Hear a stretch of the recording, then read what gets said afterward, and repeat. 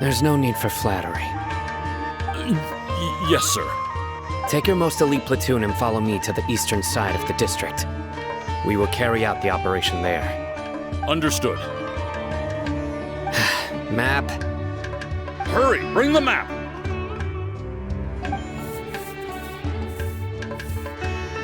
In 2 days, we will engage Rahman's Eremites and capture all of them. Any questions about the time or location? None at all, sir. Good. See you then. Yes, sir.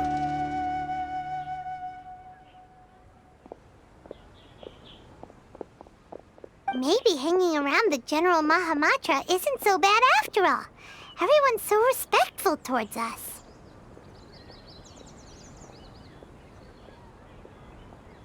This is all due to the absolute authority of the Academia.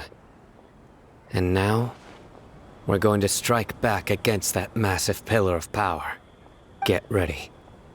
We will move out in 2 days.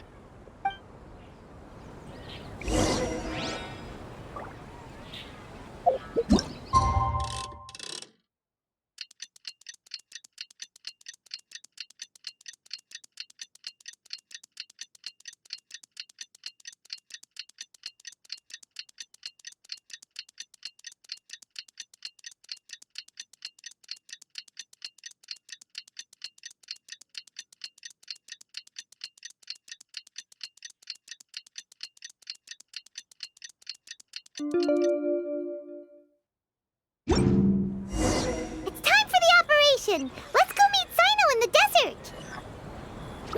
Please stay safe while you're out exploring. Our Samiel defenses must be maintained at all times.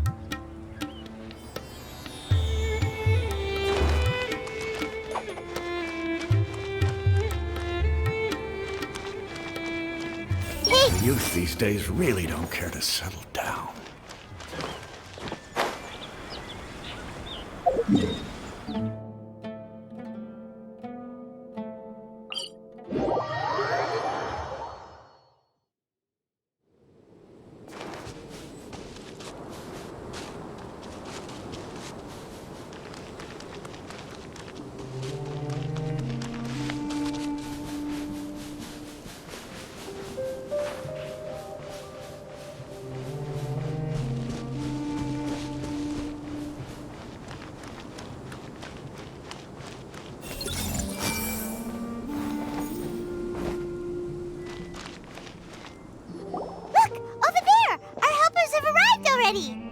Let's hurry over!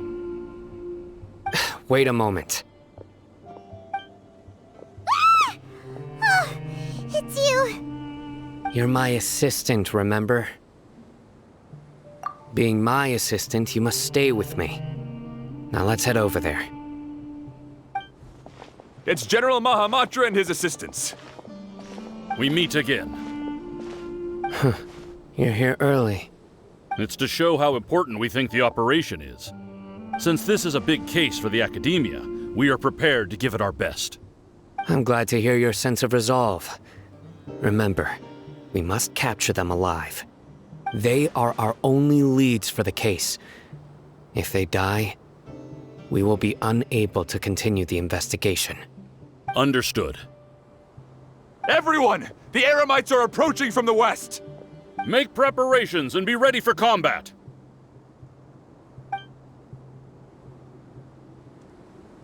Halt! Oh? What a warm welcome! What do you want? Judging from those shiny weapons in your hands, it seems like you're not interested in a deal. Rahman, the Academia has caught wind of your smuggling and illicit sales. If you value your life, I advise you to surrender. Who are you supposed to be? A Matra from the Academia?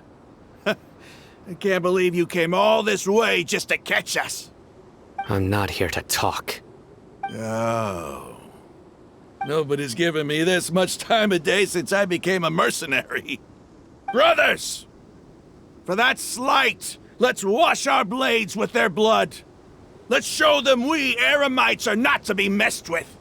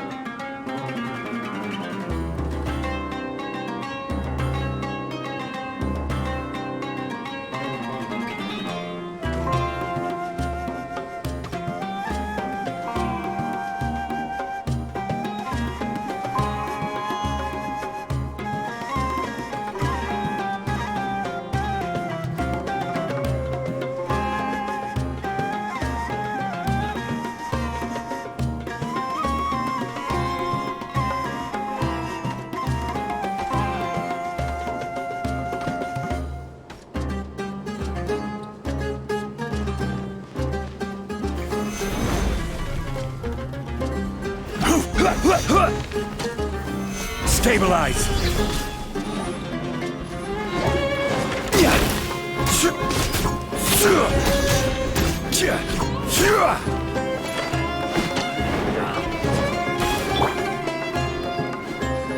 A sight to behold. Right now. Right here.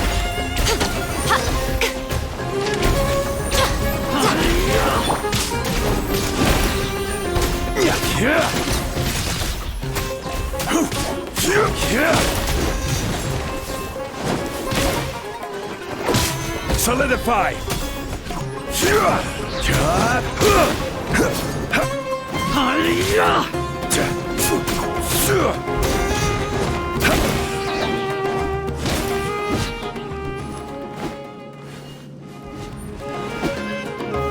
Stabilize! Emerge. Right now.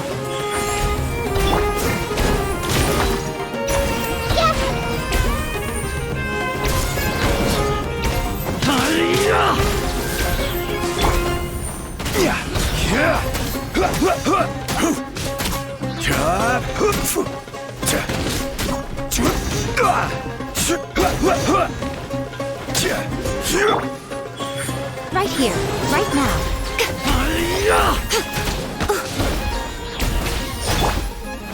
Solidify!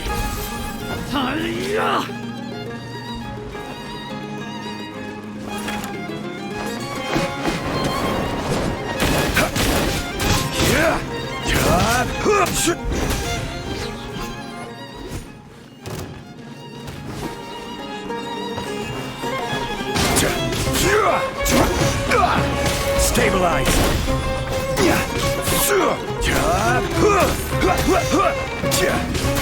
Emerge. Right here.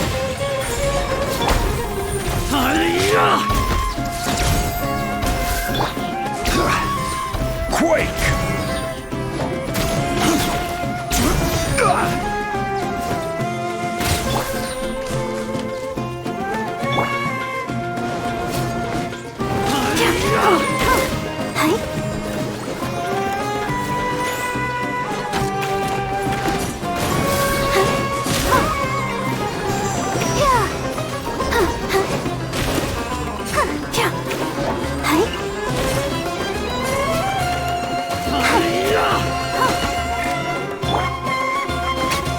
Solidify!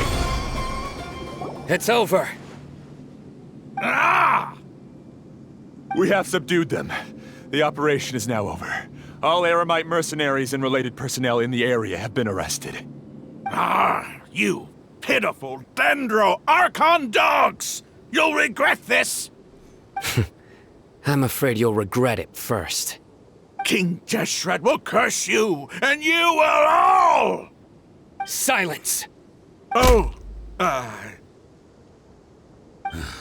Restrain them and take them back to Caravan Rebot. Count their numbers and send them to the Academia as instructed by the General Mahamatra. Yes, sir!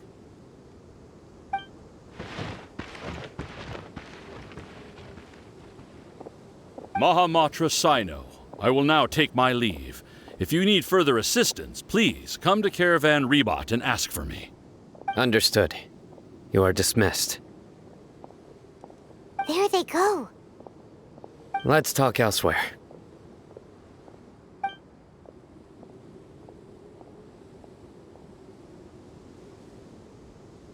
This part of the plan went really well. Yes, things went perfectly. That's fantastic! And that punch you gave Ram on there sure looked convincing enough. Once we're done here, I'll return to Caravan Rebot and oversee the group's transport. I promise. I'll get everyone into Sumeru City safely. Yeah, you're the reason why everything went so well. It's not the time to celebrate yet. I believe Dia should already be waiting for you. Go join up with her. She will need you to introduce her to Tainari. Speaking of which, is it really okay for us not to share the full plan with Tainari? What if he'll feel miffed about it and refuse to work with us? I have a very close relationship with Tainari. Given how well we know each other, I believe my message alone should be enough to bring him to our side. He knows I won't make jokes about things like this. If we need help, Tighnari is the best option. Get ready for the next phase of the plan. Don't keep them waiting.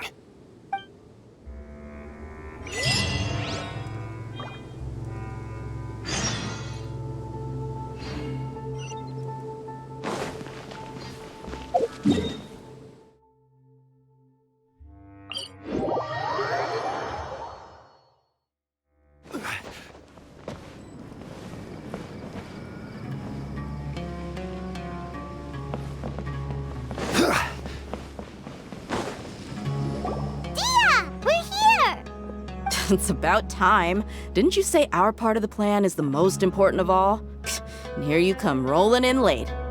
In the time it took you to get here, I already did 5 laps around the place, downed 7 drinks, and even did some clothes shopping. Sorry. We didn't mean to keep you waiting. I just wanted to fix your attitude and rub it in a little. After all, you took your sweet time getting here, and we've got important stuff to take care of. I just like seeing that serious look on your face. All right, I'll stop. All joking aside, I'm glad you're here. Let's get moving and take care of this as soon as possible. But where should we start? Our responsibility is to get a status update on the F2P Harbinger known as the Doctor. We need to make sure he won't get in our way when we rescue Lesser Lord Kusanali. Dealing with an institution that controls all of Sumeru is already hard enough. If the Doctor were to crash the party, it would be next to impossible for us to achieve our goals. Yeah, we sure don't want him showing up. Ooh, he really gives Paimon the creeps. Right? Hearing his name just reminds me of those stuffy old geezers in the academia. I'd rather not have to deal with someone like that. According to the plan, we should first go to Pardis DI and ask for Forest Watcher Tighnari. If all Hatham and Sino's sources are solid, then we can be sure that Tighnari still has the Academia's trust. So, we'll find Tighnari and convince him to get us the latest intel on the Doctor. Then, depending on what we learn, we'll make any necessary adjustments to our plan. The sages have placed spies everywhere on the other side of the wall. I'll follow you as a bodyguard. You should be honored. I don't offer my services to just anyone you know. But Paimon thought mercenaries would do anything for Mora. That's certainly true. But when multiple employers are vying for your services, you should always go with the best offer. Let's see. If I were to charge you a bill, I guess I can apply a discount. How much more do you want? Paimon's not sure we can afford it. How much do I want? Hey, how about paying me with a smile? What do you say? I haven't seen you smiling much recently. If you ask me, someone like you must look lovely when they smile. Come on, give me a smile so that I can be less worried. Looking good! I hope this pretty smile will become our lucky charm. There are many kinds of smiles, but only a truly joyous one can bring blessings to others. Let's consider this smile a down payment for our future victory. Let's go. It's time to pay a visit to Pardis DI.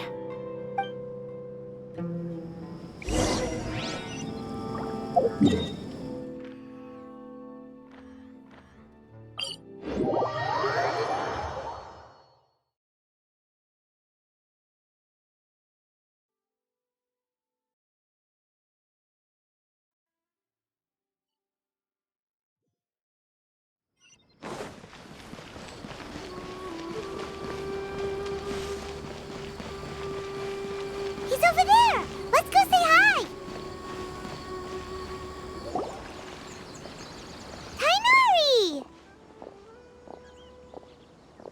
Ah, Traveler, Paimon. And you are? Hey there. This is our friend Dia. She's an Aramite mercenary. A mercenary? You must have some big news for me. It's something really important. Please help us out. All right, then follow me.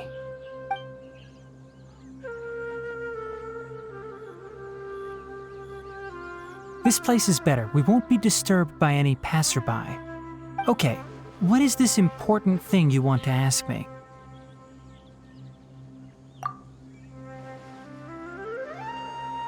The doctor, huh? He's that strange-looking Fatui Harbinger with the mask. Paimon thinks he has blue hair. Yes, I know him. Actually, he left Party's DI just a little while ago. He left already? Yeah, he came looking for me. Can I ask what it was about? Sorry to ask you like this after having just met, but your answer is very important to us. For now, all we can share with you is that your friend Sino is working with us. Sino, you say?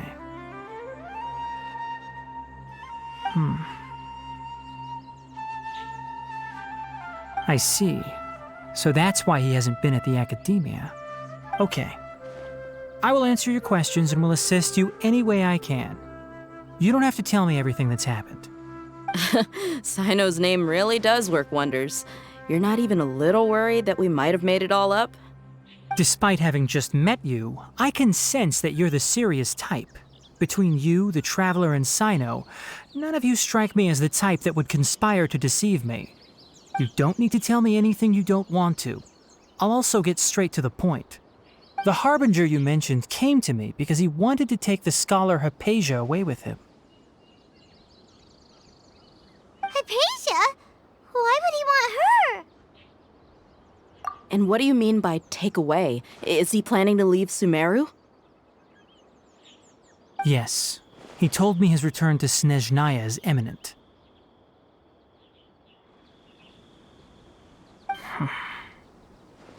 So you mean...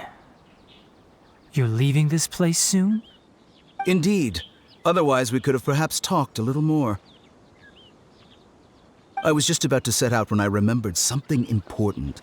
To that end, I made a final trip to Pardis DI. Let me ask, have you been taking care of a scholar by the name of Hypatia? Your sources are accurate. No doubt because you recruited many informants. But you're right. Hypatia has indeed been receiving treatment from me. Forgive me for asking, but how's the treatment coming along? Given the way you're asking, I assume you have something to say. Since you asked, I'll be frank. I would like to take Hypatia to Snezhnaya. It's incredibly difficult to transfer a patient. As a scholar yourself, shouldn't you at least be aware of this? Oh? I can't believe your utter lack of faith in me, to the point of even questioning my general level of knowledge. How unbefitting. Well, you're the only one who's ever made such a request. I have my ways of keeping her safe during the journey. In addition, I can also promise that under my care, Hypatia will receive the most advanced and effective treatment. I will personally supervise her treatment and see to her recovery. Would that be agreeable to you? Hypatia was born in Sumeru and remains a scholar of the academia. Her situation has not become dire enough to necessitate her transfer to another nation. Transporting her to Snezhnaya is risky, and the potential benefits are unknown. As the person currently responsible for her treatment, I cannot possibly sign off on this transfer. Your suggestion is rude and reckless. I'll pass.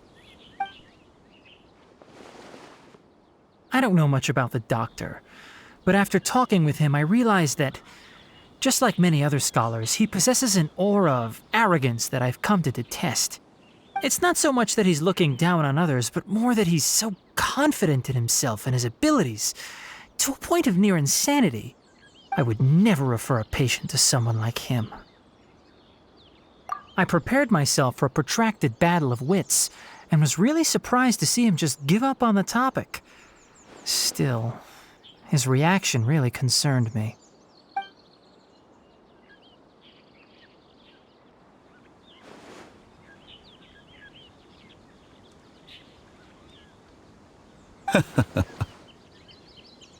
I see, I see.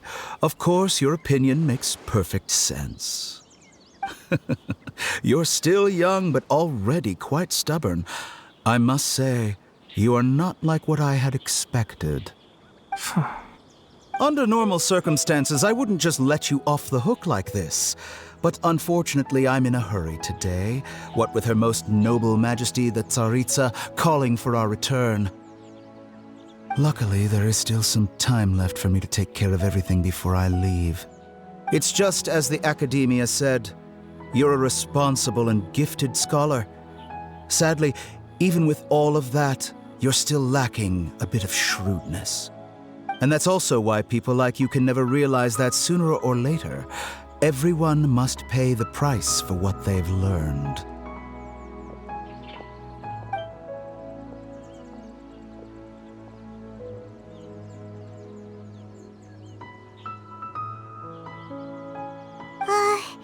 Paimon can't help but feel like he's hinting at something unpleasant. He asked a question, yet didn't care for my answer. Perhaps I'm nothing but a talking rock in his eyes. He never came off as malicious, but an utter lack of compassion permeated throughout our conversation. From his tone, I can sense that he's always looked down on others. I can barely believe it myself. But if that's true, the situation will be in our favor. I don't think I missed any details. Frankly speaking, I don't want you to do anything too risky. Now that you know a little more, it should be easier for you to stay safe. Sorry we can't tell you everything. We appreciate that you helped us anyway. I won't forget your kindness. It's okay. I have an obligation to do so. To be perfectly honest, all of this may have started because of me.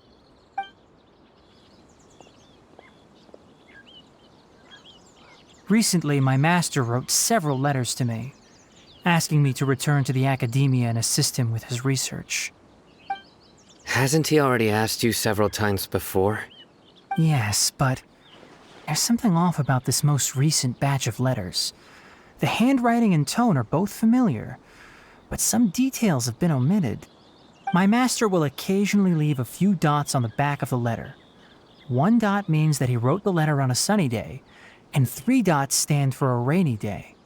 This has been a habit of his for many years, but I didn't find any dots in his recent letters. I believe something may have happened to him. I get it. Since you are always at Gandharvaville, you would like me, someone already working at the Academia, to investigate this matter, right? I'd like to ask you to do that for me. If you can keep yourself safe, please withdraw immediately at the first hint of danger. I can do that, but I have a feeling it won't be that simple. The Academia has been working on a big project. I'm not quite sure what it is, but your master might be involved with it. If the higher-ups really are hiding something, then it will be difficult to remove myself from the situation once the investigation starts. If the situation becomes critical, I'll leave the Academia. If you don't see me there for an extended period, that's your cue. All right, we've got a plan. I'll stay at Gandharvaville to support you. If that scenario comes to pass, you must be extra vigilant. And be wary of any messages or direct requests from the Academia. I must say, I didn't expect a warning like this from the General Mahamatra. Being loyal to the Academia doesn't mean blindly doing whatever the sages say. I know what I'm doing. On that note, aren't you also being quite distrustful of your alma mater? The Academia, yes, but my master is a man of integrity. Even when I was a student, I was worried he'd get in trouble for sticking to his beliefs. I suppose he's lucky to have lasted so long. But in the end, it still caught up to him.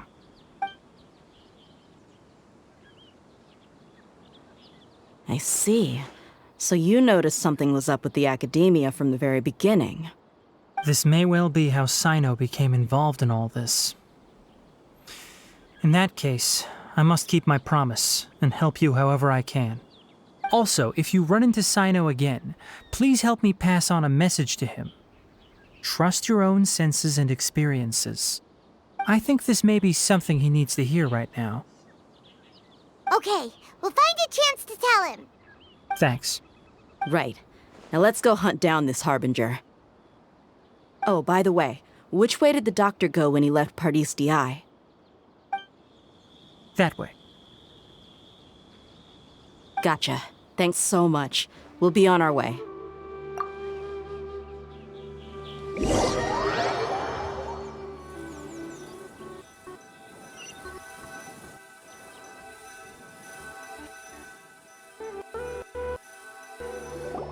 According to Tighnari, the doctor is leaving Sumeru soon.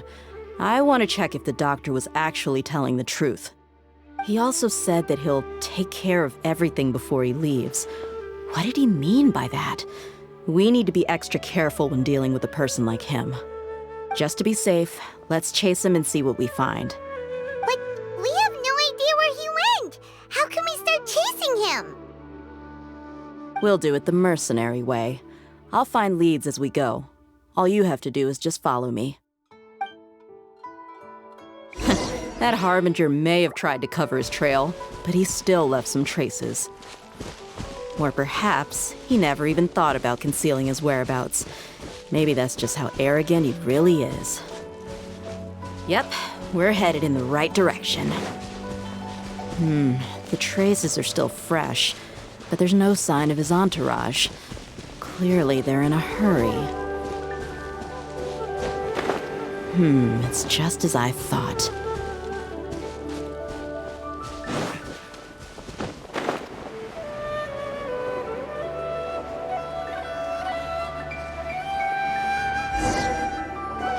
We can stop here. I think I know where the doctor went. To the south of here is Port Ormos, which seems to be where they're headed. Port Ormos? They're going to leave by boat? That's right. Let's go to the port and have a look for ourselves.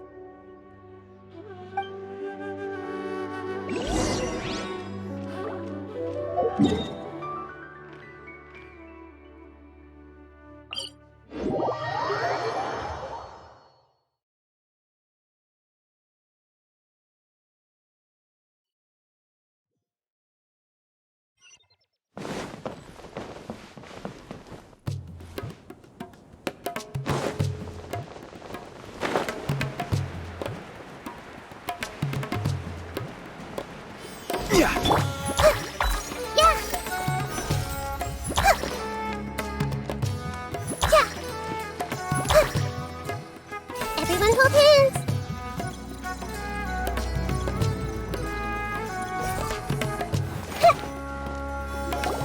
Look! Fatui soldiers! Thanks to Dia's tracking skills, seems we found the right place. Shh! Don't draw their attention. The port is crawling with Fatui soldiers. Let's keep going and see what we can find.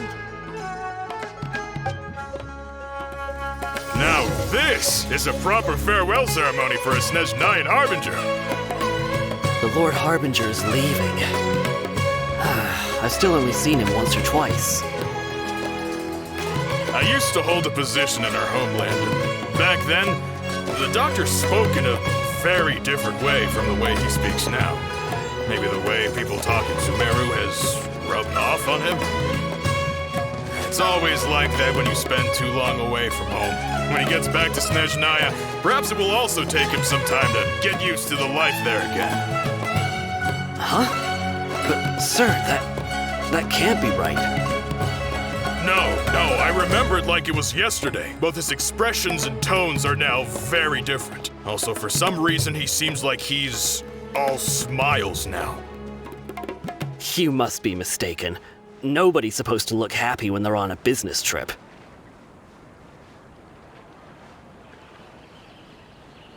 The doctor is on that boat. So he told the truth after all. He is actually leaving Sumeru.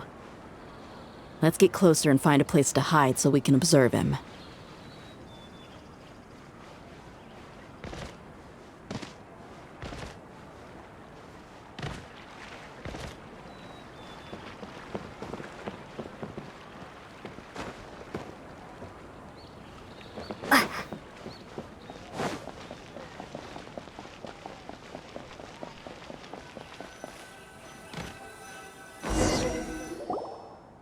This place'll do.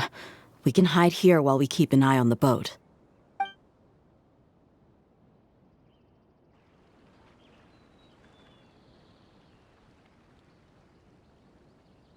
Uh-oh! He saw us!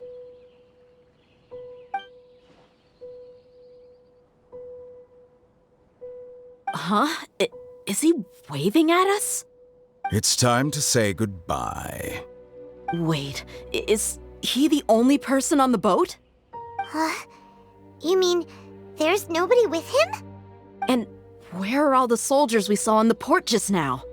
They were all here just a few minutes ago, but now they vanished. So this was a trap. Wait, don't tell me that. Luckily, there is still some time left for me to take care of everything before I leave. Oh no.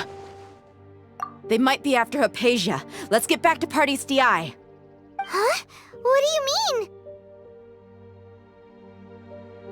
I'm afraid that she's seen something that she wasn't supposed to see. If I were the F2P, I would also try to take her away. And if I couldn't...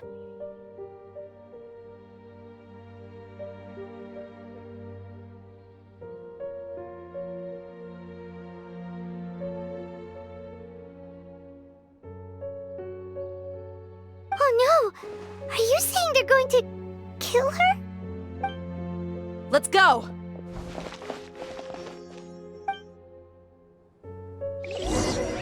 Emerge.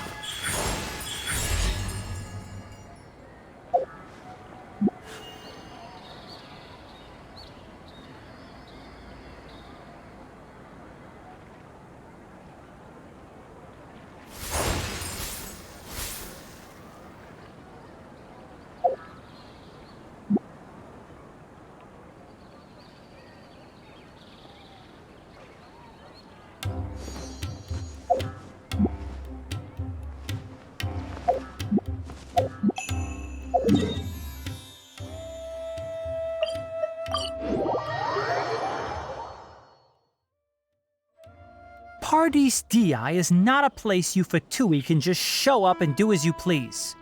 I believe we've already made ourselves quite clear. Our superior gave us permission to search for and collect medicinal herbs in Party's DI for research purposes. But you've been in Sumeru for some time already. I find it coincidental that you chose to only come here today. Even the Grand Sage himself may not have the right to question our research, much less an ordinary scholar like yourself. I've done my duty to inform you. Don't make things difficult for yourself. It would seem that my words have fallen on deaf ears. You can keep trying to deny it, but coming to Party's DI now? I'm pretty sure you're not just looking for herbs. With all due respect, your baseless speculations will only lead to unnecessary trouble. Well, you only have your Harbinger to blame. He knows nothing about keeping a low profile. I may be staying at Party's DI as a scholar, but that doesn't mean I'm no longer a forest watcher. It is still my duty to protect the peace and safety of the scholars who have contributed so much to Sumeru. Then it seems our conversation has hit an impasse. No one will lay a hand on you, Hypatia. Not on my watch. Tighnari! Are you alright? I'm fine. These F2P have really crossed the line. Time to teach them a lesson.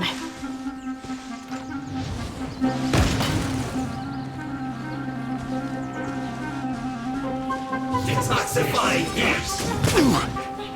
Roasted fry! Stabilize! Right here, right now. Emerge. Hey! Let's dance! You need to hurry up! Make yourselves at home! I must collect my samples! Well done!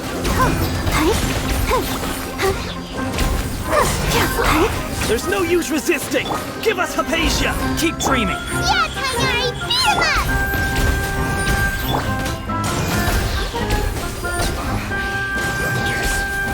The doctor's orders are absolute! Yeah? You've been someone's lapdog for so long that you don't know anything else now!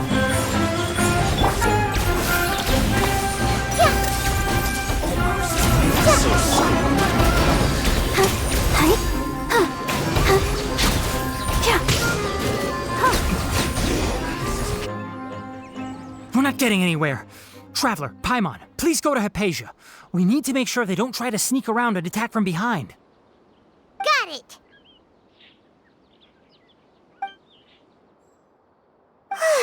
Hypatia's still here. Doesn't look like anyone's broken in.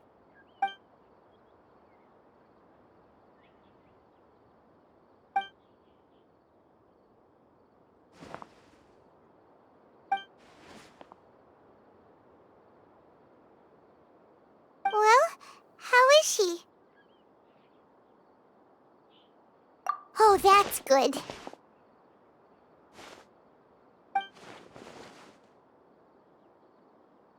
So, you think this is over?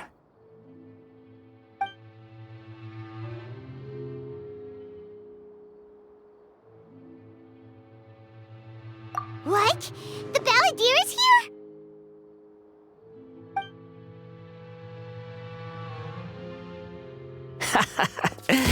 I've missed that look of abject horror. You've given me that look every time we meet. But, where is he?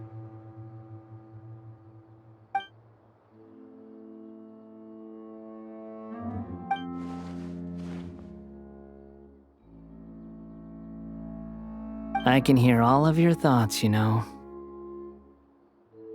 Don't you remember? I already saw you the first time you came to Parties DI and made contact with Hypatia. I didn't need to do anything. It is her honor to be able to connect her consciousness with me. Who are you talking to? It can't be the Balladeer, right? That's impossible. I know you must be curious.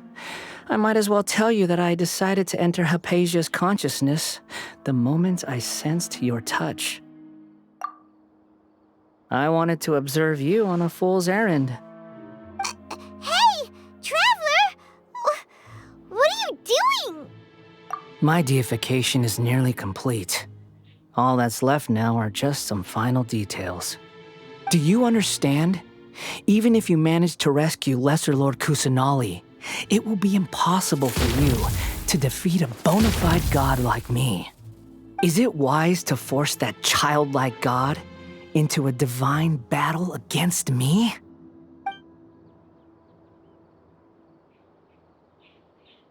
Scholars consider the god of wisdom to be the sum total of their faith.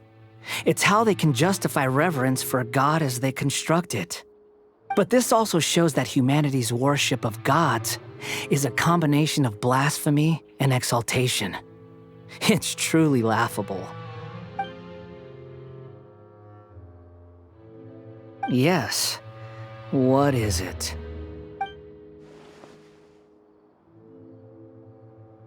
Yeah, I'm in a good mood, which is why I'm talking to you like this.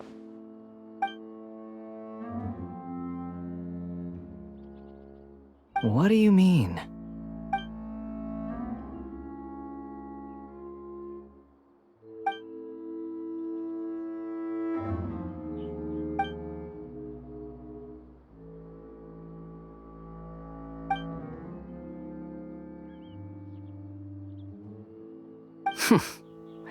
Those words almost make you sound like a friend who actually cares.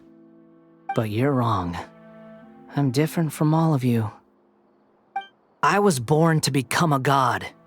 My entire life up until this point has just been a meaningless routine. Just think about a sheet of paper. By itself, it holds no meaning. The content recorded on it is what gives it value. All I had recorded down before were some painful memories and boring human feelings. Such senseless drivel should have been erased a long time ago. Indeed, to me, the sight of you fools in your futile struggles is far more amusing. Tell me, just what has this world done for you to protect it with such zest and conviction? I'm connected to your consciousness. so I can hear what you're thinking and sense the depth of your determination. This is a good conversation we're having. So here's a word of advice. Let go of your misguided guardian complex. You know nothing about the truth. It'll be for your own good, as well as everyone else's. Humans are a species that can only find bliss in ignorance.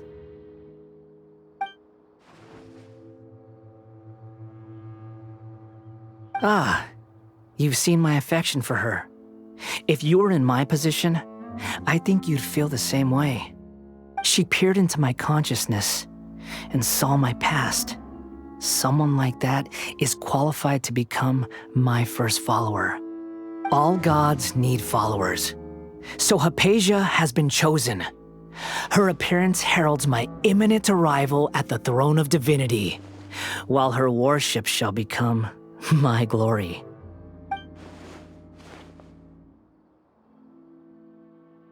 You're doubting me again? No matter. Soon, you'll know what kind of authority you're challenging.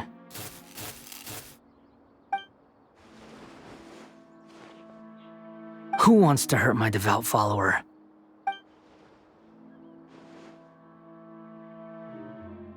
The doctor wants to hurt my first follower?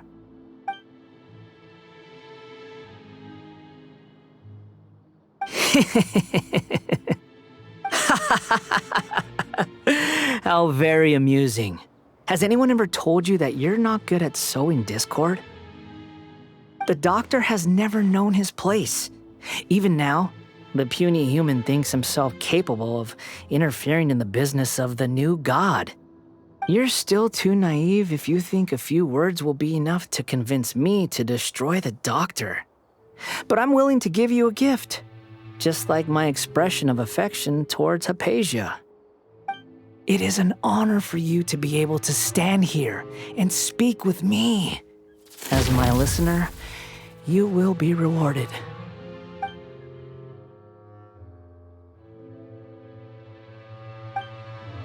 Both good things and bad things can be called gifts. After all, gods have never needed to be reasonable. Ah! Paimon hears thunder!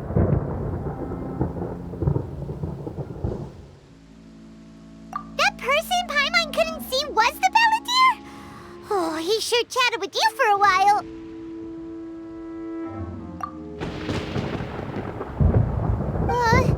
Where is the storm headed? That means anyone outside is in danger! Let's go! Tainari and Dia still must be fighting!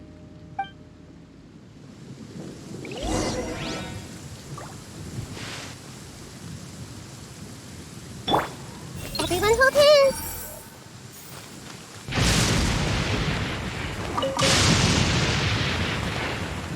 I see everything!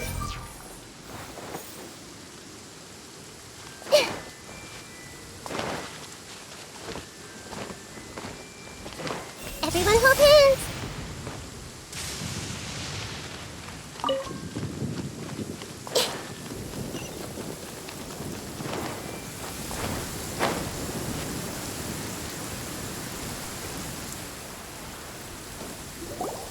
Oh!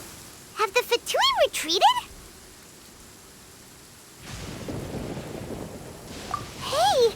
What happened to you? He's hurt. I'm fine. Don't move. I've seen eremites get struck by lightning before. You need to rest. Struck by lightning? We were fighting, and just as things started looking grim, the weather suddenly became extremely strange. Lightning started attacking everyone, almost as if it were alive. Luckily, there were only two of us, and both of us were nimble enough to dodge most of the strikes. There were a lot of F2P, though, and they were being torn to shreds by the bolts of lightning. With that, all the F2P soldiers were forced to retreat. It's all right. My wound aside, you look like you've seen something unpleasant. Is Hey, didn't I tell you not to move? Just in case. Let's go to Hypatia's place and talk about things there.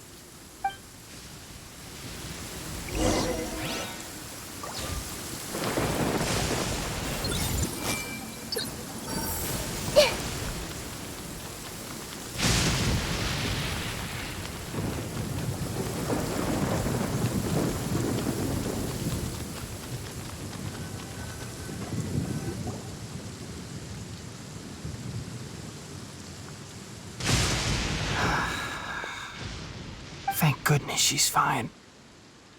Hey, how about taking care of yourself first? I understand my condition. The wound is not fatal. I'll be all right. Ugh. The more you understand medicine, the worse of a patient you become. I know. They always think they can push through the pain. Oh, he sat down. Let me rest for a bit. Sorry, traveler. Now you may start.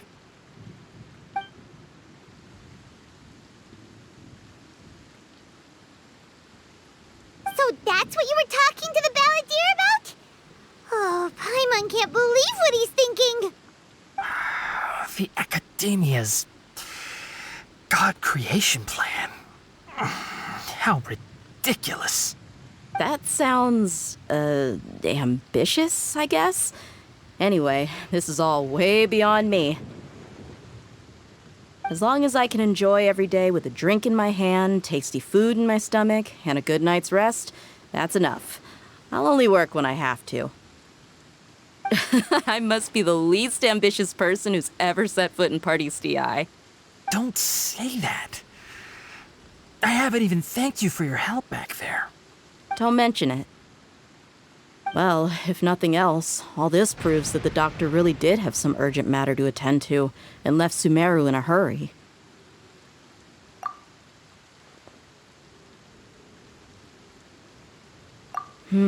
Maybe the Fatui want to cover up some secret of the balladeer.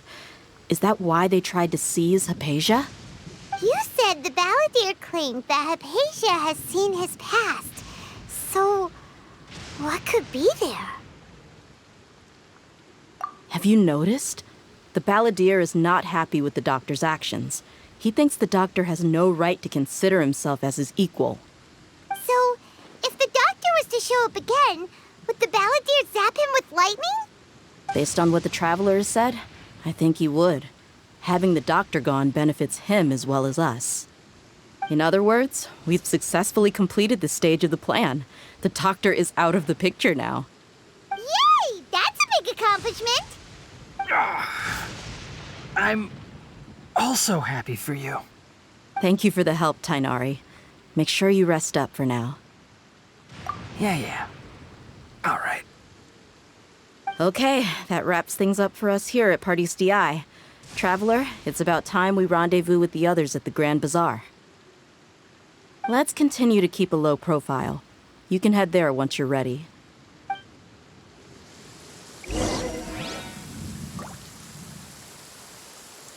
You can just focus on your plan. Leave Hypatia to me. My wound isn't going to get in the way. Oh. Okay. Guess I'll sit still for a little while longer.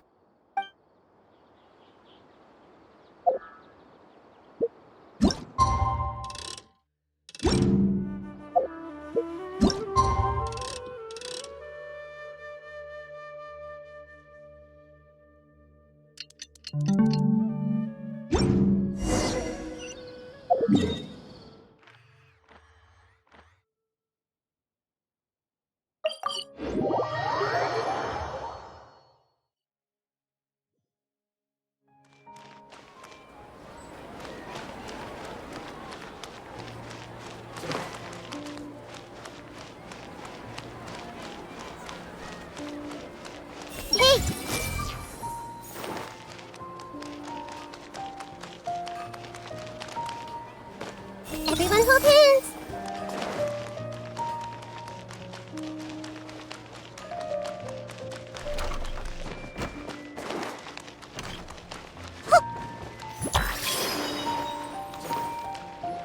All right, everyone is here. How did everything go? Any luck with your missions? Let's report back one by one. I'll start first. We've made the necessary modifications to the Akasha terminal. In addition, the props required are also ready. I'll go next. The Traveler and I went to Party's DI. The situation was a bit complicated, but we found Tainari. Unfortunately, he was wounded during a fight. Who is behind it? Well, that's the tough part. What should I say, Traveler? The Fatui or the Balladeer? After some back and forth, we confirmed that the doctor has left Sumeru by boat. He has something urgent to attend to back in Snezhnaya. So, we've successfully removed the doctor from the picture. Also, Tainari's already resting, so he'll be okay. Good. Oh, Tainari also asked us to tell you this message. Trust your own senses and experiences. All right. I'll remember that. Everything also went smoothly on my side. The Eremites should have arrived at their destination by now. To avoid alerting the quarry, they will stay there for now. I can't believe you actually got so many Eremites into Sumeru City. It's all thanks to Rahman and his brave team, as well as their bold strategy. It appears to have been very effective. I'm glad to hear it. Well, is that everything? Okay, this meeting is adjourned. Huh? Wait, you mean that's it? Well, what else is there to discuss? Shouldn't you end with some words of encouragement? You know, to fire us up now? Personally, I'd rather we all go home and get some rest. I'll hate them, you... Ugh. Oh, and if you wanted someone to say something to that effect, then I must reiterate that I'm here to strategize and not to lead. So you should find someone more suitable to do that. But I thought all of you academia big shots were great speakers. Then I should remind you that I'm the scribe. I know that. So what? A scribe is responsible for recording meetings, not speaking. Fine, whatever. Well, Sino doesn't seem to be much of a talker either. I guess that leaves it to my employer. Employer? Yep, the Traveler hired me. That's right. So come on, boss. What do you have to say for the team? Yeah, say something to boost morale. Huh? What are you all doing here? Oh, it's Nilu! Hey, everyone. I'm not disturbing you, am I? Not at all. I was actually just about to go find you. Judging from the group and all your serious faces, you were discussing something important, weren't you? But you also look like you're up to no good. Seems pretty interesting. Welcome, Nilu. Would you like to join us? Huh? Join you? You mean, you also want to discuss something important with me? Yes, something very important. Nilu, are there any breaks in your performance schedule in the upcoming days? Huh? Wait, you're seriously inviting me?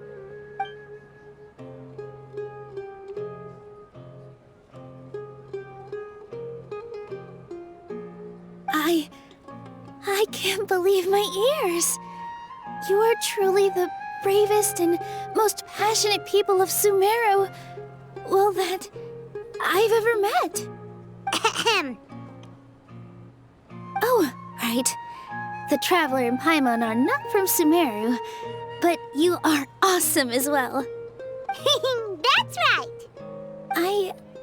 I must admit that I'm a little scared, but I'll try my best for Lesser Lord Kusanali. If I can somehow use my abilities to help you, then count me in. Remember, believe in yourself. Okay. I'll get my friends at the Grand Bazaar to help us tomorrow. Just remember not to say too much. Be discreet. Yep, you got it. All the preparations are done. Now, Can we finally conclude? So, have you thought up what you'd like to say, boss? Yep. It's a grand plan and we're all super awesome.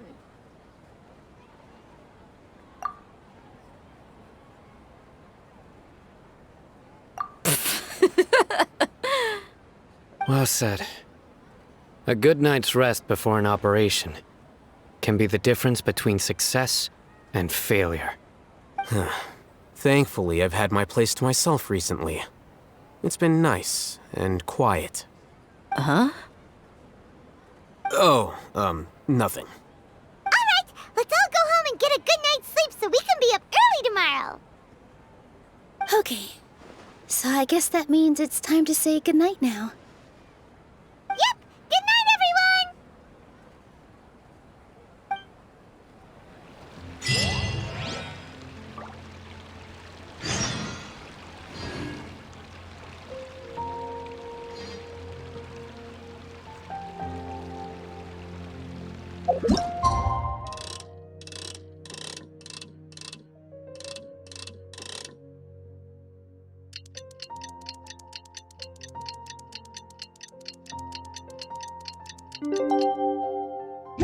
Today is the Academia's Niagara Day. We can finally put our plan into action. Alhaitham should be waiting for us. Let's go to the Academia and find him. Dad, let me learn to dance. Hey, Was that Nilu who just walked by? Oh, it was someone else. Was that Nilu who just walked by? Oh, it was someone else.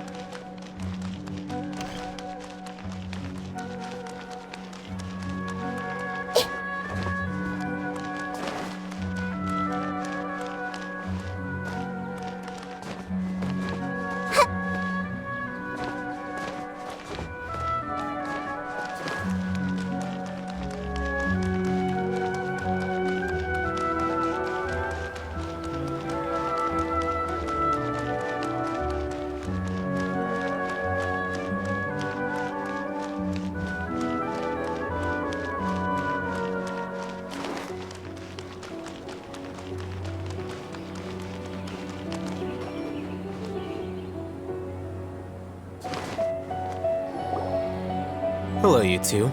Sleep well? not really. Paimon got too nervous thinking about today and didn't fall asleep until the sun was almost up.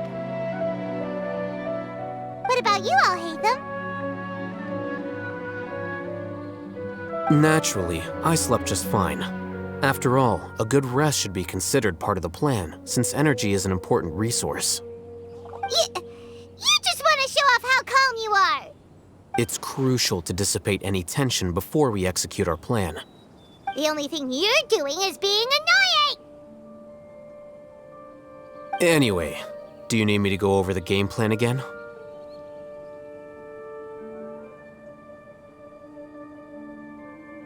Our target is Grand Sage Azar's office. Everyone in the Academia knows that's where the Grand Sage's console is. Only they can operate it. Many restricted commands and operations are executed via that console. I'm sure that console has a way to free Lesser Lord Kusanali. You know, Paimon's been thinking, what kind of technology could let the sages imprison even a god? That isn't something they could have accomplished with their scholarly talents alone. In the Sanctuary of Suristhana, there's a device of Greater Lord Rukkhadevata's that she once used to isolate herself while meditating. 500 years ago, the Grand Sage at the time modified the device so that it can no longer be controlled from the inside. They were effectively trapping one god with the power of another. So, how are we gonna get to the Grand Sage's office?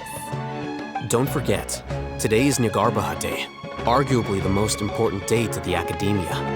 The sages and core Academia personnel are busy loading the latest batch of research developments and legal decrees into knowledge capsules so that they can be entered into the Akasha.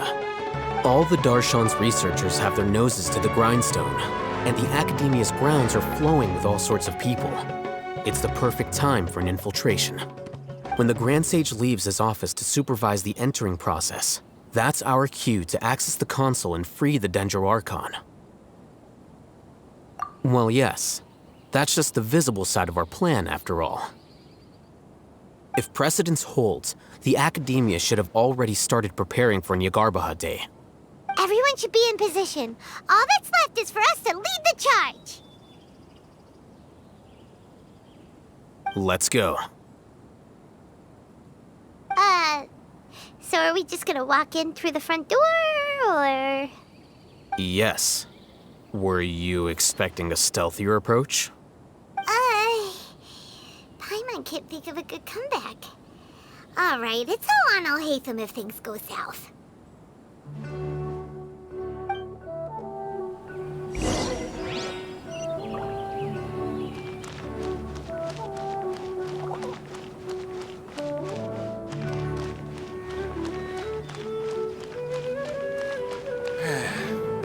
What is the best way to handle the phrasing? Well, your perspective is just television.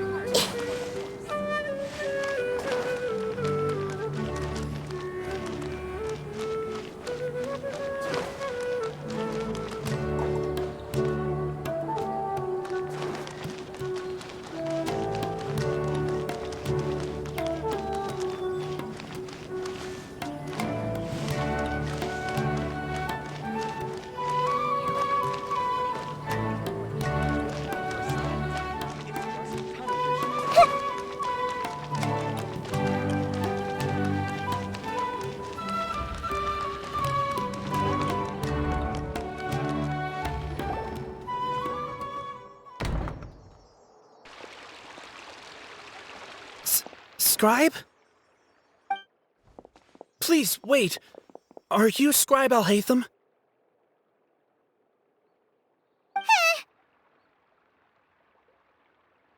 That's me. Is something the matter? I'm in a hurry. No. I was just surprised to see you here. I had heard that the sages were looking for you not long ago, but I didn't know what for. And, also, please don't bring outside guests into the Academia. Outside guests? How did you arrive at such a conclusion? Your groundless inference shames the Haravatat Darshan. What did you say? I'm the top student in Haravatat, and I earned 3rd place at the last Inter-Darshan debate. Don't look down on me! That wasn't my intention. As your Haravatat senior, I just assumed that you possessed a greater aptitude for critical thinking. Look, based on what you already know, the purpose of my return and the reason they're here should be obvious. Is that so? Wait a moment. Let me think. Don't tell me the answer. The sages search for you. A blonde-haired traveler. Outside guests. So, from the start, the sages weren't looking for you, but this traveler? And you were gone from the Academia for so long because...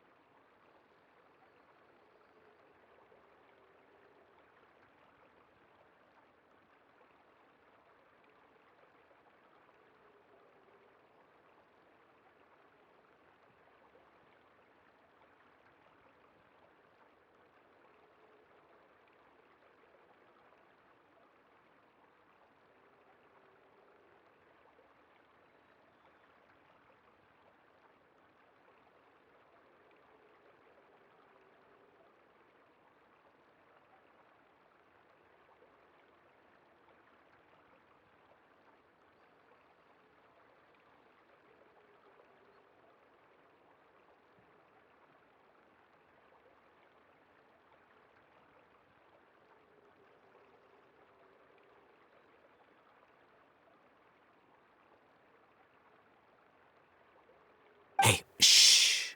Yes, you've proven yourself as the top student in Haravatat. I surmise you've arrived at the correct conclusion. As I expected. Please, forgive me. I wasn't thinking clearly just now. Thank you for getting me back on track. It's nothing. We'll be on our way then. All right. Thank you for your contributions to the Academia, Scribe.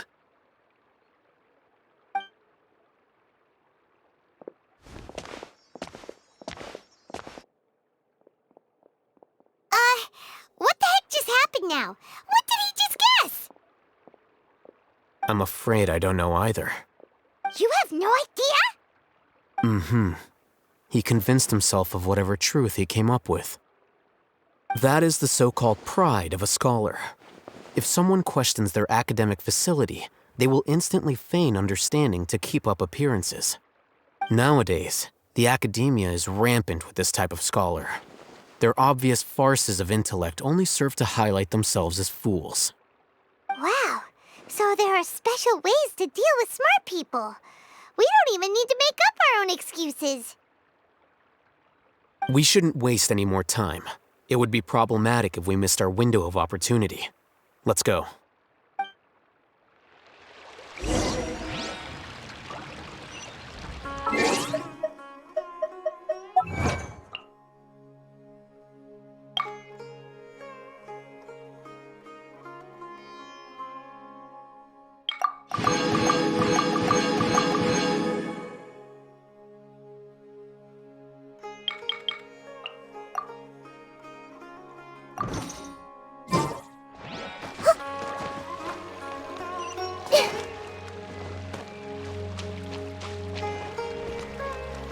Emerge, right here, right now.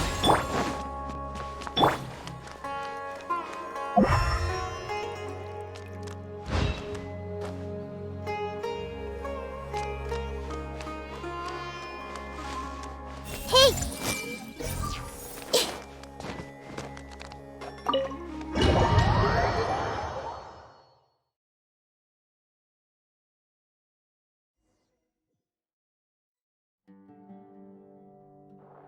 Is this the Academia's library?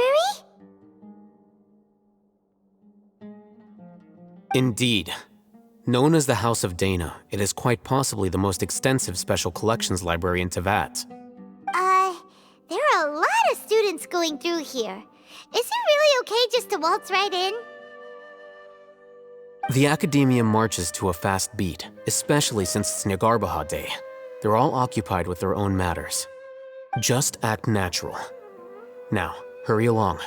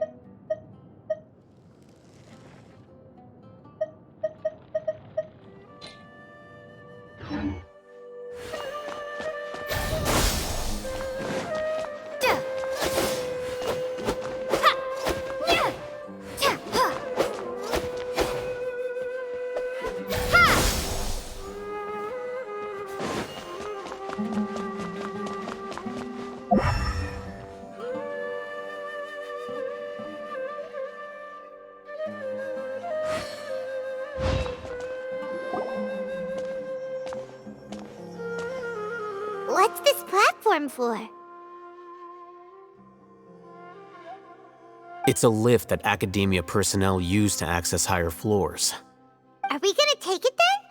The Grand Sage's office is up there somewhere. No, not right now. We can't guarantee that we won't run into the Great Sage. Let's step back and observe for now.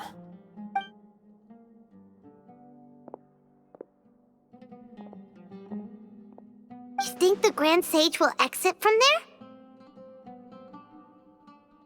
And after he does, we'd sneak past him? Oh, Paimon thinks that's really dangerous. Who knows? However, if we can confirm Azar's current location, our operation will be much safer if we... Allow me to offer you a hint. If you wish to know his location, look behind you.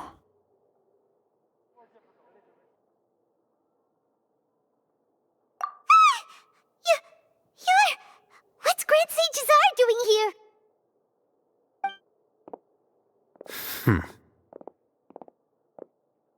Do not tell me you believed the Academia would not grow suspicious of you after such a prolonged absence, scribe. An eyewitness had informed me of your whereabouts, so I came to personally welcome you. Great Sage, I didn't expect you to care so much about me. I'm truly flattered. I'm sure, but compared to you, I am far more interested in these two unexpected guests. You are the Traveler and Paimon, correct? It's a pity that only now have I been afforded the opportunity to formally meet two of Sumeru's most esteemed guests. I do apologize for my lack of decorum. Excellent. You immediately initiated discussion instead of attempting to prepare some perfunctory excuse. You clearly understand the situation at hand, and have no intention of making a reckless stand.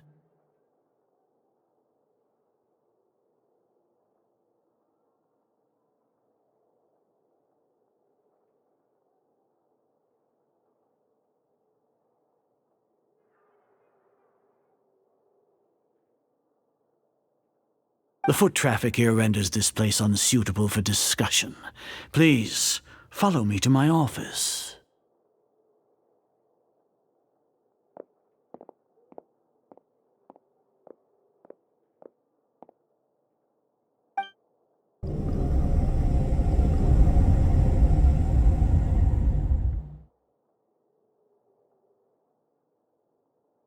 This place is crawling with guards. There's no way out for us. All right then, Traveler. What did you wish to discuss with me?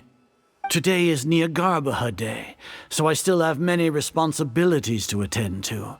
There is little time for idle chit-chat before I detain you all. You seem to know quite a bit about our endeavors. If that is so, then you should be praising our great work, rather than using your trivial misgivings in a futile attempt to sway me. Trivial? Then tell me, what do the Fatui want from me? Worthless. Those are all completely worthless. Benefits, divine power. These materialistic words do nothing but debase our great work. Creating a god. Yes, we are using human wisdom to create a god.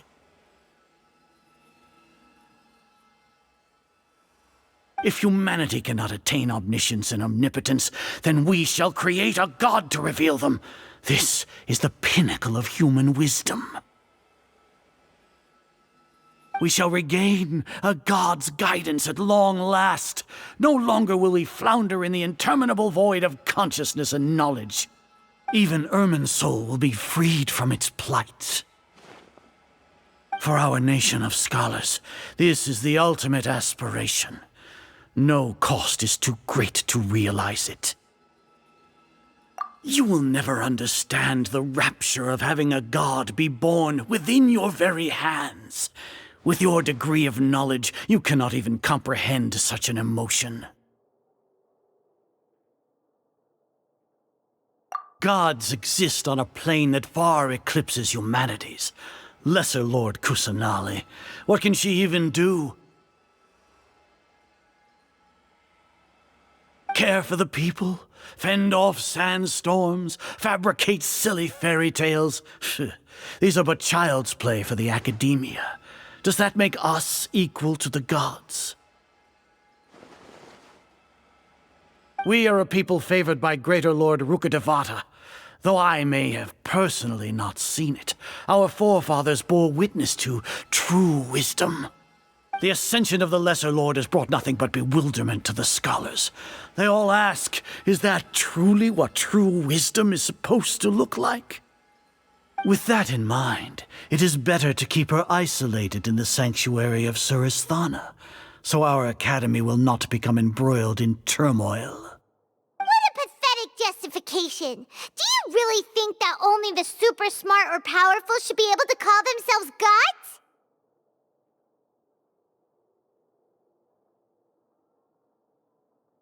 As per your judgment, Grand Sage, they are indeed dangerous individuals. Not only are they acting against the academia, but their ideologies have the potential to lead scholars astray. Looks like there really was merit in my assignment. Oh, Hatham? Are you talking about us? Anyway, I've brought them to the academia as ordered, but it took some time and trouble. Oh, that reminds me. Here's the investigation report you had requested. It's a summary of my time spent with the Traveler, an array of information about her ready for your perusal. Oh, Hatham! So you're still on the Academia side! We finally started to trust you!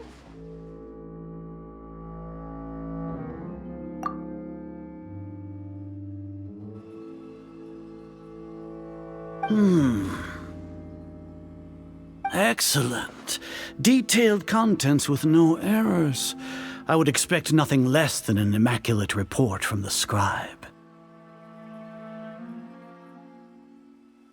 As it is Niagarbaha Day, I'll enter the information on you into the Akasha.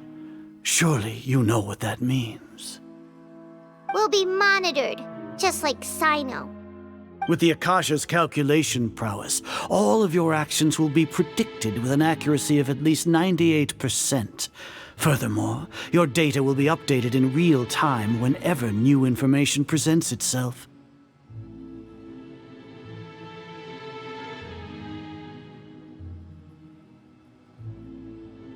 To put it into words you can understand, wherever you go, you will be walking under an invisible leash.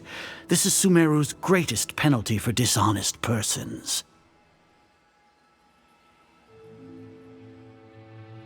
Are you not familiar with the concept that great responsibility begets an equally great suspicion? In any case, you are Sumeru's most concerning external variable. Locking you down will greatly decrease the chance of any undesirable outcomes coming to pass. You're despicable! Despicable? Perhaps from your perspective, but I suppose you had mentally prepared yourselves for this, no? Your ploy was to sacrifice the Traveler here, was it not? Lord Azar, I know what you're trying to say, but I've been following your plan this entire time. Why are you doubting me at this juncture? Must I delineate your entire plan? Very well, I will spell things out. First off, I received an eyewitness report that you were spotted with the Traveler at Caravan Ribat. However, you immediately departed for the desert and escaped surveillance range. Judging by the time, you all likely encountered the truant General Mahamatra in the desert. Am I correct? Maybe Paimon shouldn't have mentioned Sino just now. The Academia had not received correspondence from its scribe for a prolonged time. You were also in the company of the Traveler, a close associate of Lesser Lord Kusanali and General Mahamatra Sino, who had defected from the Academia. With their instigation, what was the probability that you would betray the Academia? Rationally speaking, 50%? 70%? What do you think? Regardless, that's only a guess. The facts are that I've brought the Traveler right before you, and I gave you my report. Indeed, your boldness deserves praise. To think that despite status as an outlander, the Traveler is still willing to sacrifice for the sake of your plan. If I'm correct, you have a contingency plan to save Lesser Lord Kusanali and ruin our great work. Sneak into the Academia on Nia Garbaha Day, using Alhaitham's status as the scribe, for there is a good chance that an opportunity to save the Lesser Lord will arise. Should your intentions be discovered, Alhaitham will turn traitor and sacrifice the Traveler, thus proving his innocence. He can then stay inside the Academia and continue searching for a way to proceed forward. As for Sino, according to the Akasha's calculations, he will soon return to the Academia and confront me in person. I suppose this is also a part of your plan?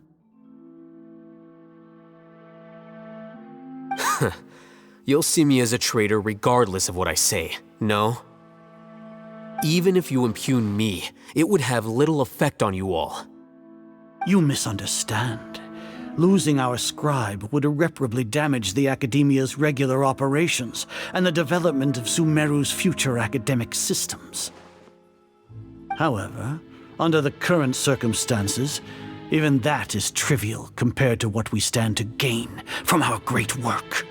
You said that I betrayed the Academia, but you, Azar, you've betrayed all of Sumeru, betrayed its Archon. So flight has turned to fight at long last. Guards!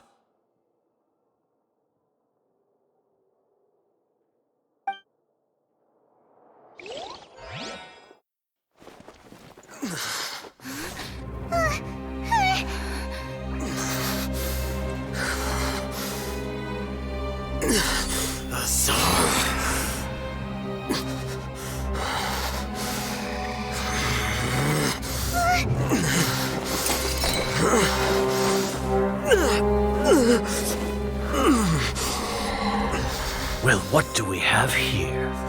So you stole that divine knowledge capsule. Traitor! You traitor! Even the most rational scholar will yearn for the power of a god in a moment of desperation. Aren't you doing the exact same thing as me, Alhaitham? Unfortunately for you, no god will lend you their power. Azar!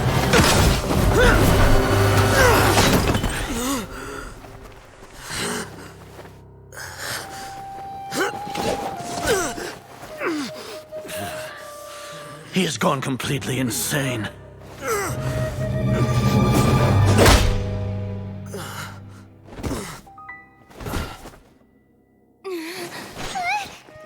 Take him to the Matra and exile him to Aru village. Then find someone to take these two to the confinement room. I'll deal with them later. Grand Sage, we've finished all required preparations for Nyagarbha Day. We may begin to enter the capsules now. Excellent. You may begin.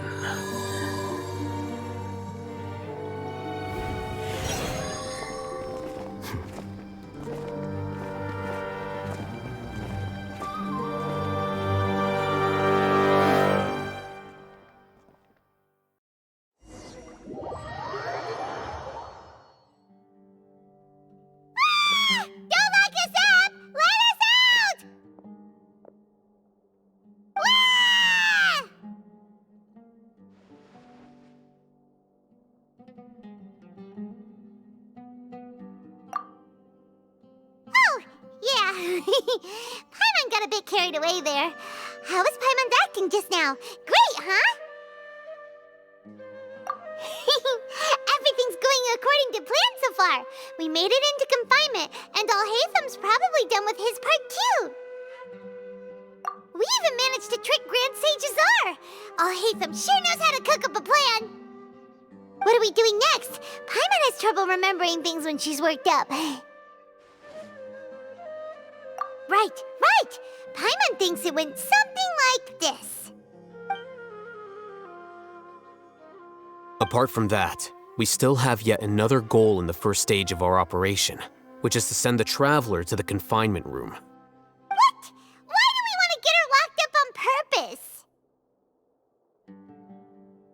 She's always been the person the sages are most afraid of, as well as the greatest obstacle to the successful implementation of their plan. They are very aware of the risk she poses to them. Once the traveler is imprisoned, the sages will likely think that everything is under control. And with their guard down, the next phase of our plan will have a much higher chance of success. I can already see the pompous looks on their faces. Oh, that's a super tricky plan. But Paimon still thinks it's not really worth it. That isn't the only reason, of course. She has a more important task once she's in confinement. According to the Academia scholars in Ramon's custody, Lesser Lord Kusanali has sealed off her consciousness in the Akasha ever since she was captured by the Doctor. That way, they can't pry any more information from her. Even if we break into the sanctuary of Surasthana, it will take time to awaken Lesser Lord Kusanali's consciousness. We need to do that in advance. So our job is to wake up Nahida! Okay, totally worth getting thrown in jail for. The confinement room is inside the Academia, close to the sanctuary of Surasthana. It's a completely enclosed space, and you won't be receiving any visitors. I'll work with Ramon's scholars to make some modifications to your Akasha terminal. Once you're in, get as close as you can to Lesser Lord Kusanali and try to connect to her consciousness. However, as for whether she'll actually wake up, that will depend on our luck.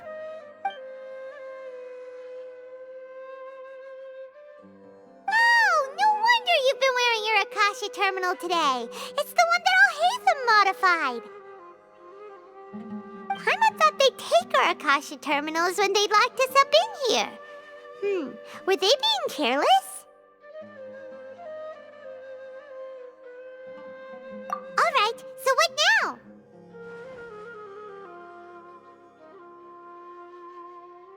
Sounds easy enough. We can finally talk with Nahida after all this time. Let's do it.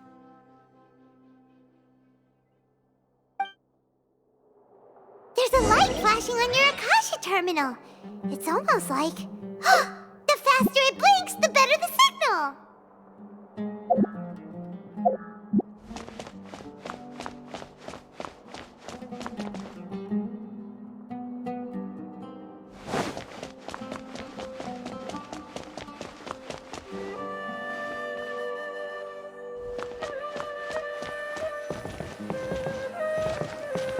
Whoa! It's Mora!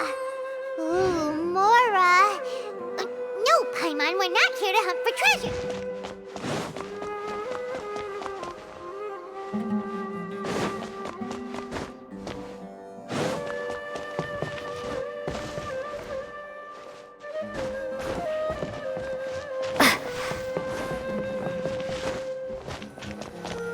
Here? No signal again! Is it getting jammed?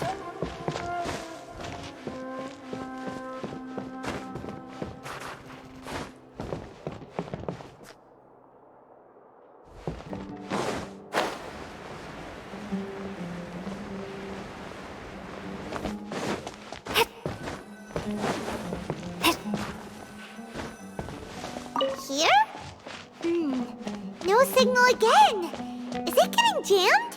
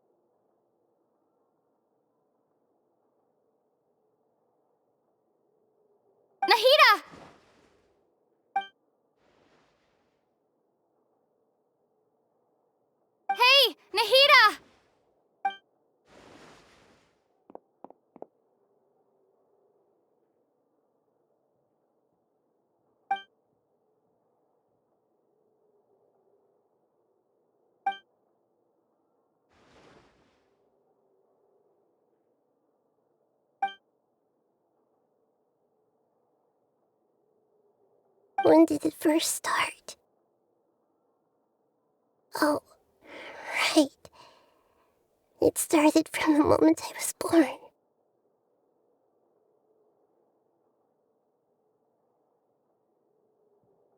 I want to become a worthy Archon. So I've kept studying. Kept listening to my people and their hearts. Kept looking for a way to save Irminsul. So I can catch up. Catch up to Greater Lord Rukkhadevata. But I'm stuck in the sanctuary of Surasthana. The sages are creating a god to replace me. And I'm forced to lock my consciousness in this boundless darkness. Nahida!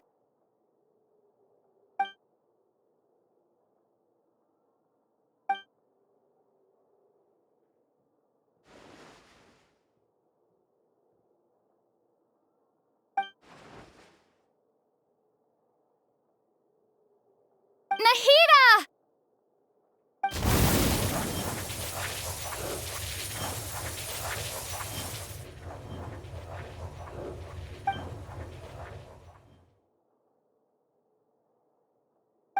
It's so quiet here.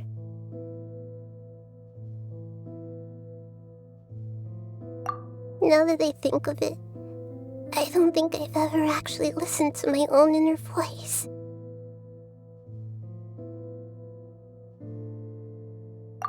Do Archons have them? Should Archons have them?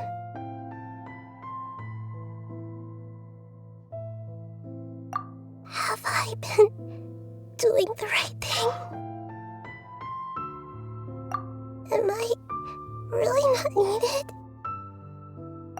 How do I really feel about all of this?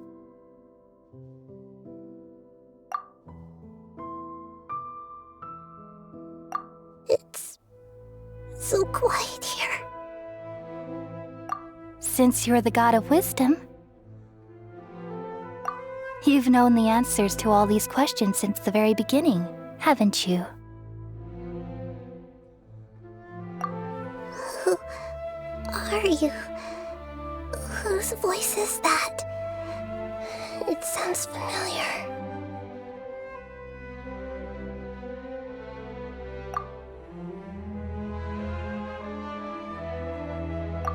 You're right, though.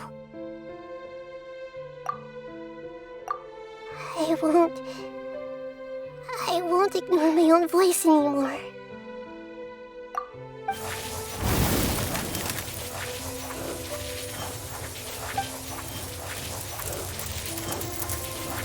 Nahida!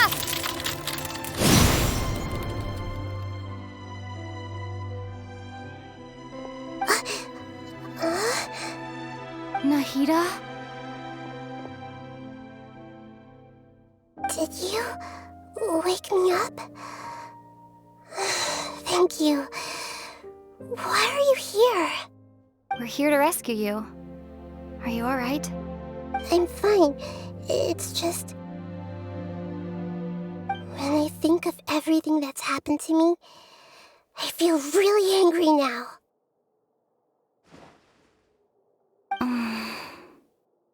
You should have been angry ages ago.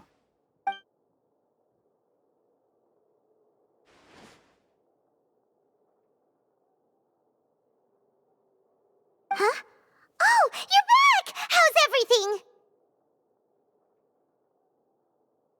That's wonderful news! Great! We weren't locked up for nothing! When you went to wake up Nahida, Paimon was listening for any sounds outside. You were out for a long time. There are fewer and fewer scholars going about now. You think everyone's done with their Nyagarbha day stuff? Yep, so that means our next act is Nilou's performance!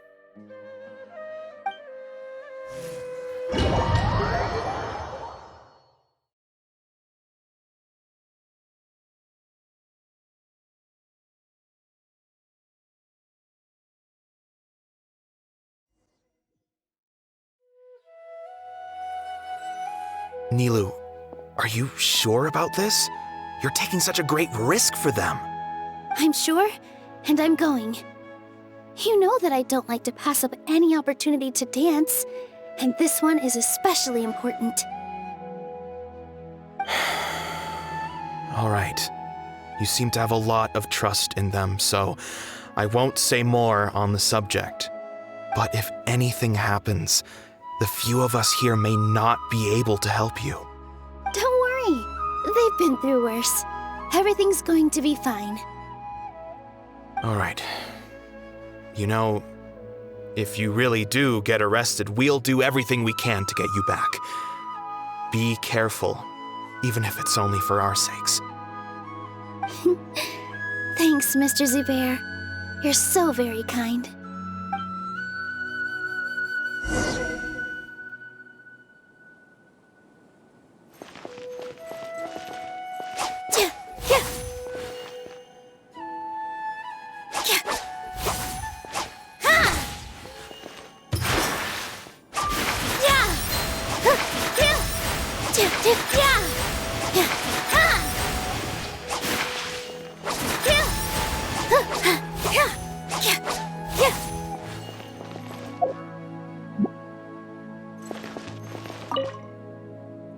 Always remember that your safety comes first. And don't forget that you're the star of Zubair Theater!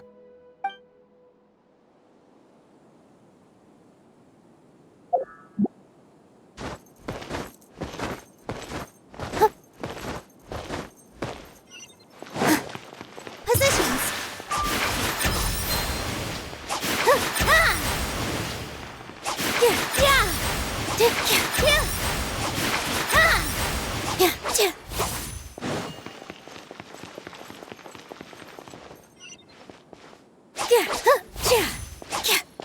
With all my strength!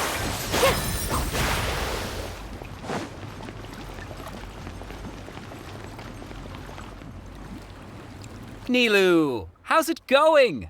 Nervous? Definitely more than usual. But it's because I'm worried I won't dance well enough. It's okay. Just focus on your performance. We'll take care of everything else. You sure know how to talk. Taking all the credit, even though we came here together to help out. Well, thank you both. I'll have to treat you to a meal after all this ends. I really, really appreciate all of your help. Ooh, that sounds great. Huh? How can we say no to that?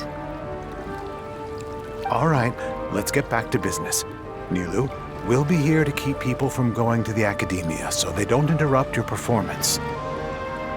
I was planning on telling them something like, the academia has been conducting a weird experiment, and some of their test subjects escaped. It's really dangerous there, so stay away. Oh, you couldn't think of anything better? Oh well, I guess it does sound like something the academia would do. I think it sounds great. I'm counting on you guys. Don't worry, it'll be a piece of cake.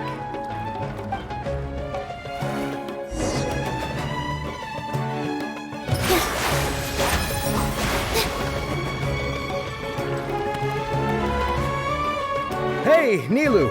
Sorry, it's great to see you, but I'm really busy right now. Our Bait People Away with Yalda Candies plan is working beautifully. Do you want some candy? We have more than we can give out. Vihar, thank you so much for doing all of this. And even dressed up as the Knight of Flowers, no less. I'll pass on the candy, though. I cut back on sweets in the period leading up to a performance, and I'm about to start one. You have a point. The stage is cleared and everything's ready, so you can start your performance at any time. Yeah, thanks to you. I'm really grateful. All right, time to hit the stage. You're welcome. The honor's all mine, since I'll have such a great view of the show.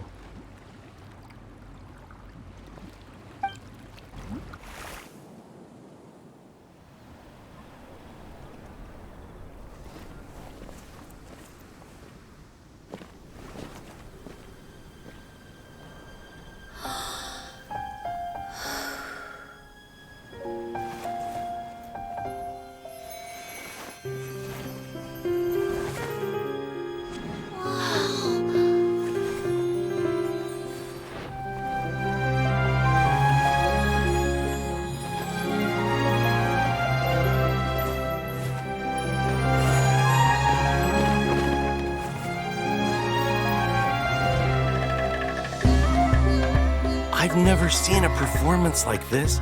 This is incredible. Yeah, but I heard that public performances like these have been banned. I can't believe she's doing this here.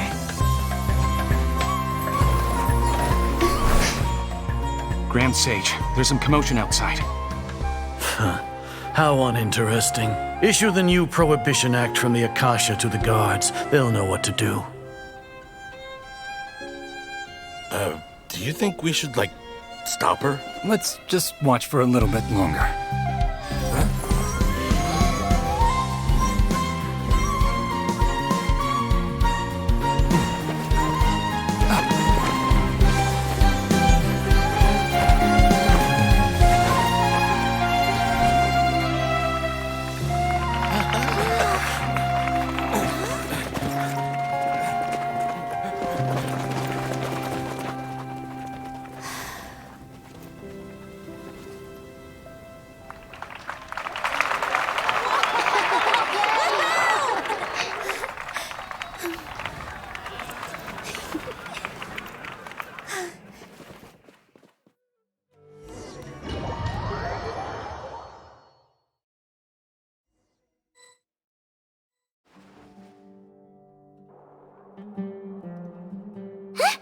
Did you hear that?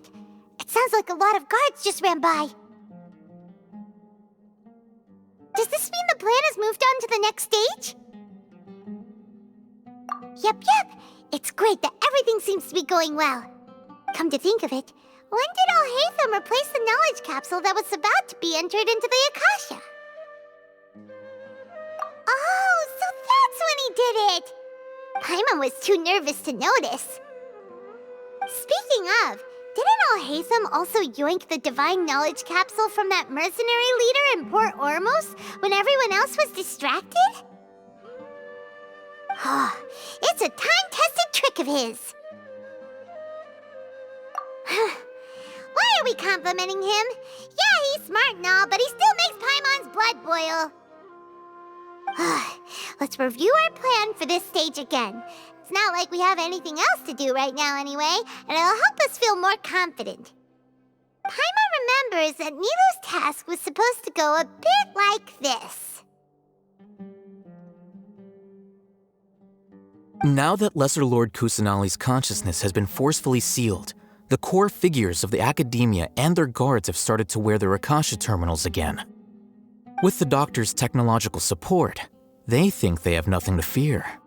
How despicable of them to rely on such a person. But this is also our chance. I was originally asked to draft the knowledge capsule for the Artistic Performances Prohibition Act when I was still at the academia. It should be on the Grand Sage's desk right now, and will be entered into the Akasha during the next Nyagarbaha Day. Are they really going to stop all artistic performances? That's horrible! I'll make an identical knowledge capsule, but this time I'll smuggle some misleading information into it.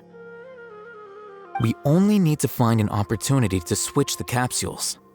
Once it's been entered into the Akasha on Nyagarbaha Day, if someone were to be seen performing in public, the sages would definitely use that opportunity to announce the ban, and so the misleading information will be disseminated amongst the guards.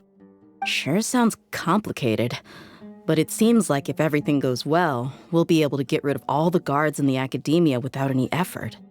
That's pretty clever, getting right into their heads. I just have one question. Even if we manage to get the misleading info out to the guards, how can we be sure that they'll believe it? People who are used to relying on the Akasha become less inquisitive, and their ability to distinguish truth from misinformation is significantly reduced. They will view everything the Akasha releases to them as the unequivocal truth. The Akasha will turn humans into machines. I've seen it happen many times. Yikes. Good thing I didn't wear it for long when I was working in Sumeru City. At first, I thought it was a good thing too. By the way, this plan still requires a performer, right? Do you have someone in mind? Nilu of Zubair Theater. I know her really well. We can trust her. I'm kinda hesitant to ask her to participate in a dangerous plan like this, but we can ask her in person. All right. After the guards in the Academia are gone, Then it'll be time for me and my stowaway brothers to shine.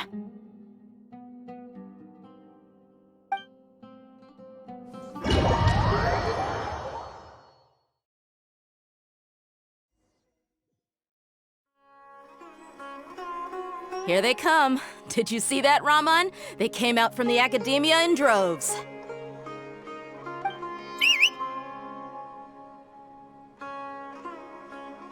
After laying low in the city for so long, this is the moment we've been waiting for.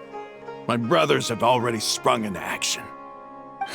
We couldn't do anything to them inside their coop, but outside the Academia, this is our hunting ground. With a lioness like you, the prey sure won't be able to run far. We still need to eliminate the guards as soon as possible. If we give the sages enough time to realize what's happening, the plan's doomed. Yeah, all they've done is to sit on their cushy salaries and twiddle their thumbs all day while we fought and struggled every day in the desert. The only advantage they might have is their numbers. Speaking of which, most of the guards who report directly to the 6 sages belong to the Corps of 30, but they have a completely different reputation. Following those blasted sages every whim, throwing away all the principles of being a mercenary. As someone in the same profession, I'm obligated to teach them a good lesson today. Indeed, the trap has been set. All we need to do is lead them there. All right, let's each take a road and herd those scattered guards back into one place.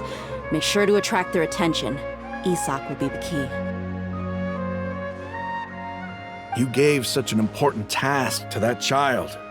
Will he be okay? It'll be fine. Isak was so determined to help, so let's put our faith in him. Besides, even if he's caught, the guards would be too scared to do anything to him. They've never seen Lesser Lord Kusanali in person, after all. You've got a point. Anyway, I think I see them coming. Let's head out. Good luck.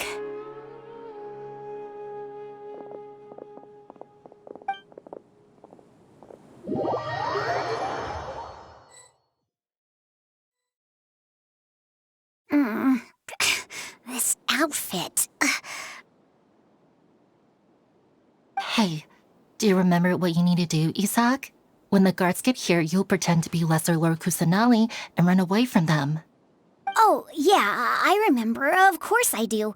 I'm just a little nervous. Relax. Don't think about getting caught. Even if that happens, we won't leave you behind. You only need to think about getting the guards' attention and leading them to the Grand Bazaar. Leave the rest to us. Okay, got it. I'm here to pay back Lesser Lord Kusanali for helping Grandpa. I won't get cold feet. Hey, they're here. I can see the Academia guards.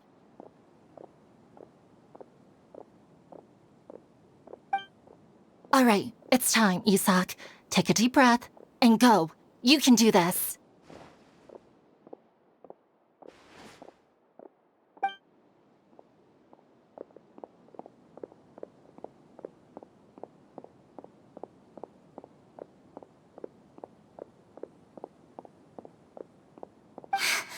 Why is there a guard over there? Did he already run ahead of me? This is different from our plan. But there's no time.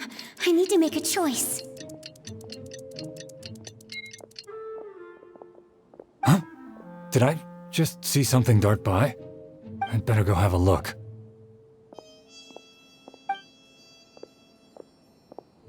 Were my eyes playing tricks on me?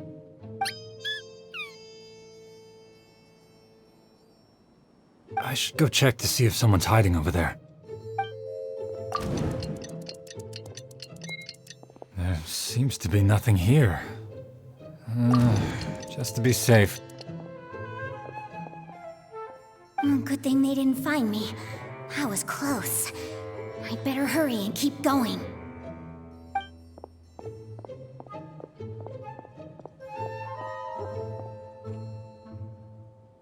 Hey! Lesser Lord Kusanali's over there! Stop! What? Lesser Lord Kusanali? How did I not see anything just now? Oh no, they found me. Where should I go? The target suspected to be Lesser Lord Kusanali has escaped into the Grand Bazaar. Assemble and arrest her!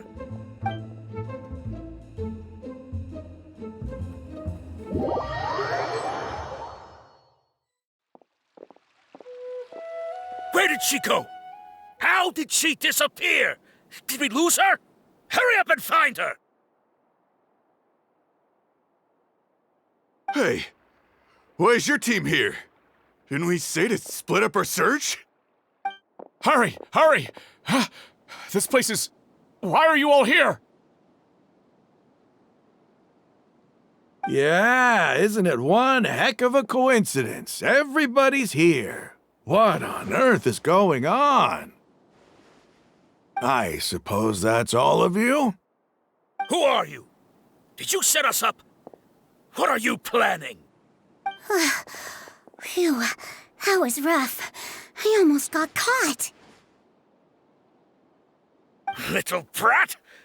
So you're not actually Lesser Lord Kusanali. Who exactly are you all? Eremites from the desert? Just some colleagues. Think of this as a business competition, or a personal grudge. After stepping into our traps, stop thinking of yourselves as hunters. Behave like the prey you are.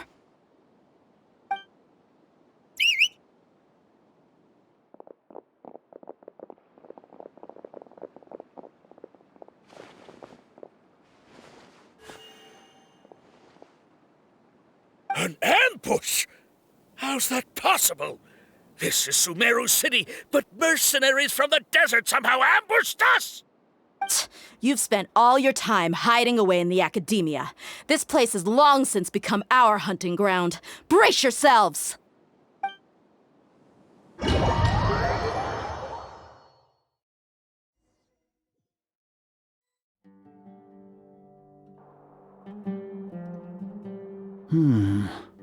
This is odd.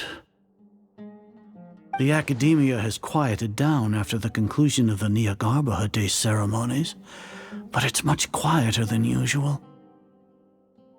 Where are the guards? Why have I not seen a single one? Guards? Guards! Grand Sage, how may I be of assistance? I called for the guards. Why did you come? My apologies, Grand Sage. Right now, all Academia guards have entered the city to perform the ordered arrest. I thought you knew. Arrest? Who is there to arrest? I have an ominous feeling. Arrest Lesser Lord Kusanali, right? Is that not what the order was? Lesser Lord Kusanali? You mean she has disappeared? Yes. I wouldn't dare make up something like that. Right now, everyone is in a panic, and many are saying that Lesser Lord Kusanali will take revenge on us. What happened? Just what is going on? Lesser Lord Kusanali somehow escaped? Was it Alhaitham and his party that freed her? That's impossible. The Academia is heavily guarded today, and any order to release Lesser Lord Kusanali would be strictly confidential. Besides, Alhaitham and the Traveler are already in our hands. What manner of trickery did they employ? How could Lesser Lord Kusanali disappear into thin air? Disappear? Wait. How was the arrest order distributed to the guards? It was issued by the Akasha earlier today. Only you have the authority to send messages like that, so I thought it was your order. Let me check.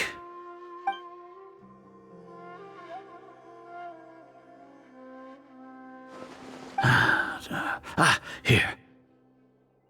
Lesser Lord Kusanali has escaped from the sanctuary of Surasthana.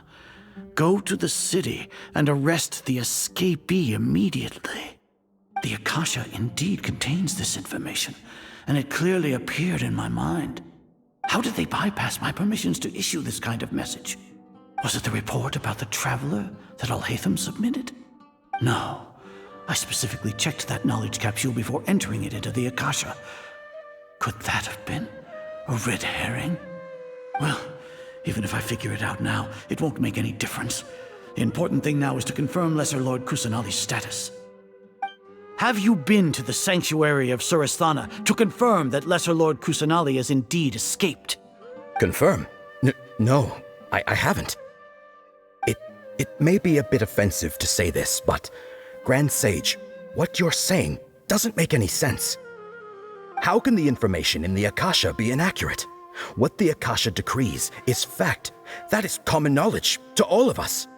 If we have to confirm the information and knowledge from the Akasha ourselves, then how is that any different from us learning that information ourselves? Wouldn't Greater Lord Rukkhadevata's legacy lose its meaning that way?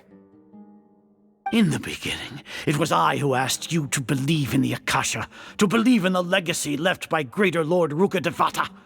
Are you trying to use my words against me? No, Grand Sage. I'm merely confused because I believe in you. I never meant to refute you. Stay here and see if there are any suspicious people around. I'll go to the sanctuary of Surasthana on my own. Yes, Grand Sage.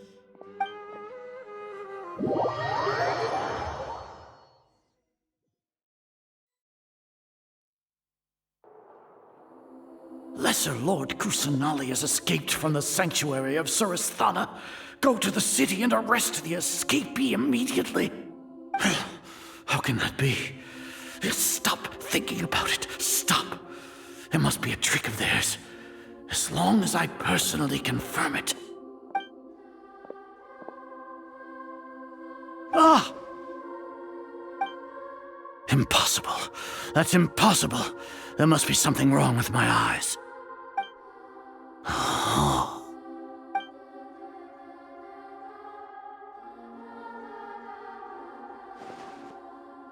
What a comical sight, Azar. Once the Akasha has put certain thoughts into your head, even the Grand Sage can no longer see what's right in front of him. You all can only see the world in your mind, the one you think you know. And precisely because of this, you disregarded Lesser Lord Kusanali's existence. She has been a wise and worthy Archon. Sino, have you been waiting for a chance like this? The Akasha predicted that you would return to the Academia to confront me, but I didn't expect it to turn out like this. I was careless. No, you were blinded. Your faults stem from your reliance on the Akasha. You're still the same as always. I truly did not expect a proud person like you to cooperate with Alhaitham and the Traveler. People change, Azar. Admit it. The Akasha can't predict my actions anymore. Then tell me, what have you found during your investigation? You want to buy time? This is the sanctuary of Surasthana. Under your own regulations, even Academia staff are forbidden to come here. No one will come to save you. As for the investigation, I've at least confirmed that you are guilty of insurgency against the Archon. A serious crime. So what? Did you do all of this so I would plead guilty in front of you, General Mahamatra? No. I want you to plead guilty in front of the Archon herself. You once said that I had no standing to judge you. So now, how about judgment in the name of a god?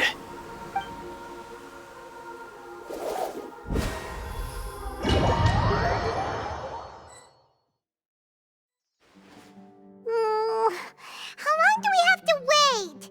Paimon wants to know how things are going out there. Paimon hasn't heard any sounds outside for a while. Hopefully something bad didn't happen. Yeah, but aren't you scared that we might be locked up in here for the rest of our lives? Thinking about it, at least Paimon has you. We could still chat like this. When Paimon thinks of Nahida being imprisoned alone in the sanctuary of Surasthana, Paimon can't help but feel sorry for her.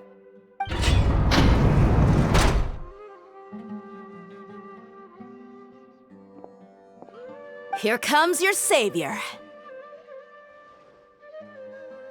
Dia! Paimon just knew you would come to rescue us!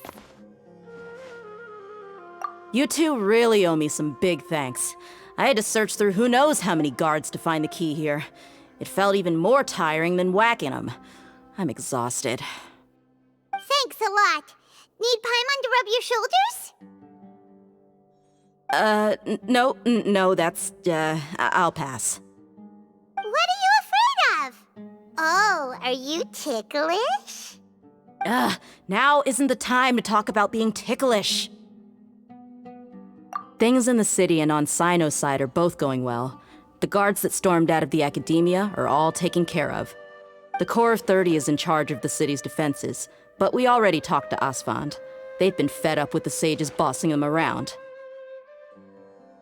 As long as it doesn't break their employment contracts, they'll turn a blind eye.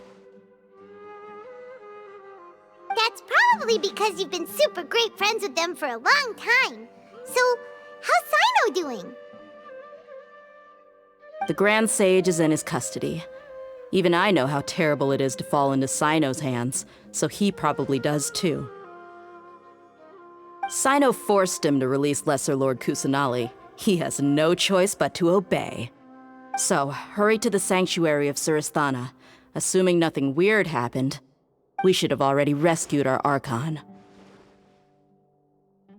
Honestly, I didn't expect our ragtag bunch to do this well. We just came together last minute to save the Archon, you know? Alright, you two better go. I still have to clean up some messes in the city. See you around.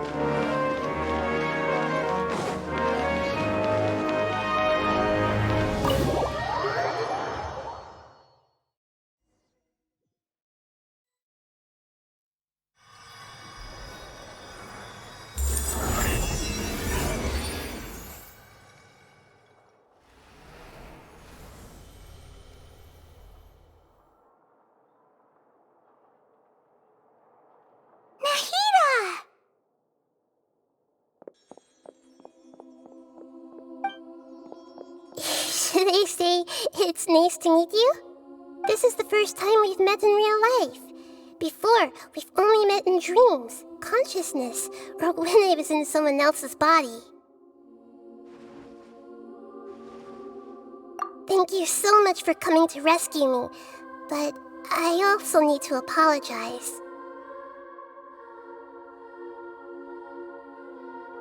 During this time, I did some self-reflection. My sense of inferiority and yielding to the academia led to all of this, and created so much trouble for you all. Exactly! We're here because you're a good Archon and one of our friends! Thanks, you two. Amazing. So this is how it feels to walk out of that cage with my own body. It's like I just had an endlessly long dream. I can't even tell if I just woke up or was only now born into this world. My concept of self has become so clear. But now doesn't seem to be the time to indulge in this feeling.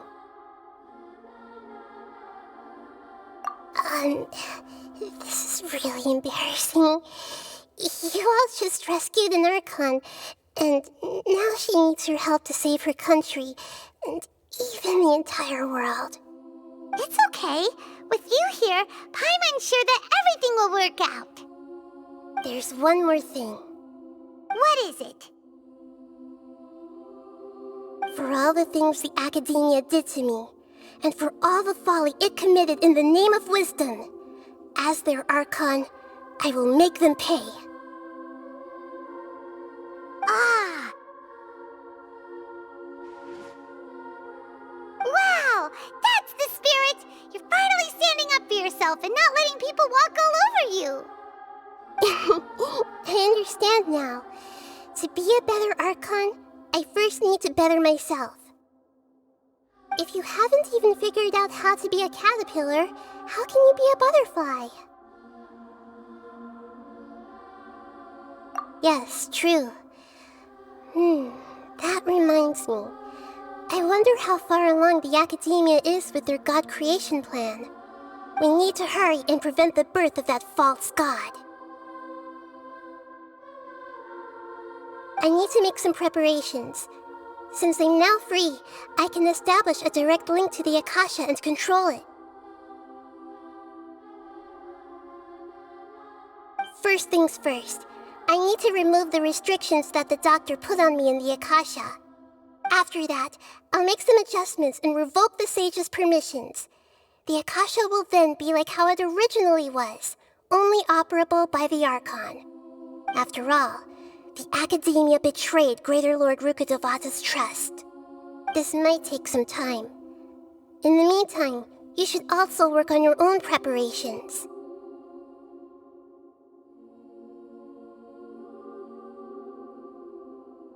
If we don't stop the god creation plan in time, we'll be in for a tough fight.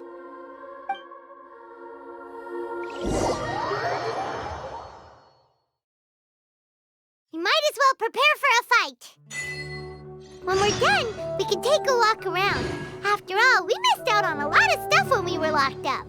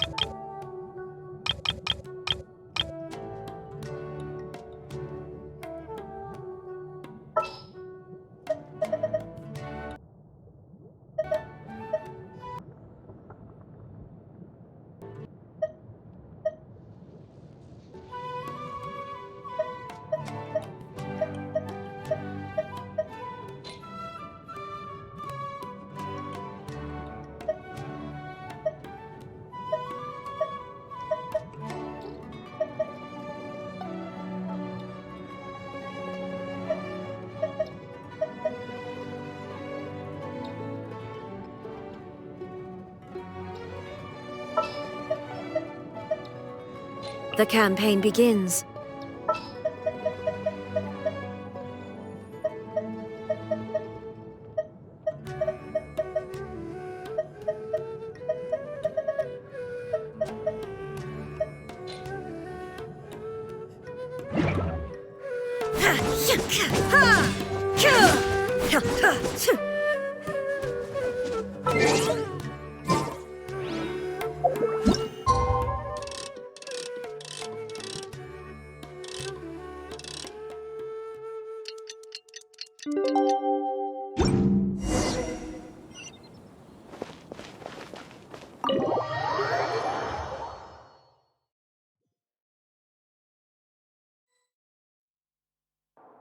How's it going, Nahida? I'm done with the parts that needed my involvement to complete. Although it's my first time working with the Akasha like this, its internal structure and operation procedures are easy for me to understand. Greater Lord Rukkhadevata's design is truly brilliant. Oh, also, this is for you. Huh? What's this little floaty thingy?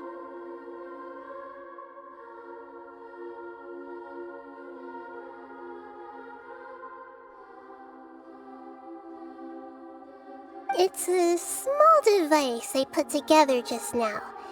You can think of it as an upgraded Akasha terminal.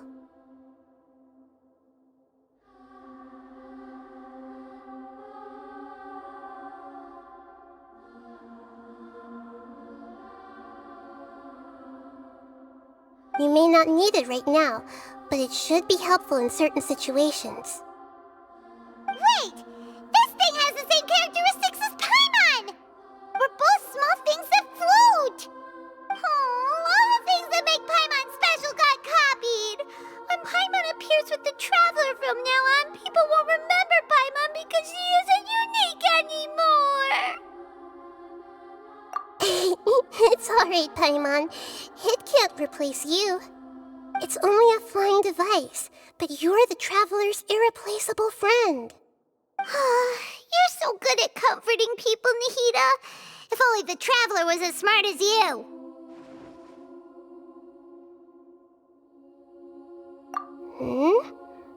I was simply telling you what I feel to be the truth. I wasn't trying to comfort you. Nahida, you're natural at this. What you just said made Paimon even happier. By the way, there's something I need to confess. Even though I'm the Archon and in control of myself again, I'm not very good at fighting. You may have heard that an Archon's power is derived from their people's faith. However, I'm not as well loved as Greater Lord Rukkhadevata. If we get into a situation where combat is our only option, I'll have to count on you, and I'll do my best to provide support. I'm glad I can rely on you. So the God of Wisdom isn't good at fighting? That actually sounds about right. I've located where the false god is. Time is of the essence, so let's skip to it.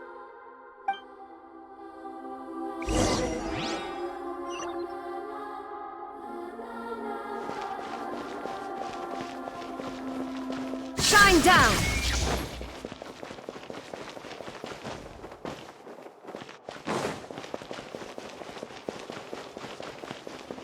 There is no escape!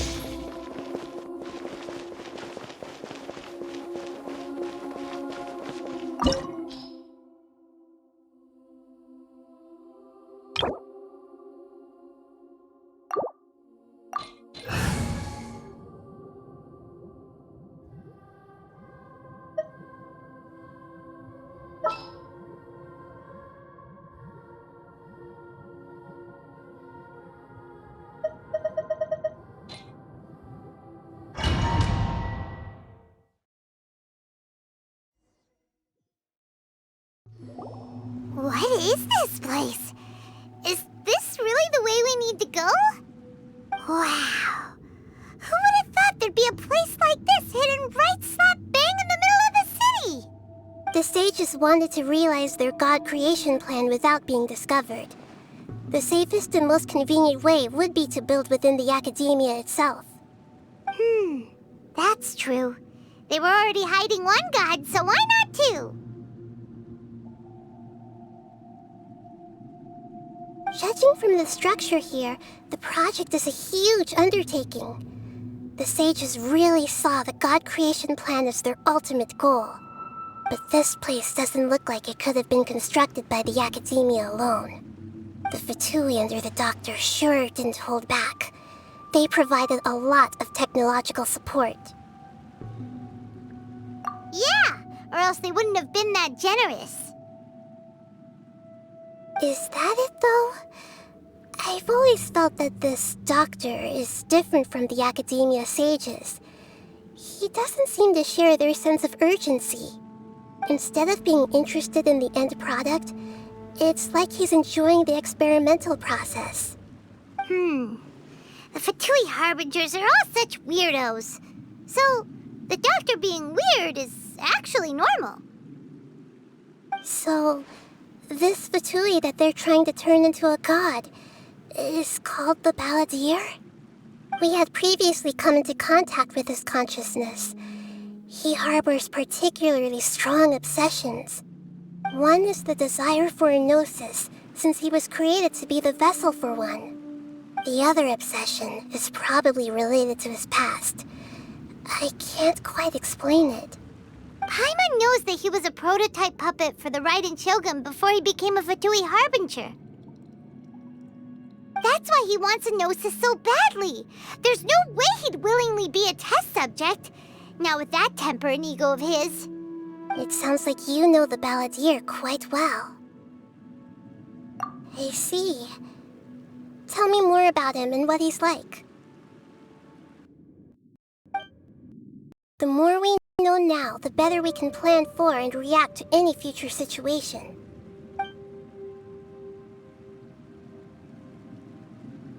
Ah, I see. How fascinating. Alright, time to go. Let's get through here and meet him in person.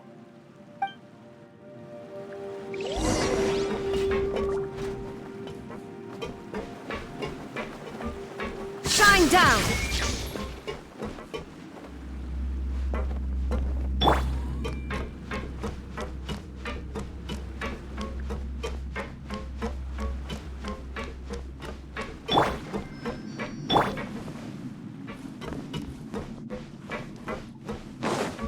Time to work!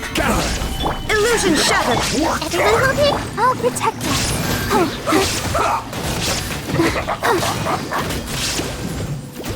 It isn't time I work. Finished. Solidify! There is no escape! End this quickly!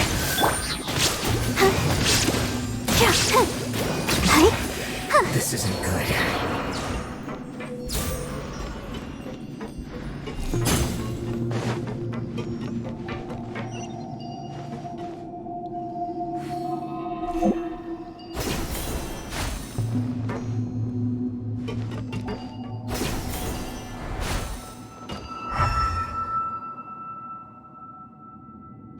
It looks like we can climb up these pipes.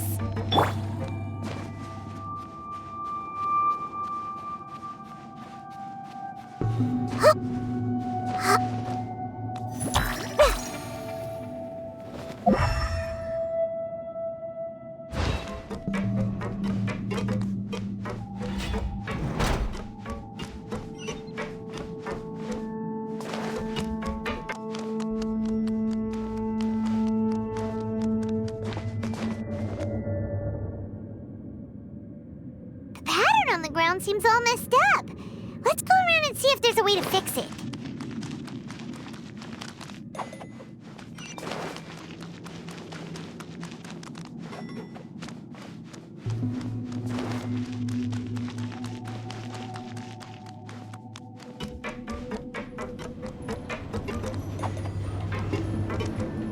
Everyone hold hands.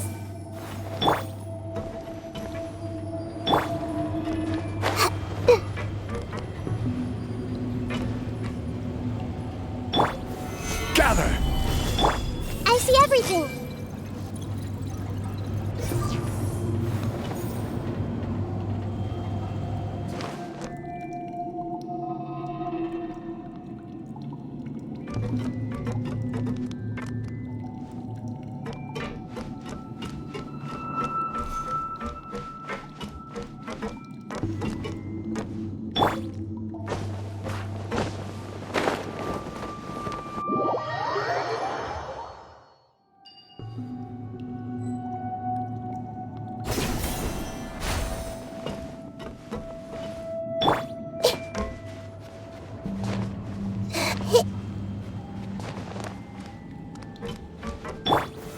Stabilize!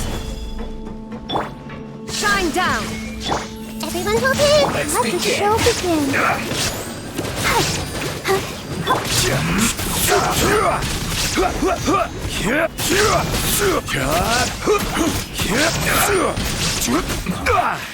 Gather!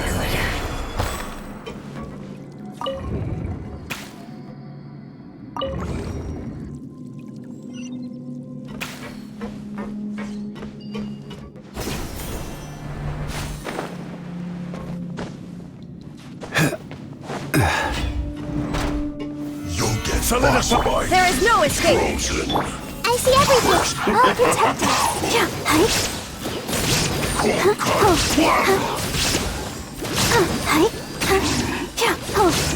You'll do.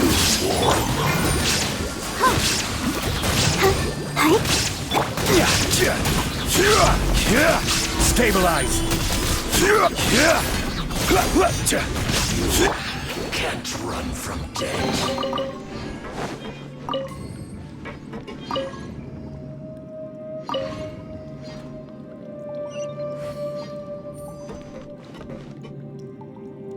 Go, Barbara, go!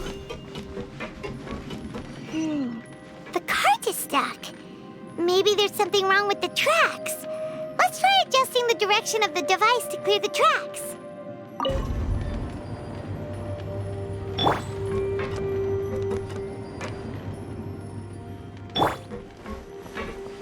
Rise!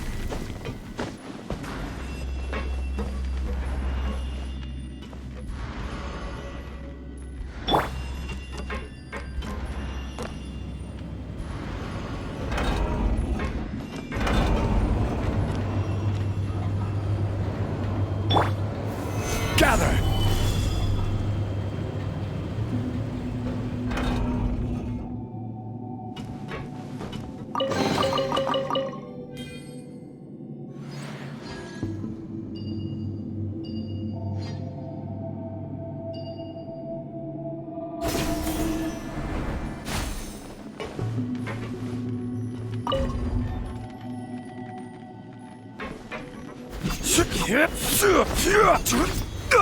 Stabilize!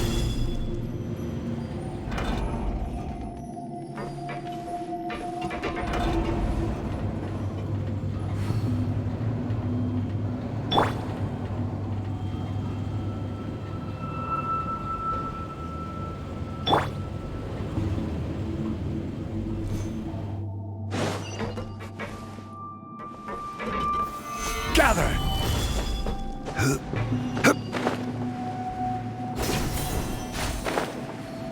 I'll put you on to have a load of this. Illusion shattered! Committed to memory.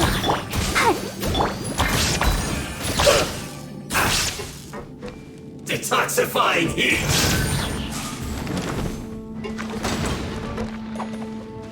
Roast and fry.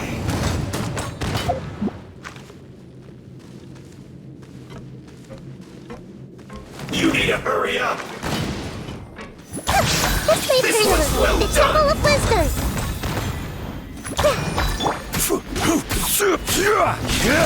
Stabilize! You need to hurry up. Ghost claws. Committed to memory.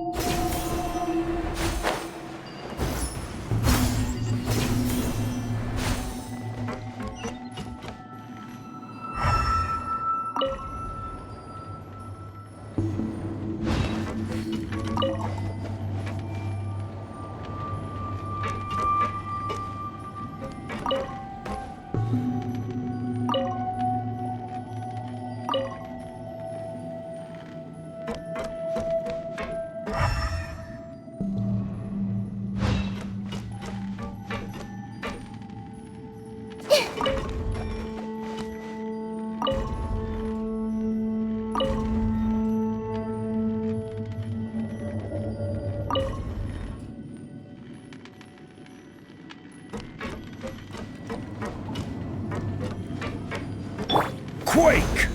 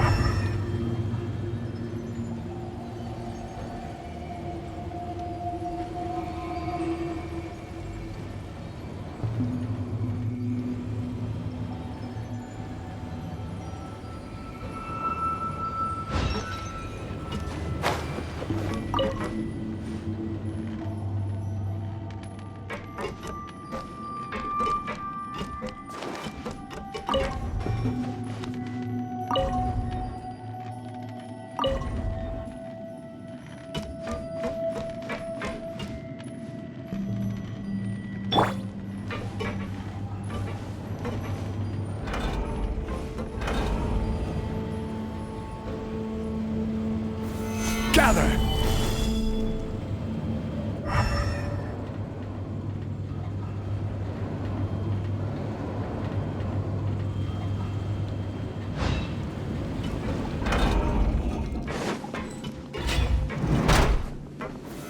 Solidify!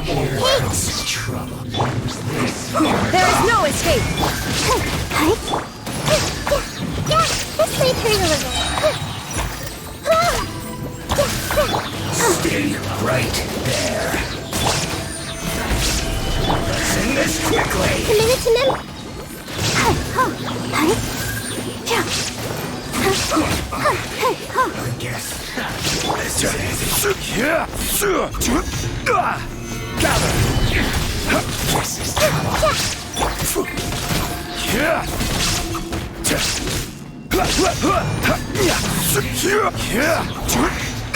Matt. Let's move. Everyone You hold can't hands. run. Shine down! Have a load of this. I miscalculated. Detoxifying heat. Feels clogged. I see everything. Stabilize! There is no escape! Hey!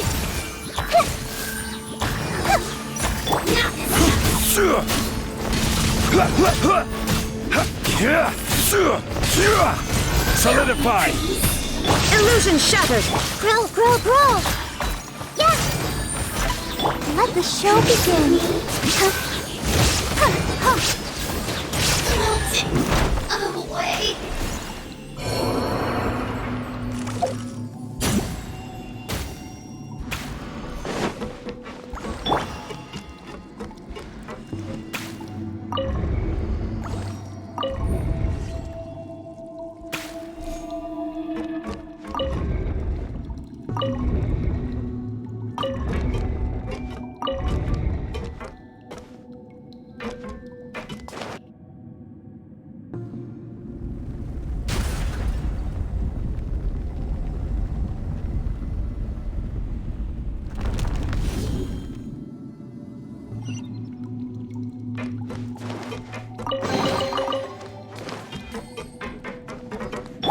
Rise!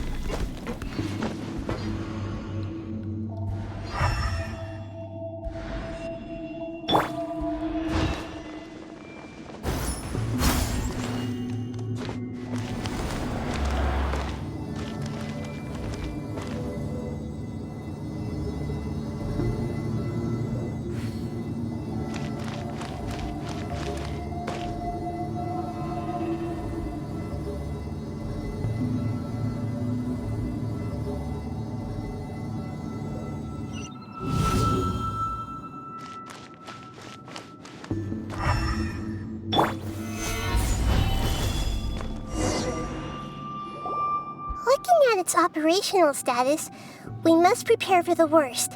The god they wanted to create is likely close to completion or already completed. Oh no! What should we do? Paimon can't imagine how hard it would be to fight against the F2P Harbinger with a Gnosis! Are you nervous, Paimon?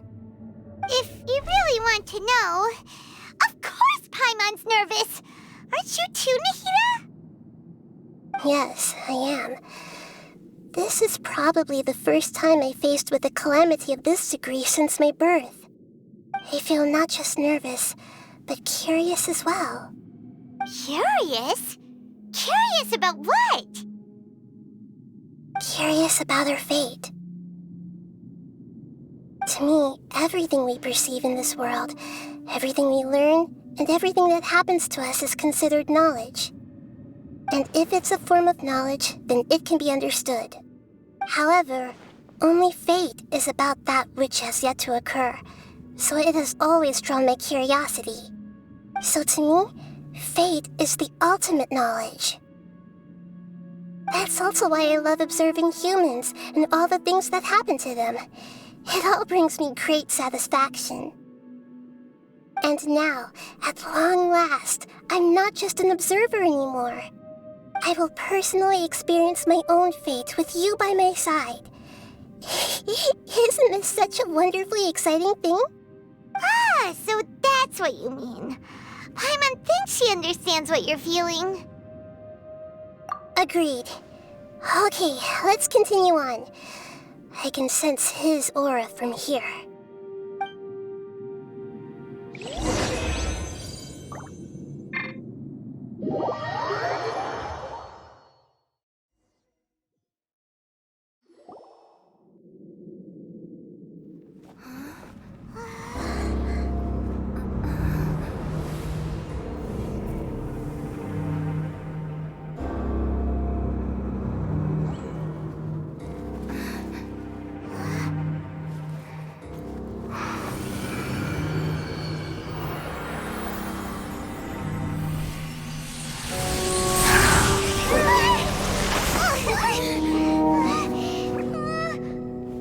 Who would have thought the world would be so eager for my birth?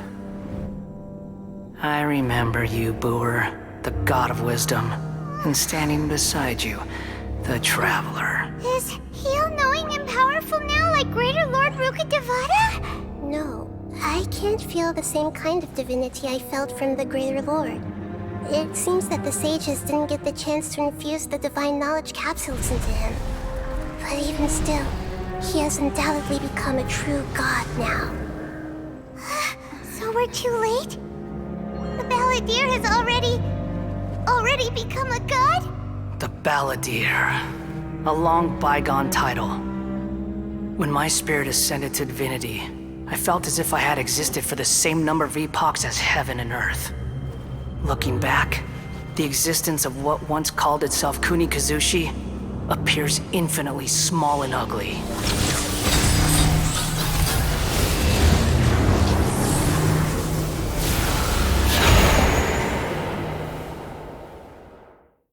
This imposing aura, it really feels like the gods! A body that capitalizes on the Balladeer's original construction as a mechanical puppet, with the Gnosis serving as a constant power supply. How much effort and resources did the sages put into this? From a purely technological perspective, it's a commendable achievement indeed. It's no exaggeration to say, this is the culmination of human wisdom.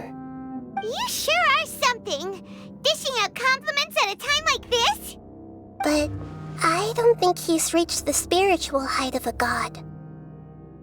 Strife is engraved upon every god and every gnosis brought forth into this world. Can you feel it? The exhilaration of such power, and the thrill of anticipation for our contention. Nahida wouldn't feel the same things as you! Do you not realize that you are interrupting a conversation between gods? Lowly creature, know your place!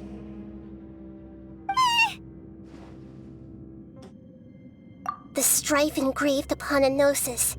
You're talking about the Archon War. Tevat's current peace was not easily won. I didn't personally participate in the Archon War, but the way I see it, all those losses were meaningless, driven by the demands of the laws. There's no point in bringing it up again. Is that so? Yet I am deeply disappointed that I was never allowed the fortuity to personally participate in the Archon War. This is a first, encountering a god in this world who does not crave power. No wonder your own people have abandoned you, God of Wisdom.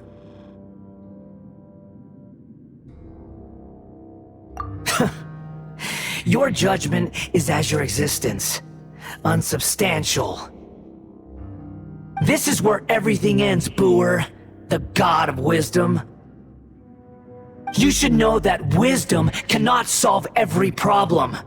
Like now, where your only option is to face me in combat.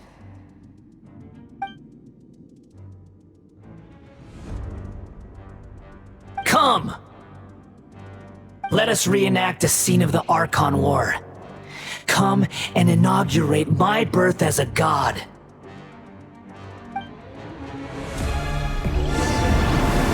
Churn! I will have order. Stabilize. There is no escape. Everyone's okay. I'll protect us. Make yourselves at home. Insignificant pest! Torn to oblivion.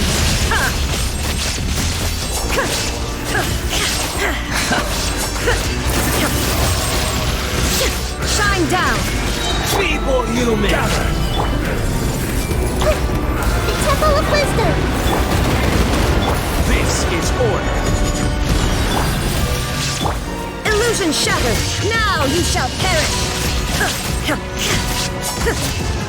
My endless cycle begins!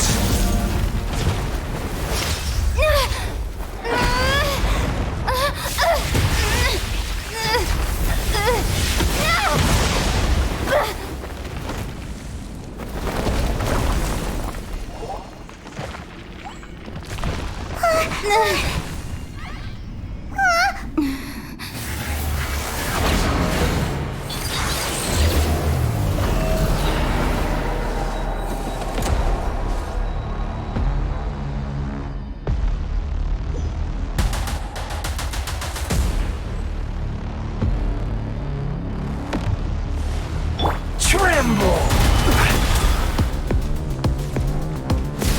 Shine down! Burn to oblivion! I see everything!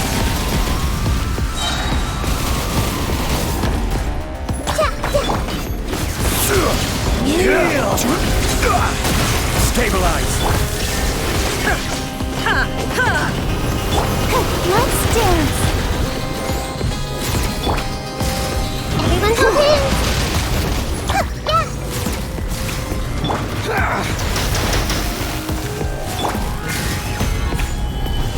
Illusion shattered. Tremble!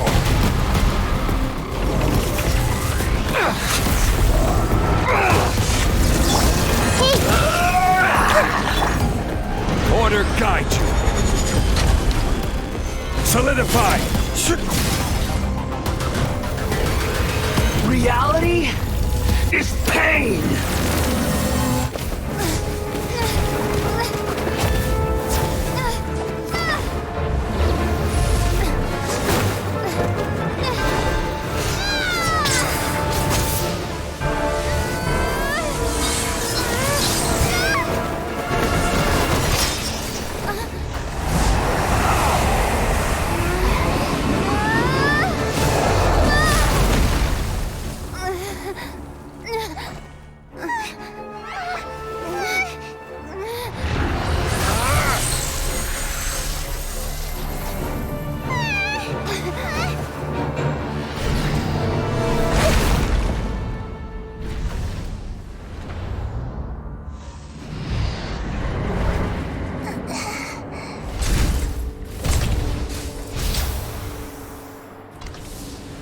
This is supposed to be a battle between gods, yet you choose to hide behind a mortal. And now, you're acting like you'd sacrifice yourself for a human. Are you having fun proving a false sense of heroism to yourself, Booer?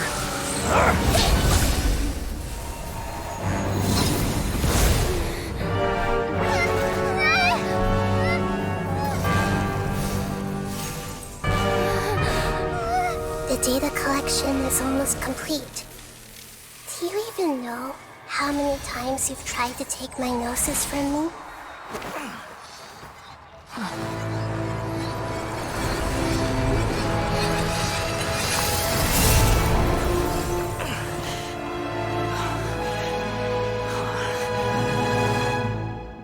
We just concluded the 168th loop. Did you know that in the effort to create you, the people of Sumeru were forced to live through the exact same number of Sub-Zerus festivals and Samsara cycles? The power of dreams. When did you use it on me?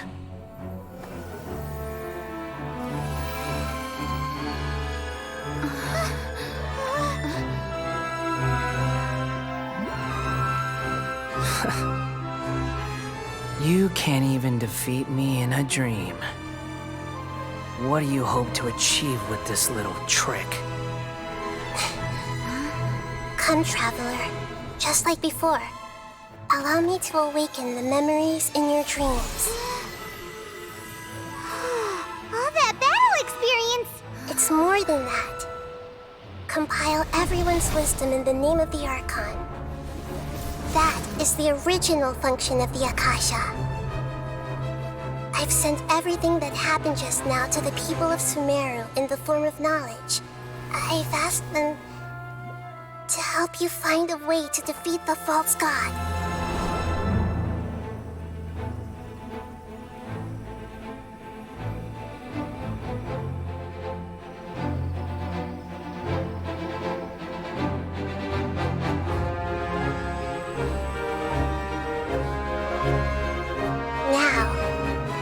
Sumeru's wisdom is at your disposal.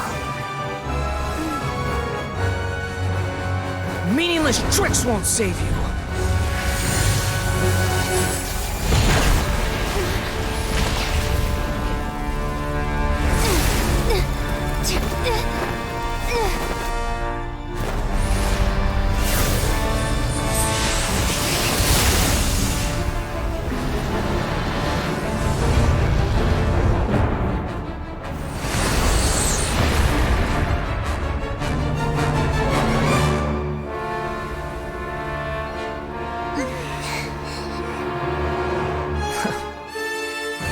Are you done with your tricks? Can I finally take this as a real battle between gods? I'll leave this to you, the first sage of Boor.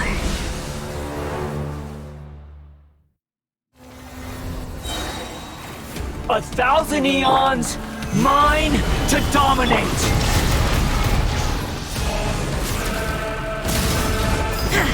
I see everything! Burn to oblivion! Share my knowledge! Ready, steady, go! Kneel! Stabilize! Shine down!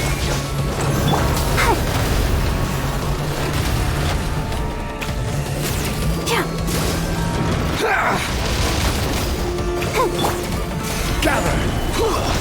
There is no escape! Everyone hold hands! Tremble!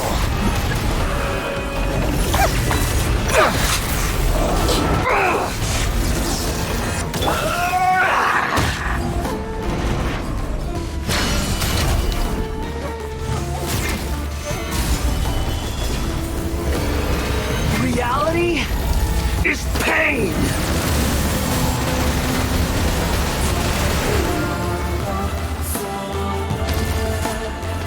Stabilize! Good riddance, cruel world! Shine down! This way, Cradler. I'll protect us. I will have order!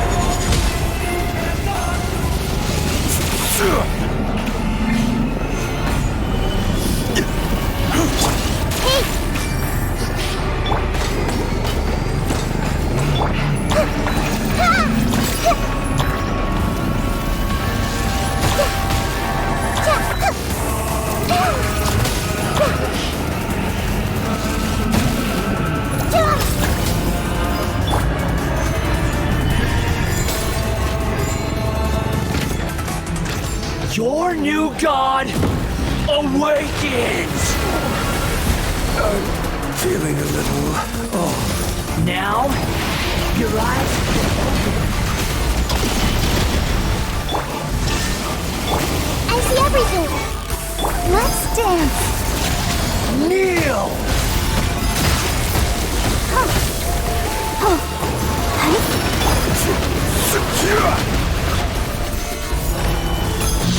Filth!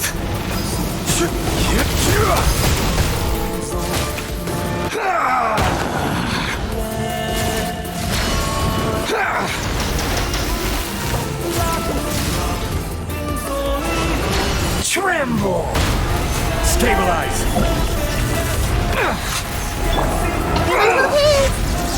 Let the show begin. Illusion shattered.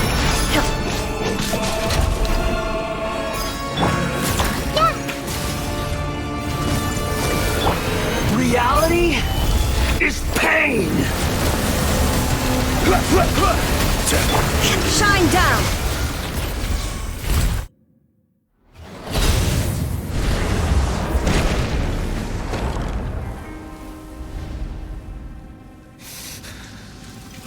Humans. Filthy humans.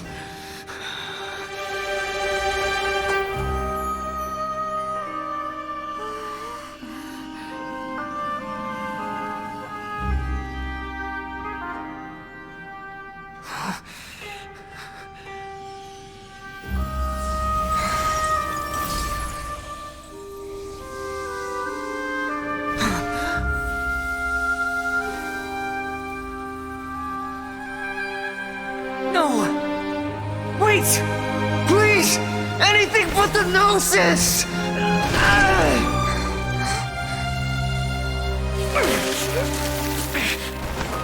That's mine! Don't even try! I'll never go back!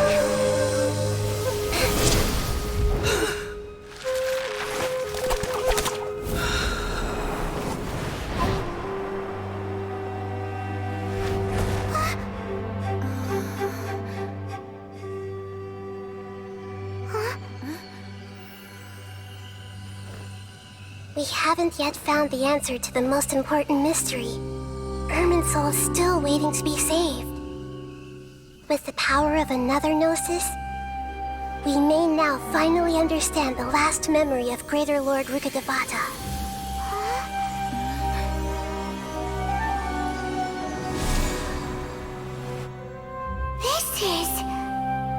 That's right. This is the last memory of my predecessor.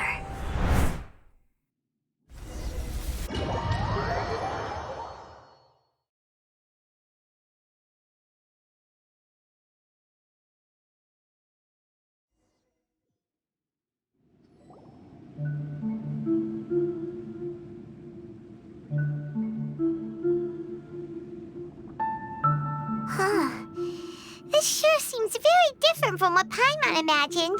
Shouldn't Irminsul be in this realm of consciousness? Yes, that is our destination. But I didn't expect the remaining consciousness of Greater Lord Rukkhadevata to be as polluted as this.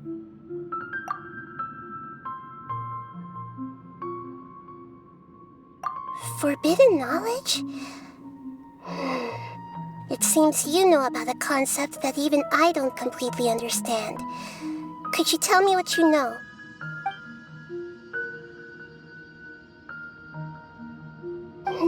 Your inference seems logical enough. Forbidden knowledge once polluted the desert thousands of years ago, but was successfully repelled thanks to King Deshret's self-sacrifice, and Greater Lord Rukkhadevata nearly exhausting her power. Then, a second instance of forbidden knowledge pollution occurred during the Conria Cataclysm 500 years ago. But I'm afraid it is much more serious this time, with Irminsul itself already in danger.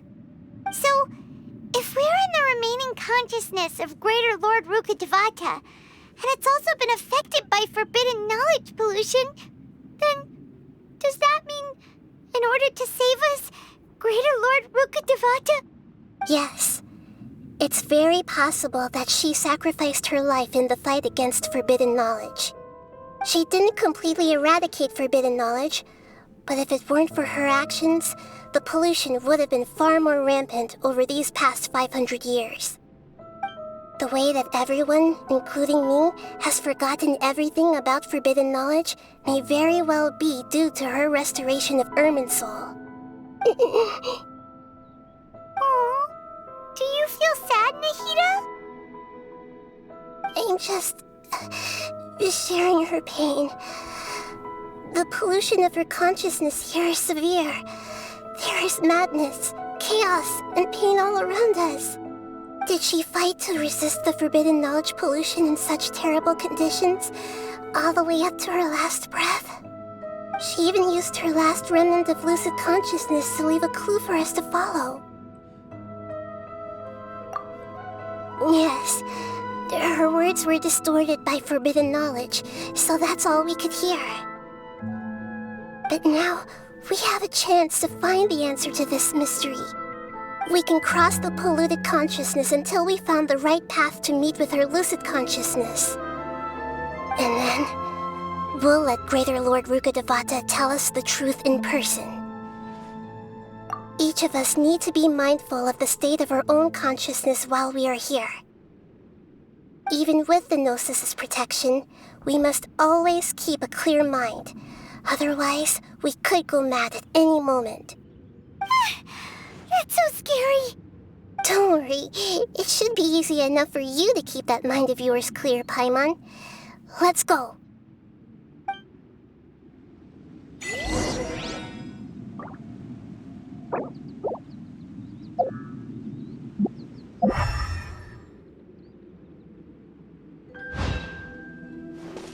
Illusion shattered! Are we in the air? And why is there a huge boat? That's the boat of consciousness, which symbolizes reason here. Its course is the direction our consciousness is traveling towards. If we lose control over our consciousness, we will fall into madness. So let's make sure the boat stays on course. Wow! What are these? The monsters seem to have been affected by them.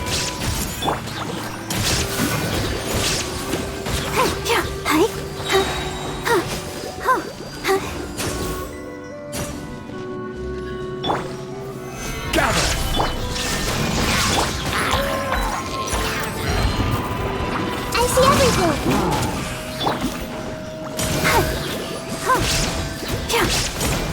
Illusion shattered! Solidify! Let's dance!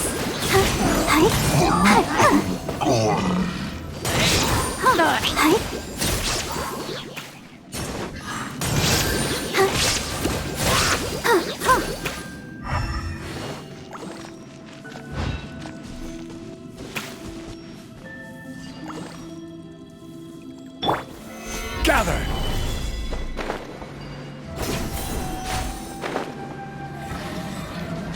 There is no escape! Hey! I'll protect us.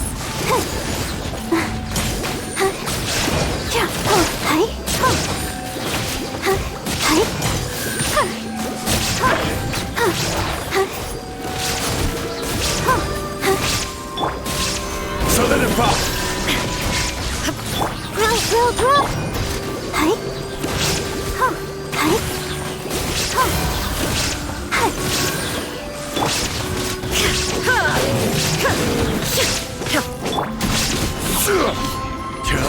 Grow! A four-leaf sigil has appeared in the sky!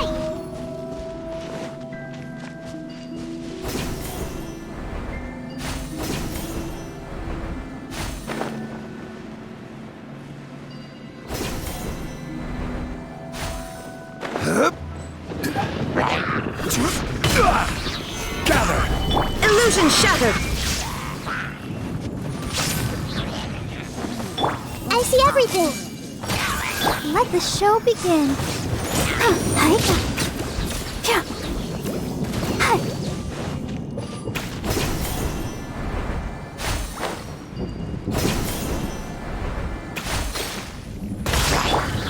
Stabilize! There is no escape! Everyone hold hands!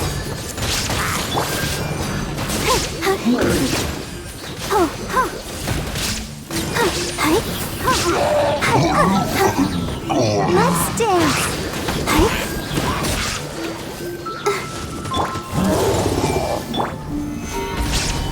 Shine down!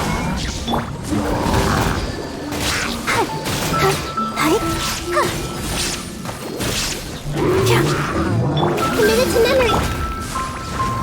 Gather! Illusion shattered! Grow, grow, grow!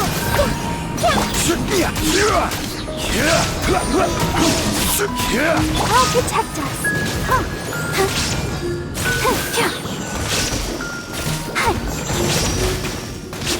To control the boat of consciousness, we need to find the helm first.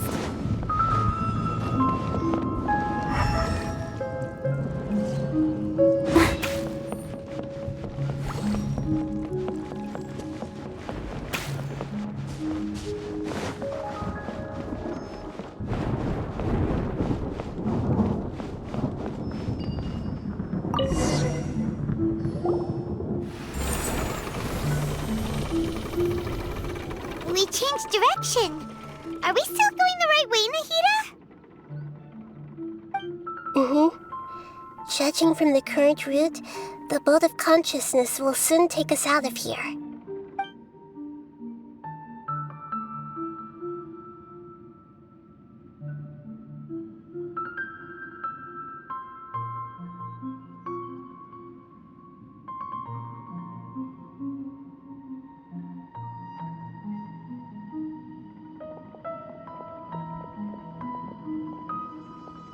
We'll be arriving at our destination soon.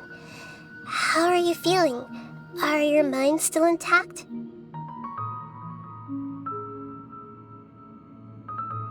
Huh? But everything's been completely normal for Paimon. Hopefully there won't be any more interruptions. This time, we should be able to meet Greater Lord Rukkhadevata. Are you saying you've never met Greater Lord Rukkhadevata before? No, it seems that my birth and her death took place at the same time. Otherwise, I think she would have given me a little more guidance, and I could have done a better job. Hey, you've done a great job, Nahida. Let's get out of this creepy place and go meet her.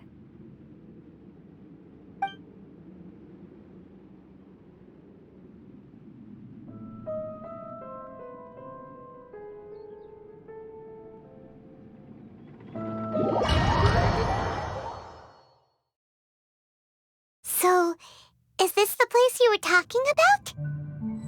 The base of Irminsul?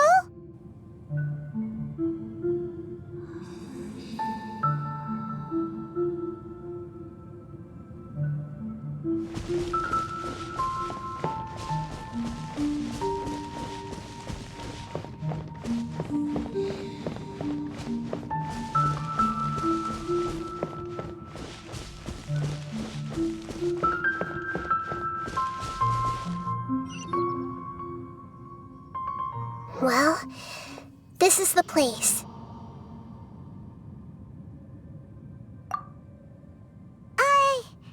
We're here to find Greater Lord Rukkhadevata, right? But the one standing over there is... Is that... me? She looks exactly like me. Are you Greater Lord Rukkhadevata?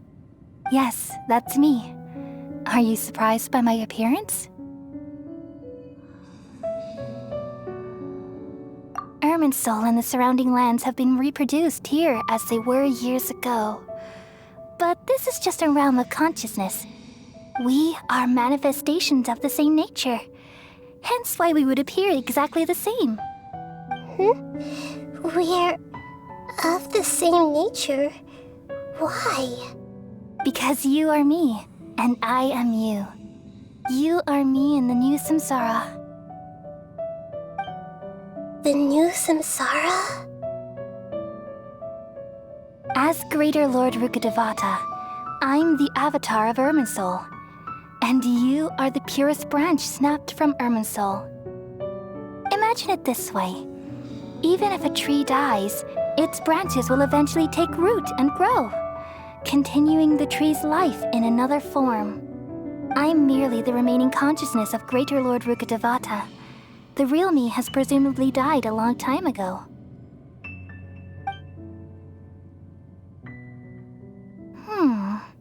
Judging from your appearance, I've probably been dead for 500 years. But you're finally here. My new self in the samsara. If this is true, then am I going to be a great Archon like you someday? Though we share the same nature, our fates are bound to be different. All things have their own fate. When a branch grows into a mature tree, it won't be the same as the original tree. That's why fate is the ultimate knowledge, isn't it? That's a great insight. Yes, very good. It's also precisely why you won't become like me. Really? But perhaps you may become an even greater Archon than I. I already see a determination in you that I didn't possess in my time, and the future that it leads you to will be yours alone.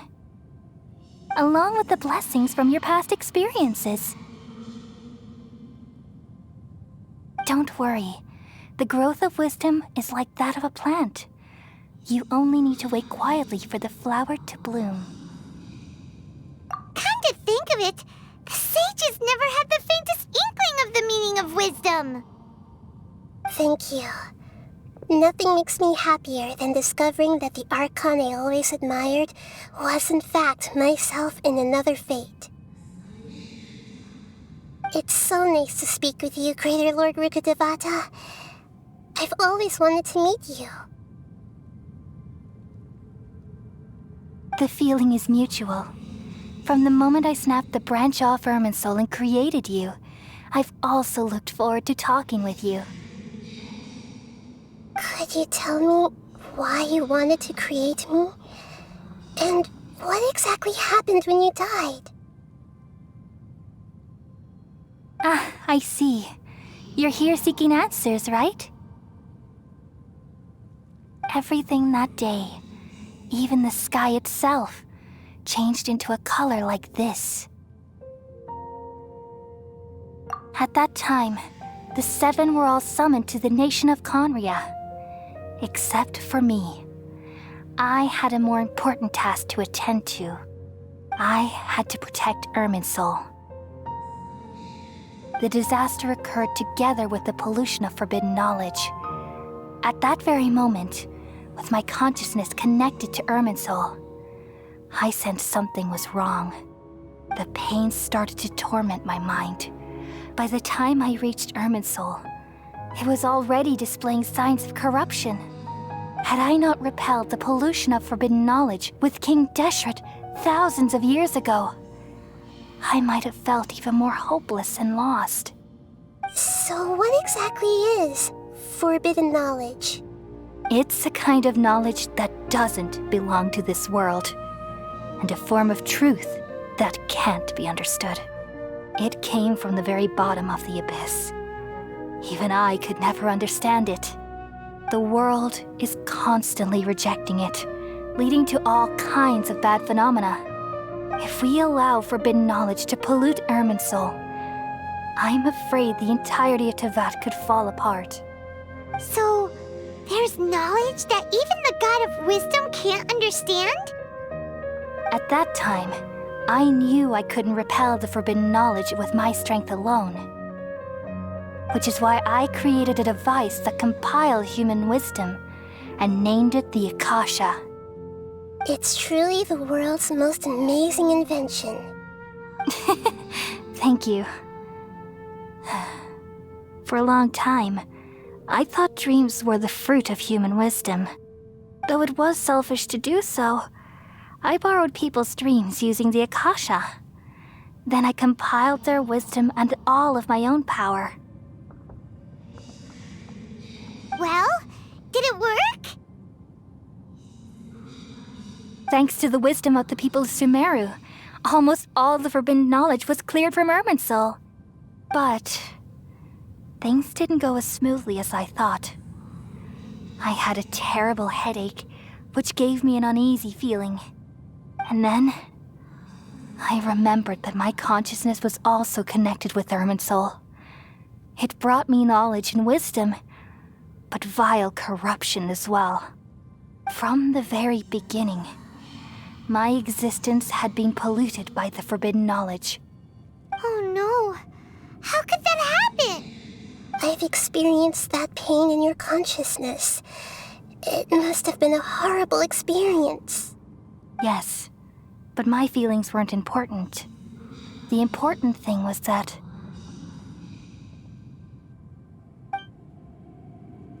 even if I died, my existence and everything related to me would continue to exist in Irminsul as memories and knowledge, meaning that the forbidden knowledge couldn't ever be permanently eradicated. And there's no way for me to eliminate myself. It would be a sort of paradox. So, I took the purest branch of Irminsul as my incarnation in the next samsara, and left a trail of clues, all in hopes that you would come here and remove me and my pollution from Irminsul forever. Wait, no, I can't. So you realize what that implies. You are very smart indeed. Irminsul has all the knowledge and memories of this world. And as you've realized just now, removing me from Irminsul means I essentially will never have existed in this world. But this is the only way to save Irminsul. People love you so much, and they've missed you so much over the past 500 years. I am exactly the same. So how can we just forget you like this? Is there really no other way? There must be something else I can do. You're the god of wisdom, Booer. You should know that there is no other way. But this is so cruel. I don't want to forget you. No need to feel so sad, Booer. As someone who delights in wisdom, you should feel joy at finally finding the answer. These are the words in their entirety. The answer you've been seeking all along. Let the world completely forget me. We all nestle under the great tree of wisdom, peering out to perceive the world. From the earth and from the rain, we perceive its wonders, until we become a white bird to perch atop a branch, and finally snap off the most important leaf. Once upon a time, I alone dreamed in this world. In my dreams, everybody would also dream after they fell asleep. Wild and wonderful thoughts would emerge from their minds. Some tumbled to the ground, and others floated to the sky, connecting all things in the world into one dazzling net. Among a plethora of worlds were numerous smaller worlds, all of fate, finding within the tapestry their brilliant glow. I gradually understood that these indescribable and constantly changing things are the most profound things in the world. Only they can completely repel the madness. Only dreams can awaken consciousness from the deepest darkness.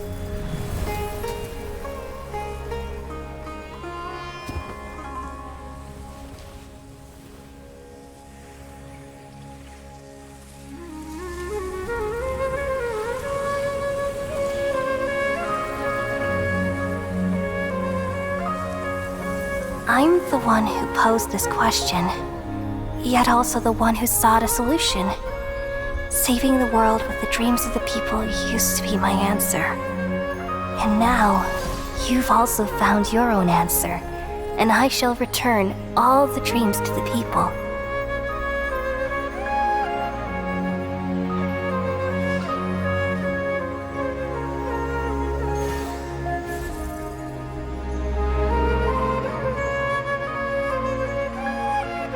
Goodbye, people of Sumeru.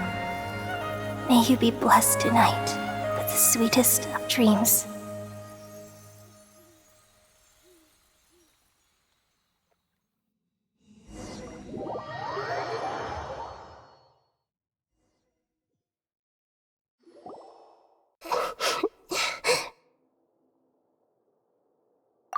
I'm alright. I'm just a little confused.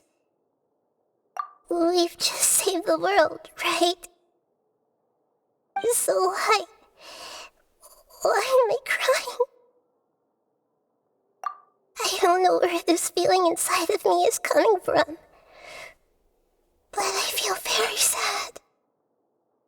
Just now, we used the power of two gnosis to successfully connect with the Ermin soul consciousness from 500 years ago. Then, we removed the remaining pollution from Merman soul. Yeah, what's wrong? Weren't you there just now?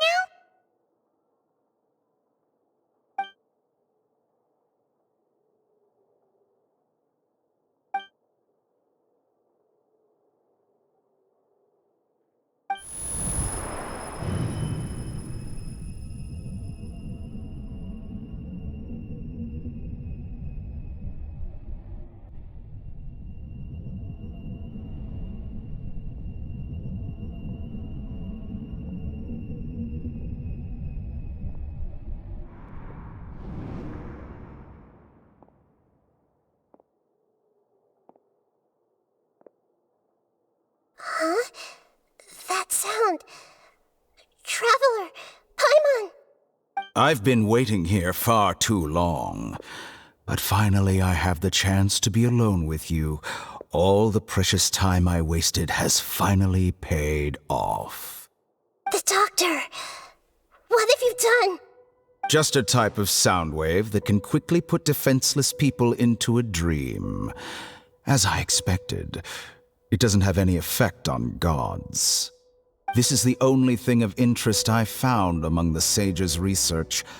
I thought I'd take it for a little spin. Don't worry. I know you would never forgive me if I actually killed them. I'm here to negotiate with you. Naturally, I won't do anything dangerous that could potentially damage our relationship. Negotiate with me? I heard you had already left Sumeru. Why are you here again now? I left Sumeru, but I also stayed in Sumeru. Even the God of Wisdom is restricted by the habits of cognition. How disappointing. You mean there are many different versions of you in this world? An astute guess. Even the same individual will have different cognitions at different ages. A long time ago, I made a major decision in hopes of preserving all my perspectives of how I observed the world. Observation is the first step of any experiment, but observing the current world doesn't satisfy me. It lacks an important dimension, that of time. So I saved segments of all my ages and made them into independent individuals. That's all there is to it. Indulge me. How does the God of Wisdom find my method of seeking knowledge? It's an insult to the very concept of life. Life inherently has many rules and restrictions, each with its own significance and reason to exist. They can't be broken on a whim. Good. Amazing, even. Indeed, it's difficult for humans to make peace with themselves, not to mention oneself from a different period. Since you were in the academia, why wait until now to show up? You could very well have stopped us and helped that fake god. Simple. Let me ask you this. Would any staff member ever help the subject in the middle of an experiment? It was my experiment. So why should I interfere with the results? The Academia saw the plan to create a god as their ultimate goal, yet you only saw it as an ordinary experiment. You really are crazy. If the experiment succeeded, you would have had a new god on your hands. How would you have faced your own god then? Would you still take the same stance? Would you still hold the same view of yourself? I'm first and foremost a scholar. These results should be left to the judgment of the hypothetical me confronted with that outcome. But you're right. And that's exactly why I'm disappointed with the conclusion of this experiment. As an individual, you don't have any sense of belonging. You seem to have even fewer convictions than a typical scholar. Oh no, I certainly have my own convictions. They just don't fit your standards, that's all. All right, that's enough conversation for today. The experiment is over, and it's time to tidy up the equipment and reclaim any useful materials. For example, the Gnosis. Lesser Lord Kusanali, you're an intelligent Archon. I'm sure you understand the disparity in our combat abilities at this time. Besides, you have no way to use that Electro-Gnosis in battle. Didn't you say you were here to negotiate with me? Somehow, it's starting to seem like you intend to take it by force now. I'm merely stating a fact. After all, I'm also a scholar. Naturally, I hope to show proper respect and dignity to the God of Wisdom. Your hypocrisy is built on absolute confidence. I understand your scheme, but... what if I were to destroy the Gnosis now and awaken the heavenly principles? Awaken the heavenly principles? Do you think that's really possible? The heavenly principles have been silent for many years, but the Gnosis are symbols of their control over Tevat and all the laws. Will the destruction of a Gnosis attract the attention of the heavenly principles? And if so, how do the Fatui plan to deal with the consequences? Do you dare to gamble such a possibility with me? Gamble? How surprising. I thought you would show evidence or use rigorous reasoning to prove your point. The word gamble is the last thing I expected to hear from the God of Wisdom. But this is a clever move. You must have seen through me when I first captured your consciousness. As a scholar, I respect all possibilities. This has always been my principle and is an essential trait as an experimenter. Indeed, I can't ignore this possibility. So tell me then, what are your conditions? This foreign Gnosis will only lead to disaster if it stays in Sumeru. But this Electro-Gnosis is the prize I obtained after defeating one of your fellow Harbingers. Now, as the one who initiated this cascade of events, shouldn't you pay the corresponding price? Price? Interesting. What price would you have me pay? How about erasing all your other segments? So this is how you wish to restrict me, the most threatening opponent of the Nation of Wisdom. What you request of me is like plucking out the eyes I have placed in the dimension of time. Segments are extraordinarily difficult to make. They require extremely rare resources and enormous amounts of time and effort, requiring me to destroy them all here and now. Bravo. A suitably wise decision on your part. Yes, how very interesting. Can I assume that you have long been wary of me? Among all the versions of me, this segment you see now is the most selfish. If it weren't me, your idea wouldn't have worked. What did you see when you were imprisoned? You were observing me, and that's how you know I've long grown tired of their doubts and endless arguments. Like you said, it's difficult to make peace with yourself. Being as smart as you are, have you managed to do that? I see. If you think all those versions of me are worth a gnosis, then deal. You sure didn't hesitate much. Is the relationship between all the versions of you really that bad? I don't think there's any need to dwell on that. The surplus versions of me can be exchanged for a gnosis. Do you think anyone can offer themselves at a higher price? Besides, with my abilities, it's only a matter of time until I find better perspectives. Perhaps it's best to say, you're just temporarily ahead. But what I'd like to know is, how can you be sure that I've really erased them? I can see your remaining honesty.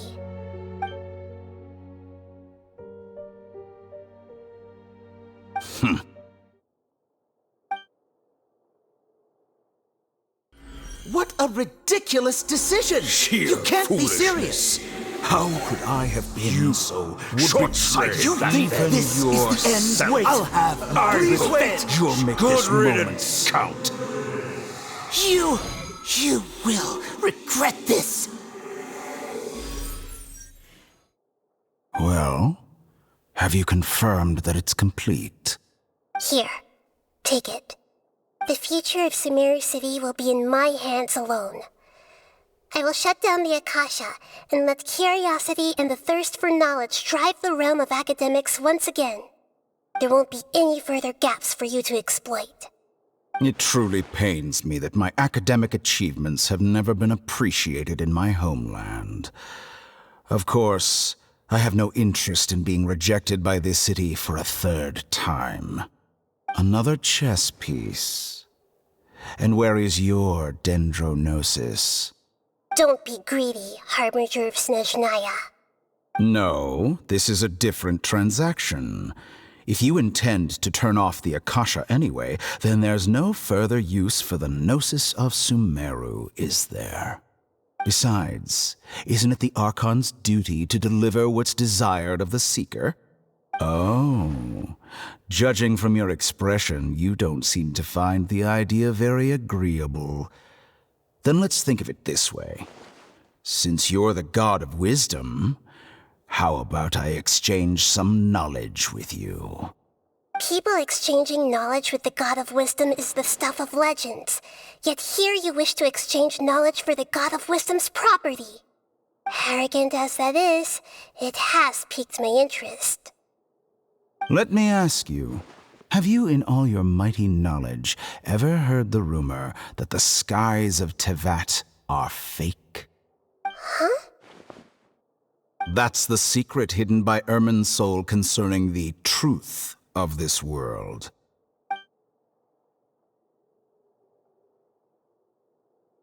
Once I finish telling you about this, it will be time for me to say goodbye.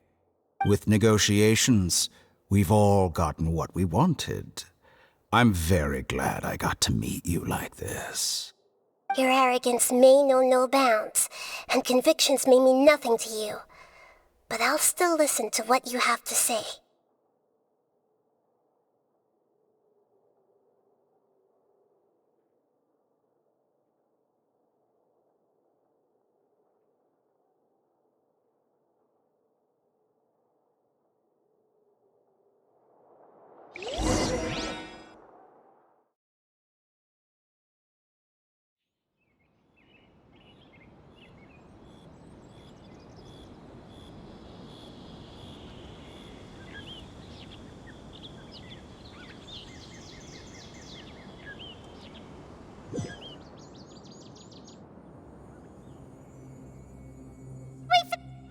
Together! Okay, wake her up.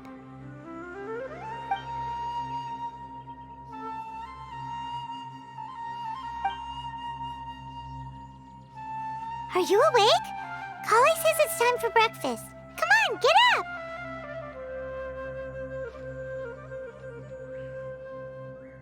Good morning! How are you feeling today? Good to hear. It looks like we've recovered pretty well. Not even Tighnari could stop us from going out now, right?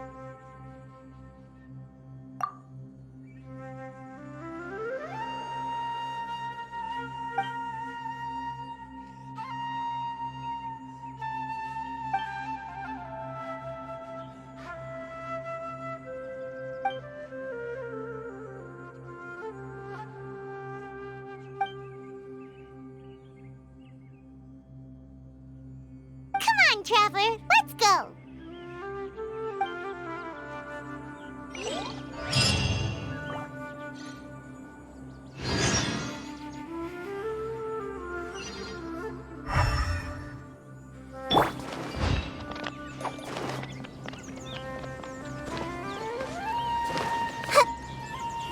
Good morning.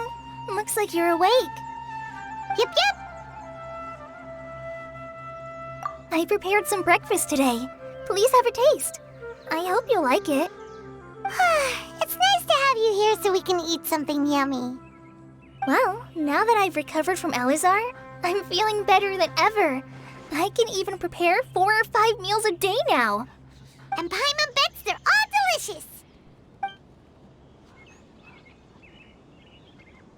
Oh, by the way, someone brought a letter for you after you went to sleep last night. Nope. Paimon wanted to read the letter with you after you woke up, so Paimon didn't open it. All right, let's read it now. Oh, it's from Nilou. Ahem. We're going to hold a feast at the Grand Bazaar and celebrate Cyano's reinstatement as the General Mahamatra. As heroes of Sumeru, please be sure to attend. I'll wait for you. The date of the banquet is written on the back. It's in 2 days. Oh, I've also heard that you've become heroes here as well. That's amazing. Sometimes I'm really envious of strong and confident people like you. Oh, you're embarrassing me. Anyway, let's go to the Grand Bazaar to have a look. Oh, before you leave, be sure to inform Master Tighnari. Everything has been getting better lately, and my mood has been improving as well. You can come find me anytime if you need anything. You're welcome. I was just doing my duty. Remember to talk to Master Tighnari before you leave.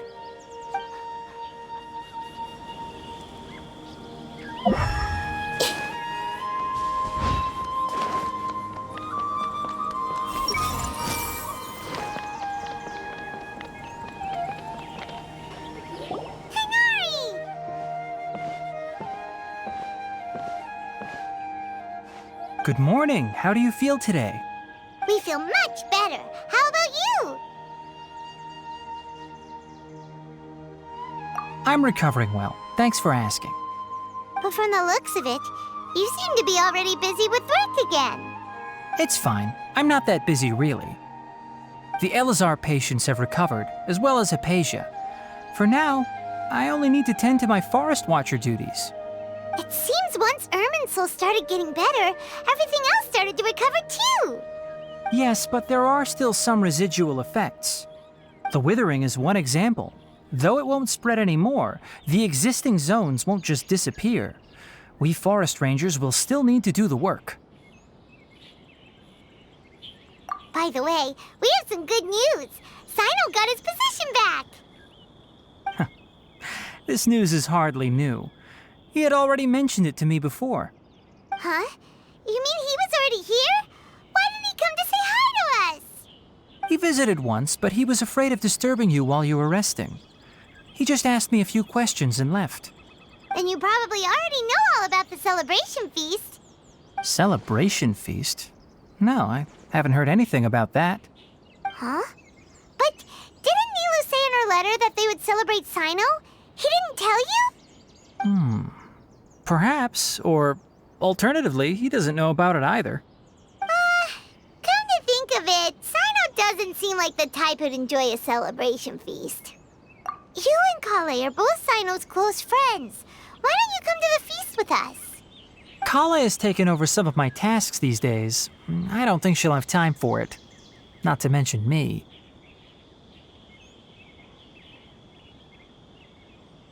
You see, some VIPs have come to the forest recently. Huh? VIPs? Very important Paimons? Well, technically speaking, they are former VIPs. The sages involved in recent incidents have begun their training in the Avidya forest, and the people they had previously imprisoned have all been released. Huh? Yes, he's a little weak, but he isn't injured and his condition is stable. Lesser Lord Kusanali, in her boundless mercy, has decided to spare Azar and the other wrongdoers. Supposedly, they were ashamed of their shallow ideologies and have decided to dedicate the rest of their lives to cultivating wisdom in the Avidya forest. When they learned that Lesser Lord Kusanali had defeated the Balladeer and saved Irminsul, they were shocked at first, but also became happy, feeling that the sacred light guiding them on the path of discovering wisdom had begun to shine once again. As a result, work has increased for the forest rangers. That sounds really exhausting. There's nothing we can do, really. But that's another topic. Back to the matter at hand. Are you two planning to head out? Ah, right! We're here to request permission to head out. Would that be okay? You've recovered well. You may go, but be careful. Yay! Will do!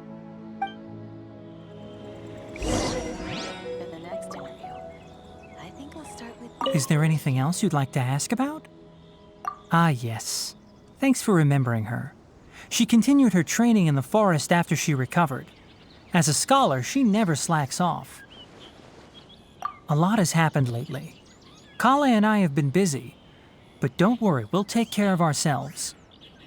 As for Sino's reinstatement, the more I think about it, the more I suspect that he just doesn't have a single clue about this feast.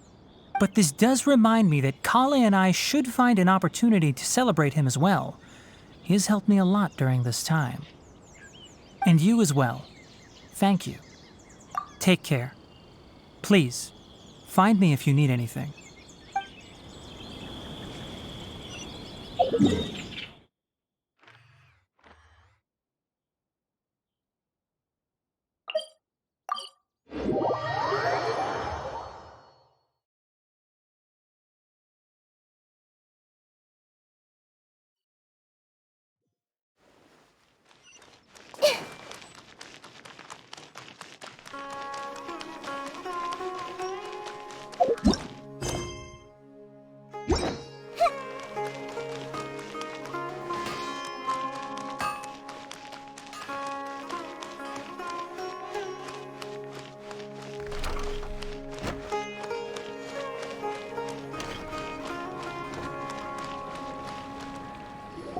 Well, there won't be any problems if the feast starts at that time. Everything has already been prepared. Mr. Zubair, I finished tallying things up here. Well, except for the guests. Is a simple reply really that much to ask of our guests? It's affecting our arrangements. Oh, it'll be fine. Besides, it never hurts to get things ready in advance. I was thinking the same thing. The feast will be held sooner or later, right? Hey, Nilu! Traveler, Paimon! We got your letters, so here we are! You're the best! The other guests haven't even replied yet. Huh? Are we the only ones that have arrived? Yeah, I had someone deliver letters to all of our guests. But maybe everyone is still busy with other things. Look, I get it. Sumeru is in an extremely important period of transition right now, but even if your friends are important figures, they shouldn't just ignore your request like this. Nilu is Sumeru's #1 celebrity after all. You have no idea how happy I am to talk to people with good taste. If you consider enjoying Nilu's dances having good taste, then almost everybody has good taste. Because Paimon thinks Everybody will love her performance. That's right. We all think she's amazing too. Nilou is an absolute favorite among those of us who frequent the Grand Bazaar. For Outlanders, you have a great eye. Master Zubair, let's have a vote for the most outstanding audience members next time. I think these two may win. Nonsense! It is not for us to determine the value of an audience. But indeed, we could try giving gifts to people with particularly good taste. I heard there's a device in Fontaine called a camera that can record people's appearances as pictures. Such pictures would make superb gifts. Ooh, good idea. I wonder where we can find one. I don't want you giving pictures of me to everyone. I'm satisfied just being able to perform here. There's always a lot going on at the Grand Bazaar. Yeah, and that's why I love it here. Traveler and Paimon, could you help confirm if the letters were actually delivered? If for some reason they didn't receive the letters, then please tell everyone that there will be a feast here. Yeah, we can also check out how everything in Sumeru is going now.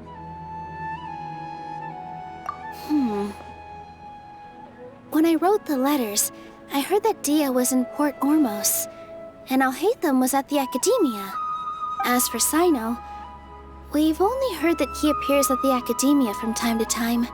I'm not too sure about Ramon's whereabouts. My guess is that he's with Dia. As for Dunyarzad, I just hope she's feeling better.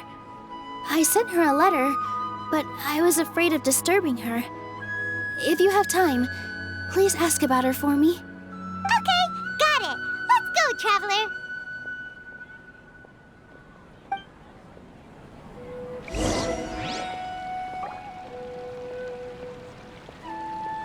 I'll go to the Adventurers Guild later and ask Ms. Catherine if she knows how to get one of those cameras. Yes, please do. I'm sure the audience would be thrilled at the chance of receiving commemorative gifts. It could be our special surprise that we prepare for everyone. I think it's an amazing idea. Who knows? If we take more pictures, they might even become the signature souvenir of the Grand Bazaar. And Nilou will become even more famous. Ha! It won't be long till people are fighting for front row at your performances. I've heard that this camera is not just something anyone can use as they please. It must be aimed properly, and subjects should pose for the best results. Oh, should we get ready then? Perhaps we should wear something a little more appropriate. No. I think we look absolutely fine. If anything, when we pose for this, clever invention, we should just be ourselves, You really think so?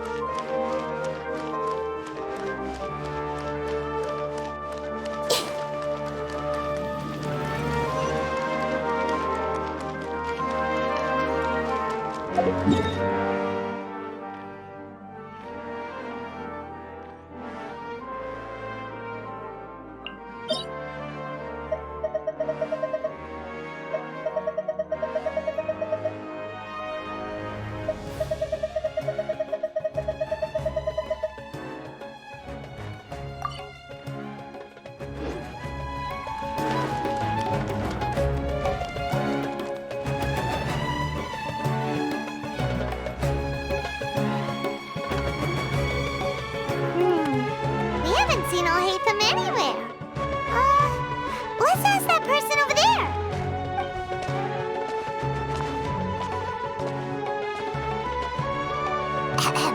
Hey there, have you seen Al-Haytham around?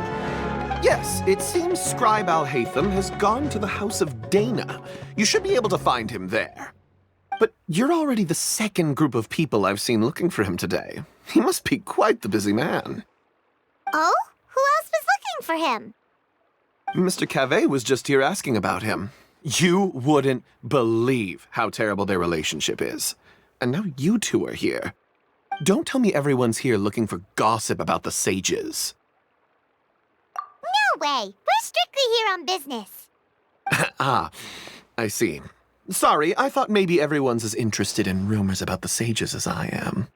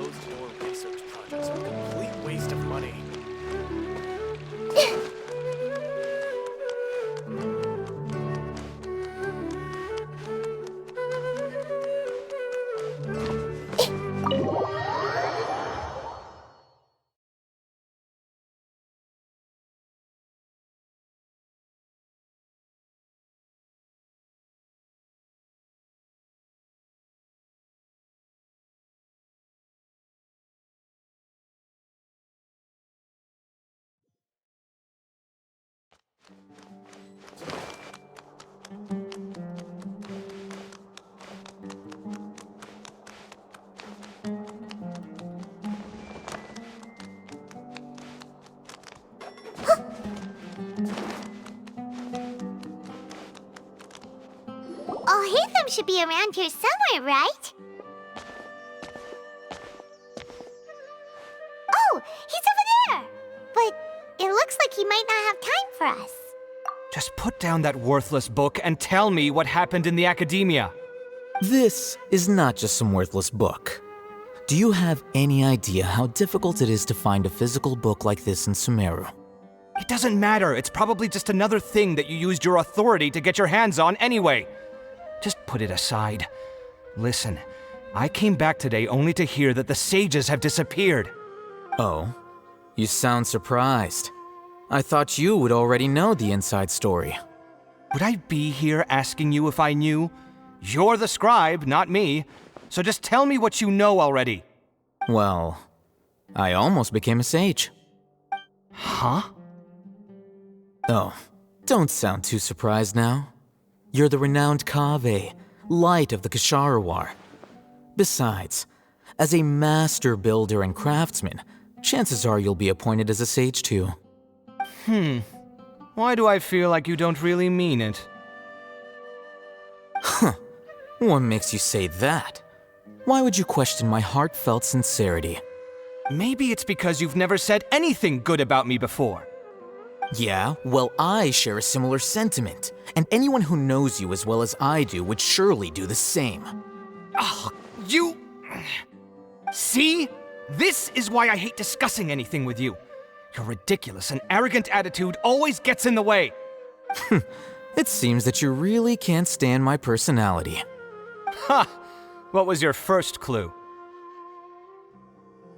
Well, then you might as well move out of my house. Are you threatening me? Stooping to a new low, I see. Ugh, and don't change the subject. You, a sage? What a joke. The academia might as well just close tomorrow. Are they having a fight? Forget what's going on with the academia.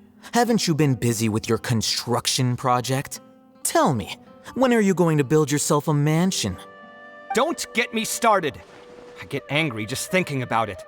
So, what great building did our master architect work on this time? Like I need to tell you. Keep your nose out of my business. No, I think we deserve to know. Where were you when Sumeru needed you most? I was in the desert for a large project, but considering Haravatat's utter ignorance of architectural and aesthetic matters, you probably wouldn't understand. Which is truly unfortunate.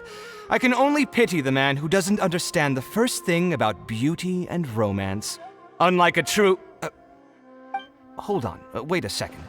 What do you mean by when Sumeru needed me most? Well, while you were out fiddling around in the desert, many people came together to save Sumeru from a crisis. Ha!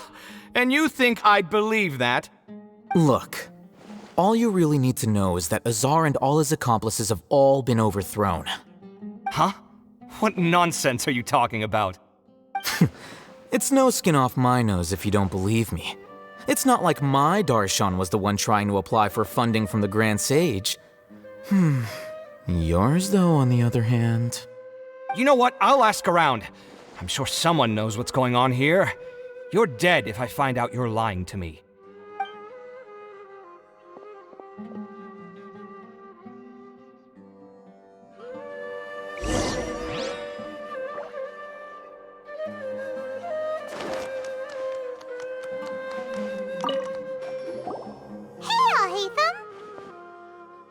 Oh, it's you two. What's the matter? We're running some errands for Nilou. Have you received her letter? Letter? Nilou said she sent out a letter inviting everyone to a celebration feast in 2 days at the Grand Bazaar. We'll also be celebrating Zino's reinstatement as General Mahamatra. If she addressed the letter to all Haytham of the Academia, then the letter should have gone to my office. I've been busy these days, so I haven't had time to check for any new mail at my office. I only now have some free time to attend to personal matters. Have you always been so busy with your work? Of course not. I'm only busy these days because several sages have been dismissed recently and the whole Academia was practically turned upside down. Tainari told us they all went to train in the Avidia Forest. Apparently they will spend the rest of their lives there. That is already the best possible ending for the likes of them. 4 of the 6 great sages were possessed by their desire for power and attempted to create a new god. In order to pull it off, they even imprisoned the other 2 rational sages. To imagine such things could take place in the Academia. I don't know where to begin. Yeah, you're right. Feels kinda strange to hear them called that after all this time. But then again, the 6 great schools sounded pretty impressive too. Yes, at least that's how they're supposed to sound.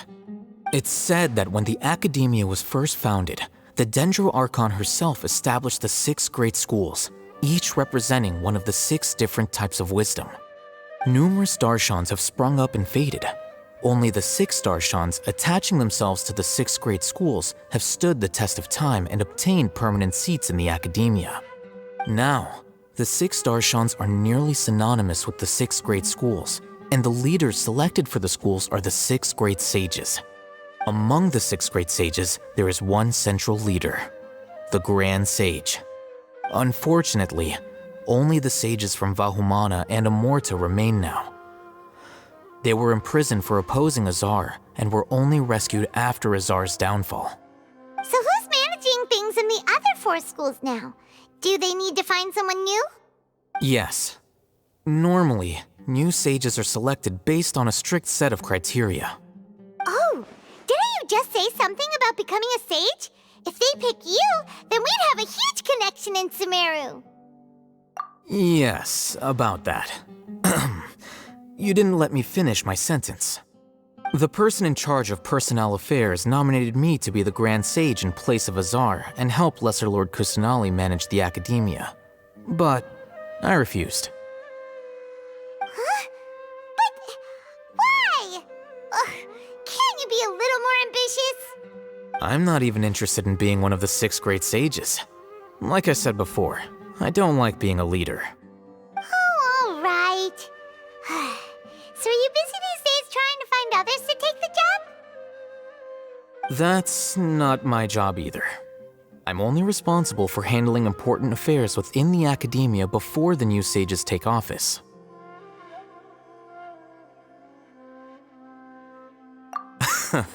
And the first thing I'll do is reject Kasharawar's application for funding. By the way, who was that other person just now? Is he your friend? Do we look like friends? Paimon doesn't know. That's why Paimon's asking. His name is Kaveh, my roommate. You could say he's the representative for Ksharawar scholars. Which is exactly why he always has so many problems.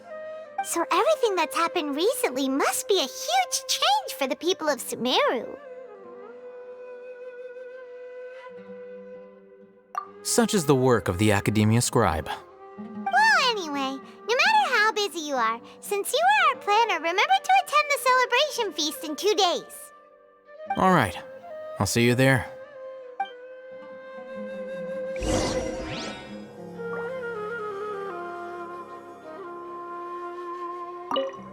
The House of Dana is the last quiet place in the whole Academia now. I was originally planning to stay here a little longer, but there's a chance that Kaveh might show up again. Tuh, what a nuisance. I'd better go somewhere else.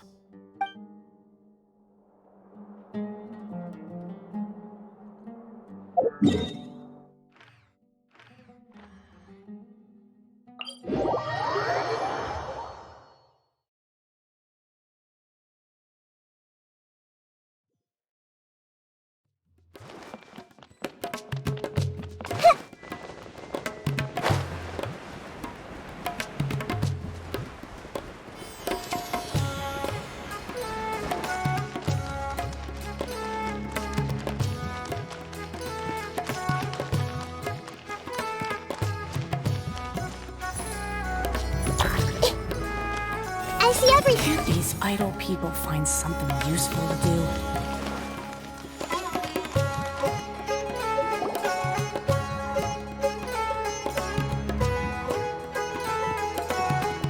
This is Port Ormos. Now where could Is that Paimon I hear? Huh? Oh, it's been a while. How are you doing? It's been so long since we've seen you! I'm doing well. I can go as far as saying I have never been happier in my entire life. I don't know if you've heard, but Elazar has completely disappeared, and all the patients have recovered. You kidding? Knowing them and the connections they've got, I'm sure they've heard about it. That's right. My lady is feeling better now, so I'm accompanying her for a walk. Why do you still call me that, Dia? You've already informed my father of your resignation. I guess I'm just used to calling you my lady. Old habits die hard. Resignation? You mean you're quitting? Yeah, I might start losing my edge if I keep being a bodyguard for the Homayanis. You know that my parents and I are fond of you, and that we appreciate you very much. It wouldn't be a problem if you wish to continue to be our bodyguard. I'm not a woman that's easily persuaded. You should know that by now, my lady. When I took this job, I had already decided that I'd quit as soon as you'd recovered. It's time for me to get back out there and chase that horizon. So what are you gonna do now if you're not gonna be a bodyguard anymore? I want to take a risky job and put my body to the test again. Huh? But we literally just finished one of the most dangerous jobs ever! Are you getting bored already? I know. If I hadn't joined in that plan with you, I wouldn't have come up with this idea. I guess I still get fired up by that feeling of going all out in a fight. It made me realize that I'm still a mercenary through and through. Life is short, and I'm happy that I got to be a part of that operation. But the whole thing also made me realize that there are still many problems in Sumeru. And as a desert dweller, I'm still not completely ready to settle down on this side of the wall. Well, I remember a friend had someone bring you a message. You mean I'll hate them? I didn't expect him to still remember that. I thought he was joking. We just came from talking with Alhaitham at the Academia. Did he tell you that he suggested that I come work at the Academia? What? I heard that Azar and his cronies fell from power, and All Hate Them told me that now was a good time to find a job in the academia, but only if I wanted to. Whoa.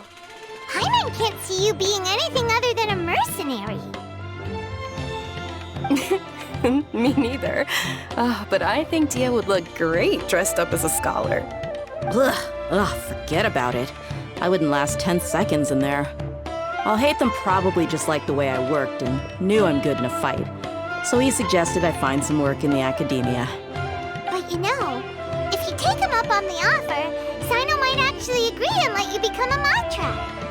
Because you're super amazing! The Matra have all the talent they need as long as they have Sino. I prefer to be free to live however I choose. In fact, I chose this job from the very start because I knew it'd be right up my alley. Even if being a mercenary means facing all kinds of danger. A lion has to return to the wild sooner or later. If anything, being your bodyguard has been unfamiliar territory for me. I don't want to see you go, but I'll respect your decision. I'm glad to hear you say that. Come on, no need for the sad face. It's not like we'll never meet again. Once the whole Dendro Archon thing is settled, everything in Sumeru will take a turn for the better. That makes me happy too. But a peaceful society will probably mean less demand for mercenaries like me. Before long, we'll be a dying breed. So I'd better get to work while I still can. Huh?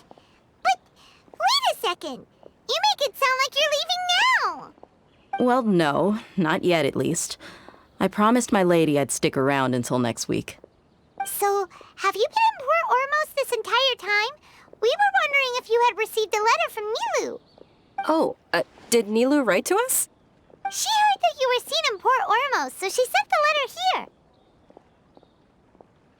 Huh. It was probably sent to the inn that we're staying at. My lady has been very energetic lately and keeps taking me on hikes, staying out even into the night. By the time we get back, the receptionist is usually off napping on the job. Right, and we tend to leave quite early in the morning, so the old man on duty is also usually dozing off.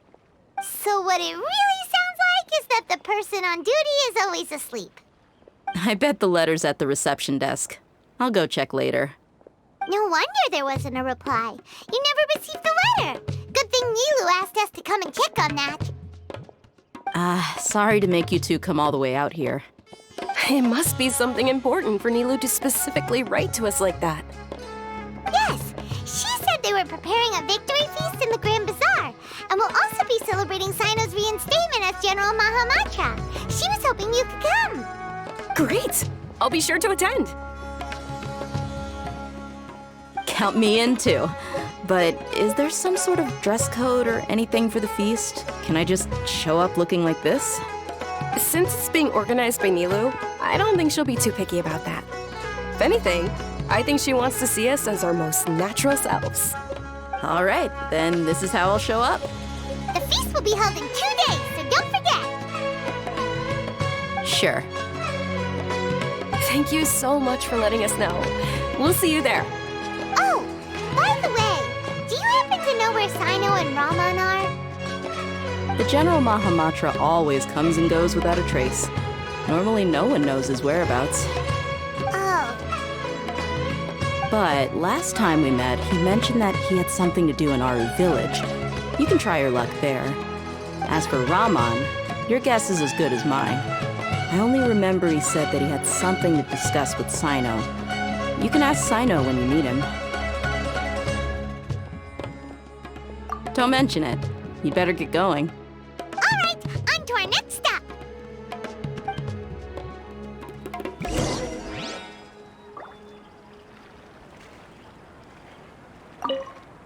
After recovering from Elazar, everything seems so different to me. When I look at the scenery I visited before, it has a completely different feeling.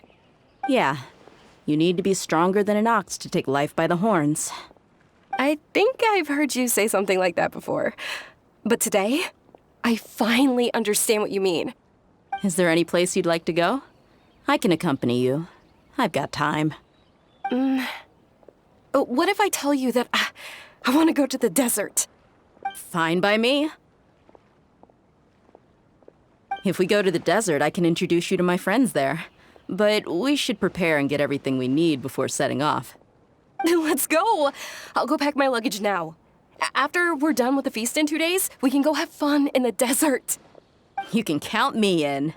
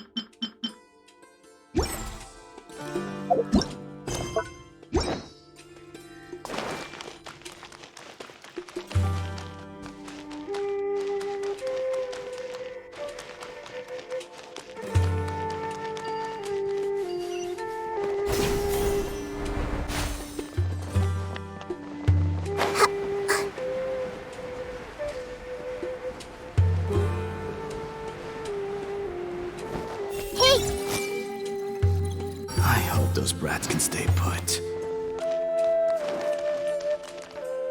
It's been a while since we last visited Aru Village. Ah, there's Sino!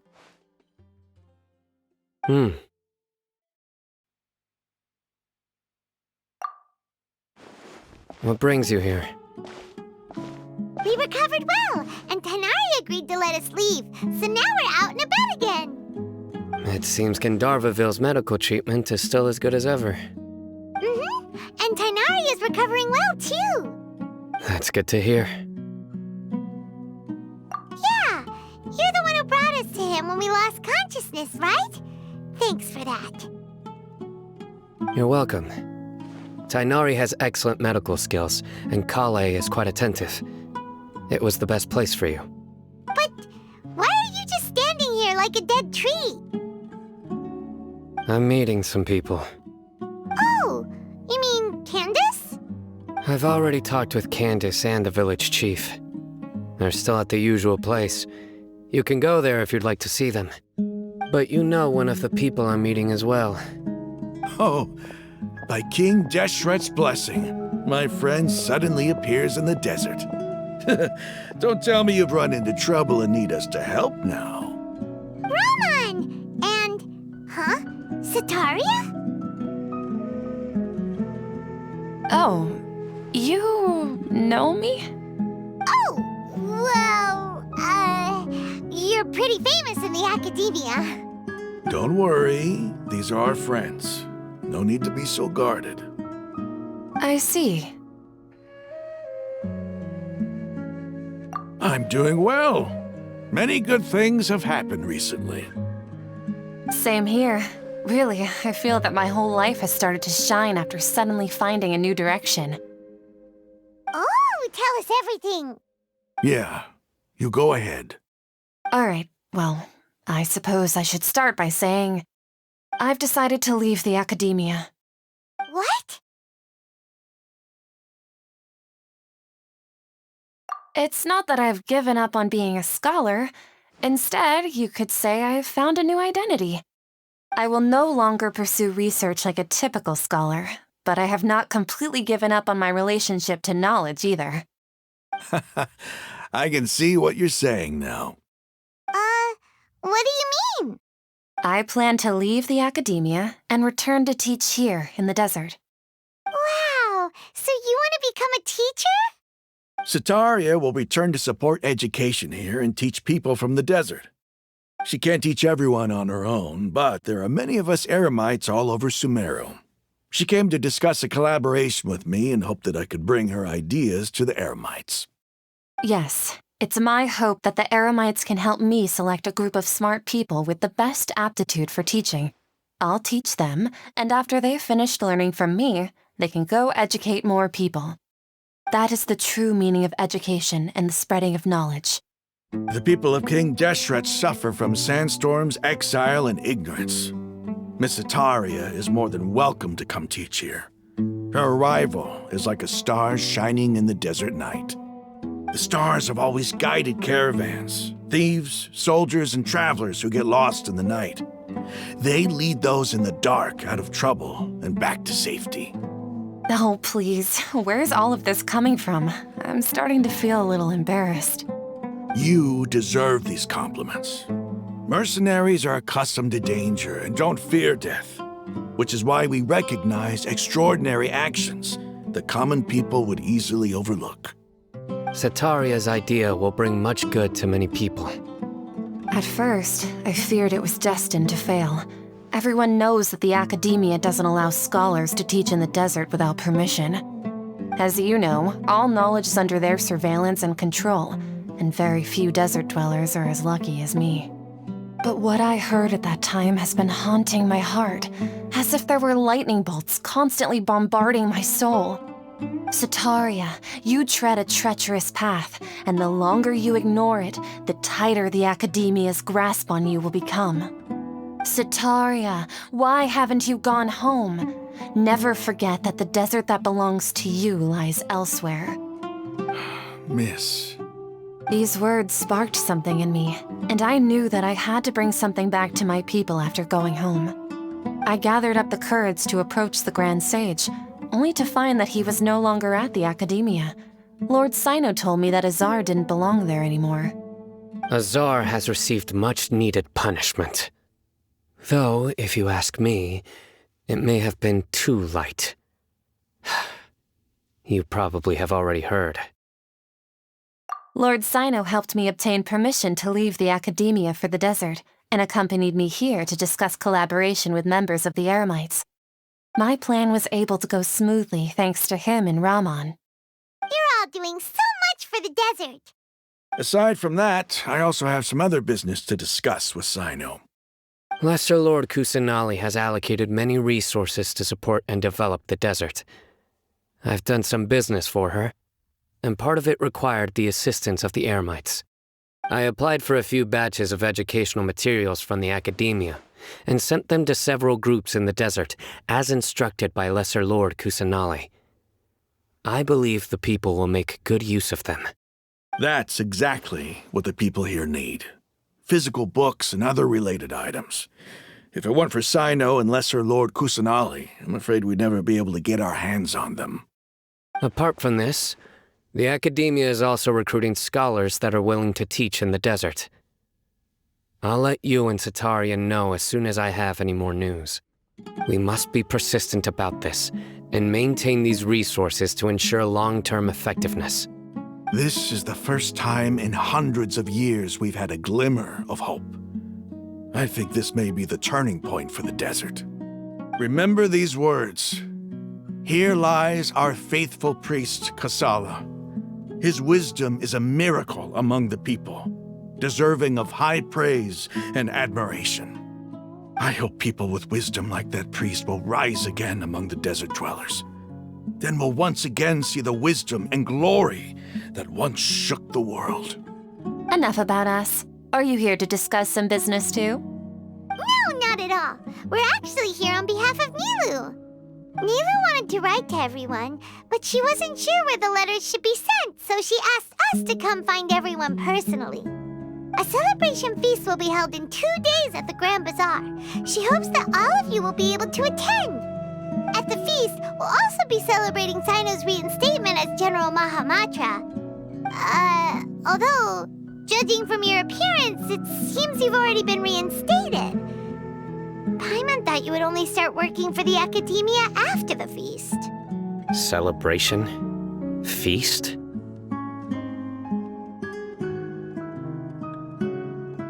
It's the first I've heard of it. Tighnari was right. He really didn't know. This feast is for you, Sino. Sounds to me like you'll have to be there. It's rare to see that kind of expression from Lord Sino. You must not like feasts very much. No, not really. But I'll go. Well, I still have a lot to handle here. Besides, I need to look after Miss Sitaria in the desert, so I'll have to pass. I'm afraid I won't be able to join you. Although, if you'd be so kind, please give a message to Miss Nilou for me. The message is, I'm sorry for how I treated you before, but now I understand the beauty of your dance. It's like a light shining in the sky. You and the art you symbolize are not only beautiful, but also lively and powerful, so much so that it was prohibited. Please keep dancing, and someday I'll be able to appreciate your art in person. Okay, we've got all that down. Our job here is complete as well. Oh, Sino, remember, party's in 2 days. Make sure you're there. Got it.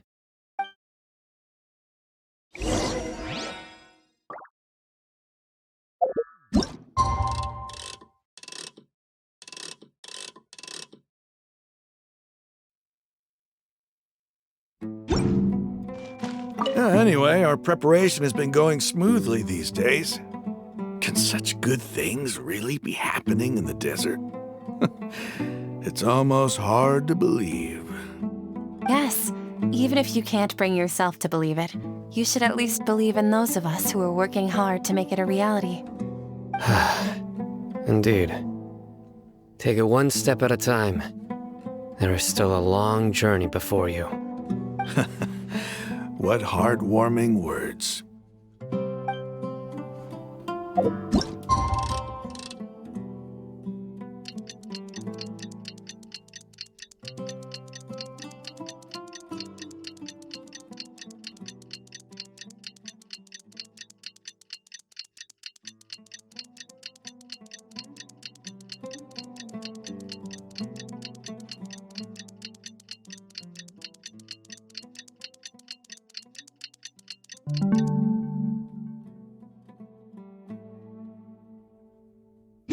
Today's the big day!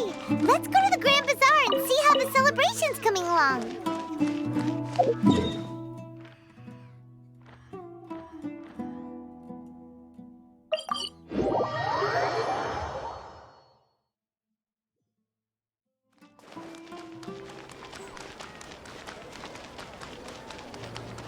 Everyone hold hands.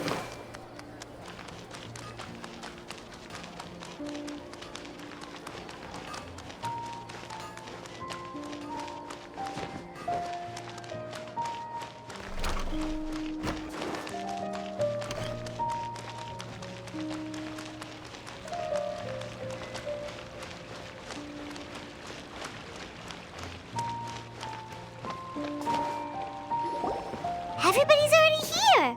Looks like we're the last ones to arrive. I'm here. Ah, there you are.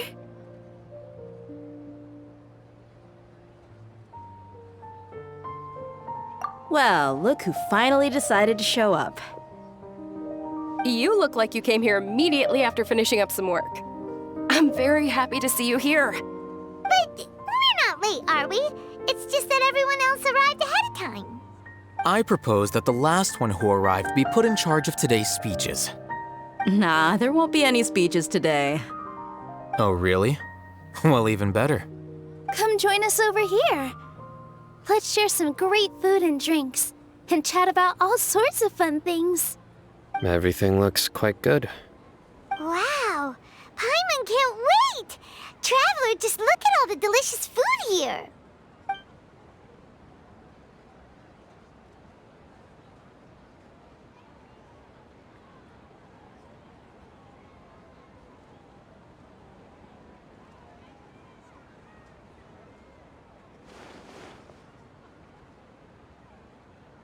Whoa!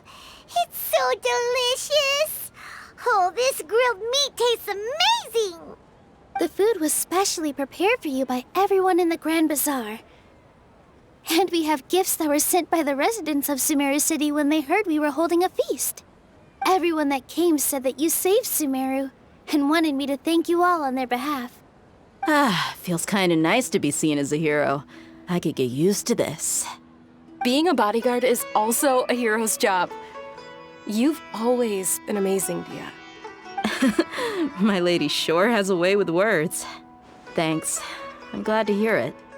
And I'm happy to meet everyone that participated in the great plan. Don't mention it. Come to think of it, we've really done something impressive together. It's unbelievable.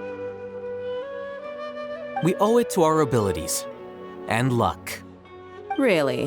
Why do I remember everybody thinking that luck was against us and feeling like we hardly had a chance of succeeding? That's how I remember it too. It's luck that brought us together, and it was luck that let us form a team. Then, it took even more luck for us to formulate a plan and implement it successfully. Moreover, judging from the results, everything worked out well. Yeah, everyone gave it their all when it mattered most. It was almost like a performance.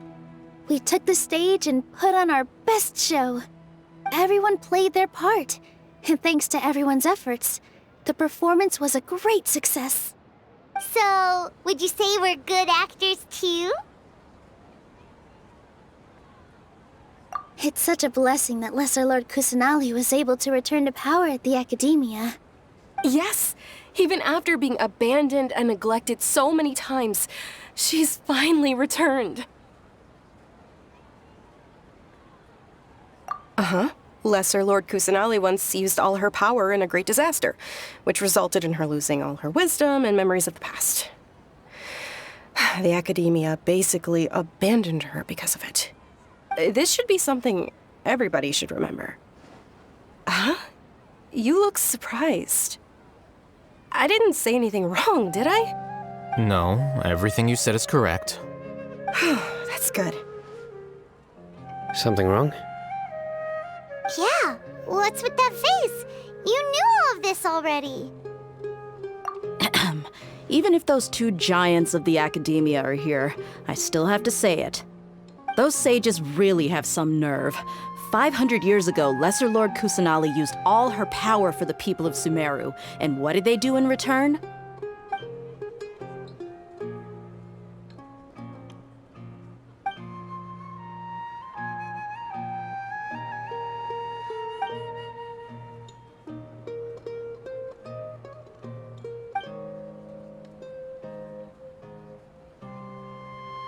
If you bite the hand that feeds you, don't act surprised when it turns into a knuckle sandwich, right, Sino? Perhaps I shouldn't say this, but their treatment of Lesser Lord Kusanali calls for a more severe punishment. You could simply tell Lesser Lord Kusanali that you wish to have Azar and his accomplices severely punished. I respect our deity's decision and won't interfere in any way. While we're on this topic, why didn't you accept the Academia's invitation to become the Grand Sage? Are you trying to say that I'm fit to be a sage? Not at all. But every person handling the selection process has said that you are the most suitable candidate to lead the Academia right now. Why? Because he dethroned Azar from power? Could you try to put it another way? This is a good thing, yet you're making it sound like I overthrew Azar for my own personal gain. But seriously, though, I always wondered if you had some personal motives behind it. I did have my own motive, but it had nothing to do with being a sage. If the rules of our nation were suddenly cast by the wayside, then it wouldn't be long until chaos ensued. I had no intention of letting their dreams disrupt my life. By that, you mean your life working as the Academia's scribe? Precisely. Wait, is that all? So, that's the only reason why you joined us and came up with all those plans? It's reason enough. You've certainly got quite the personality. You flatter me. All right then. How about you? You've already resumed work as the General Mahamatra, right? That's right. Will you be happy with that life? It's not about being happy. There are merely a lot of things that I must do. Even so, keep your spirits up and try to be happy, okay? And try to smile more every day, just like I'm doing now. Thank you. I'll keep that in mind.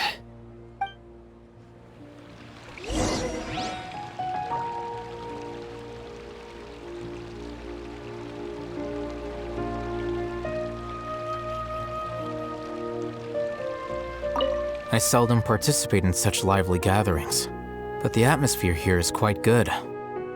No, this gathering today has a unique meaning. The Grand Bazaar is lively because the people here feel happiness from the bottom of their hearts, unlike the farces at the Academia. That happiness is an emotion that'll be forever alien to those bookworms who have driven themselves insane by studying.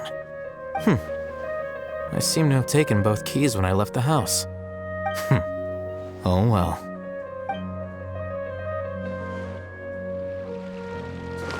Ah, there you are, traveler.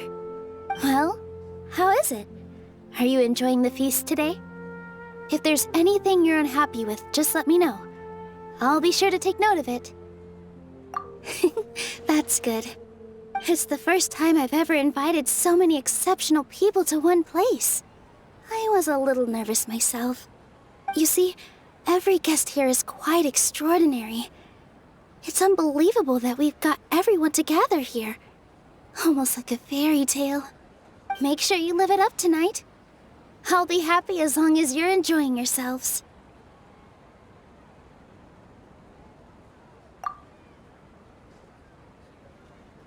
I'm honored to have her think of me this way. If I have a chance in the future, I would really like to invite her to one of my performances. I can't explain why, but I just feel elated right now. Thank you.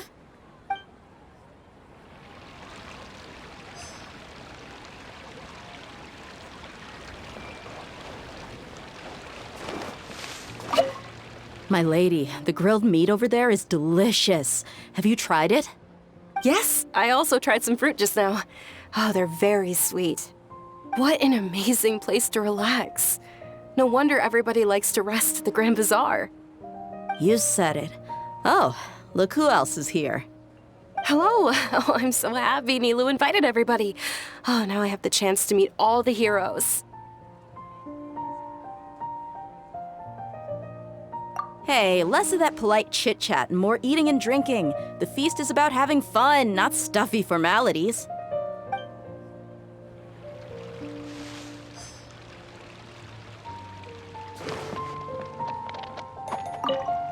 The atmosphere here is good, and everything is delicious.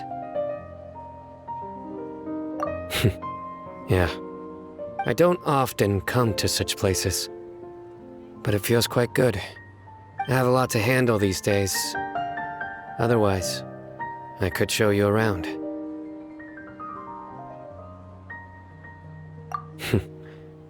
There's always next time. We're friends after all. This feast is pretty good. I like it.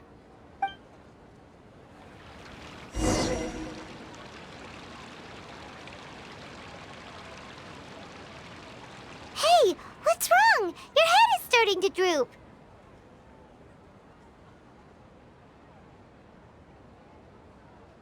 Hey, you can't just fall asleep here. Paimon will go find something delicious for you to eat. You'll wake up once you've put something yummy in your tummy. Of course, just wait here for Paimon.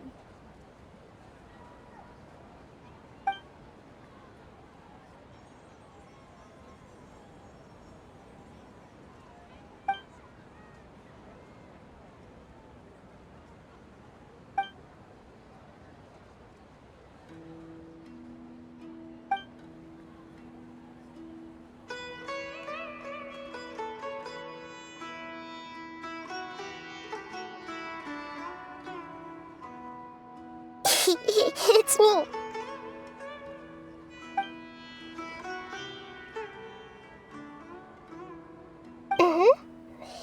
You may blame me for being a bit too self-indulgent. I was thinking about talking with you, and the next thing I knew, I had made a connection with you. The connection between us is amazing. It's like flora and the fence it grows upon.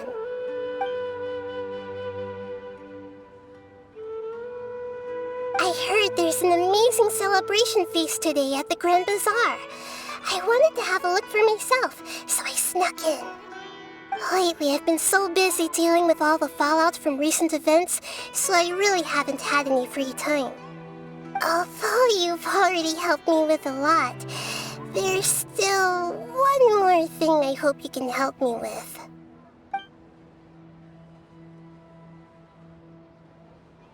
Please say thank you to everyone for me.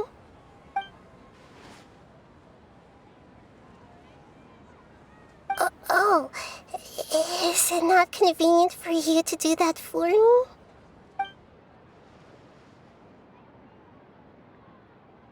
But if I just show up all of a sudden, people will become all quiet and stiff, won't they? What if I end up scaring them and ruining this wonderful feast? That'd be the last thing I want.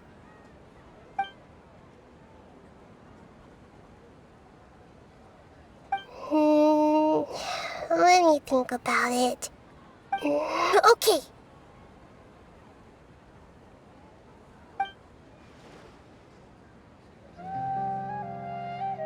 Yes, I have.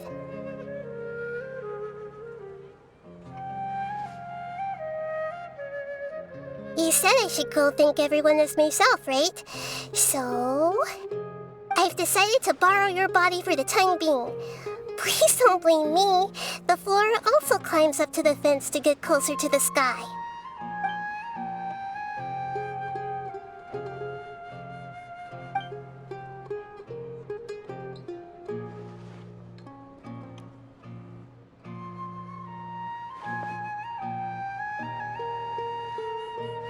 Everyone!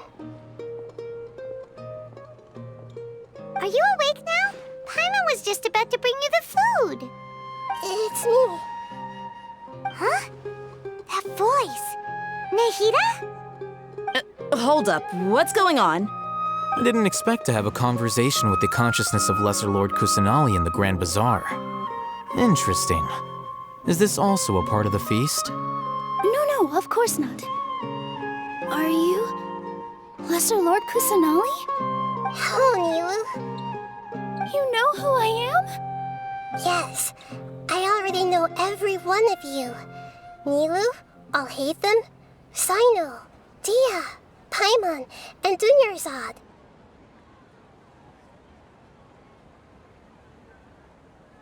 Lesser Lord Kusanali? I took the liberty of occupying the traveler's body so that I could thank all of you in person. Thank you so much for rescuing me, even if that meant placing your own safety in peril and taking the risk of becoming enemies with the academia, the sages, the doctor, the balladeer, and even the entirety of Sumeru. Without you, without any of you, I would have been in a much more difficult situation. Had you not helped me to resolve the crisis, not only I, but Sumeru and even the entirety of Teyvat would have suffered great misfortune. People refer to you as the heroes who managed to rescue a god. I'm quite fond of this name. It not only explains your identities, but also bears witness to your relationship with me. Please, allow me to present to you my most sincere gratitude. Lesser Lord Kusanali, you have done so much for Sumeru, and I didn't even have a chance to do anything for you. You don't have to do this.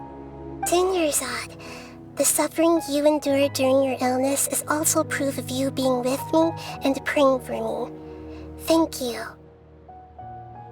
You don't need to be so ceremonious. It's always been my duty to protect you. This is how the relationship between the Academia and Dendro Archon should be. We just did what was necessary and set things back on the right path. You're an Archon, but you act so humble. You really don't need to be so polite with us. I'm honored to have been able to take part in this plan. I hoped you liked the dance I dedicated to you. Thank you, all of you. Thank you so much.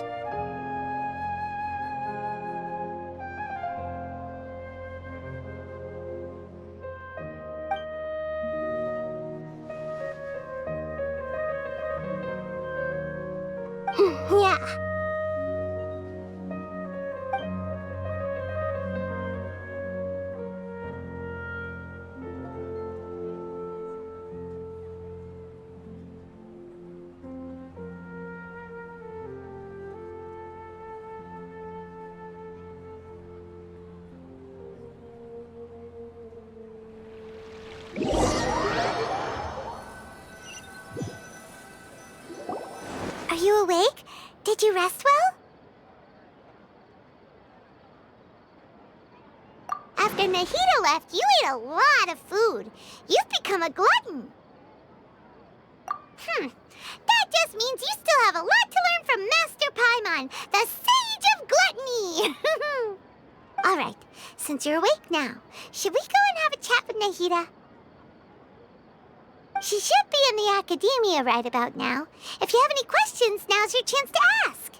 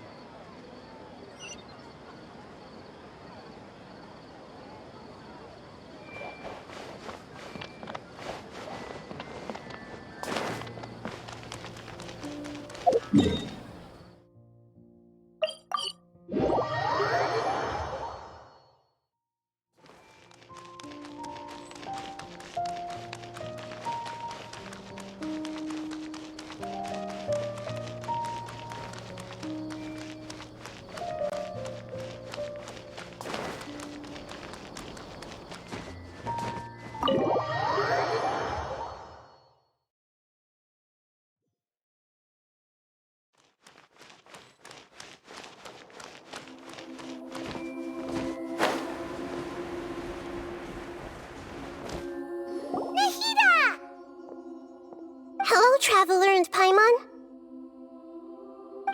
What a fantastic night! I'm still immersed in all the happiness and joy, like a candle floating on water. So are we, and that's why we're here to talk with you. Is there anything you want to know? After recent events, the Akasha can no longer function as it used to. I've given it some thought, and have decided to shut it down permanently. But this is definitely not a bad thing. Even from the beginning, I've been planning to shut it down. The Akasha's centralized administration of knowledge has always restrained people's curiosity and curtailed the number of paths available to them. I don't think this is good for Sumeru. Although people may initially feel a little uncomfortable with the loss of the Akasha, they will soon understand that this life is more suitable for them. And as for the future of Sumeru, I'm preparing to regain control of the academia. The former sages have received their punishment, but the new sages have yet to be selected. I will oversee the process personally. I hope that the new 6th grade sages will be more focused on academics. Sumeru needs such leaders more than ever. The other big issue is the people of King Deshret. All the residents of the desert, in fact. They have been mistreated for far too long. I've already taken some measures to address this. It will take some time to rebuild everything, but no matter if it's culture, friendship, or trust, we will rebuild it. You mean, what happened after the doctor put you to sleep? Not exactly. The top-ranked Fatui Harbingers, up to number 3, possess power comparable to that of gods. I was no match for him in that kind of situation. However, in spite of the bad situation, I still managed to make a fair deal with the doctor. I'm sure you remember the entity that changed your fate, the Heavenly Principles. In fact, the Heavenly Principles has been quiet since the Conria disaster 500 years ago. I used this point as leverage against the doctor. I told him that the Heavenly Principles may be awakened if I destroy the Gnosis. Although it was just a bluff, he still fell for it. I assumed that the Heavenly Principles wouldn't just stand by and let such extensive damage to its laws take place. And as for what I exchanged for the Gnosis, the exchange served as both punishment for the doctor, as well as a boon of new knowledge that I couldn't refuse as the god of wisdom. He's still in a coma. I've hidden him like how one would hide a feather. I know you have many misgivings about him, but as someone who had become a god, he has retained a number of very useful features. Don't worry, I'll keep an eye on him and make sure he doesn't do any evil. In addition, there are still some mysteries left in him. Some things may be very clear from my perspective, but he is still yet to understand them himself. His future will be determined by fate.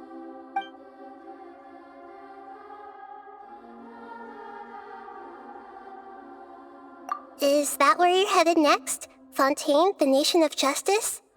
As far as I know, that nation operates in a judicial system. Does their Archon personally judge people? No, there's a Chief Justice in Fontaine. Generally speaking, the Hydra Archon, Focalor, won't preside over individual trials. However, even then, Focalor will still make herself present at just about every trial. It seems that she just likes to immerse herself in that sort of atmosphere. As Archon, she still reserves the right to influence the final verdict. Anyway, let's just say she's got, a very unique personality.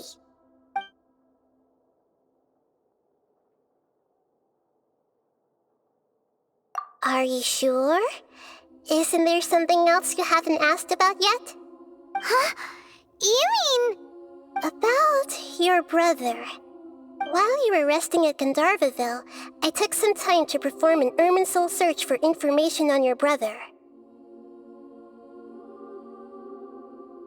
Yeah! Isn't Irminsul a repository for all the information and memories of Teyvat? So there shouldn't be anything on her or her brother.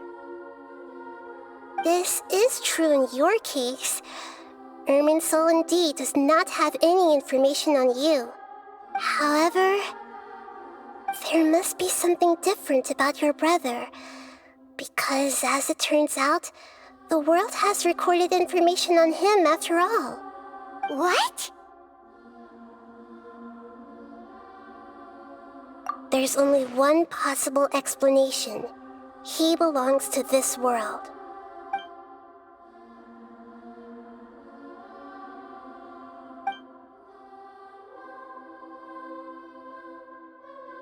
But nothing about this makes any sense!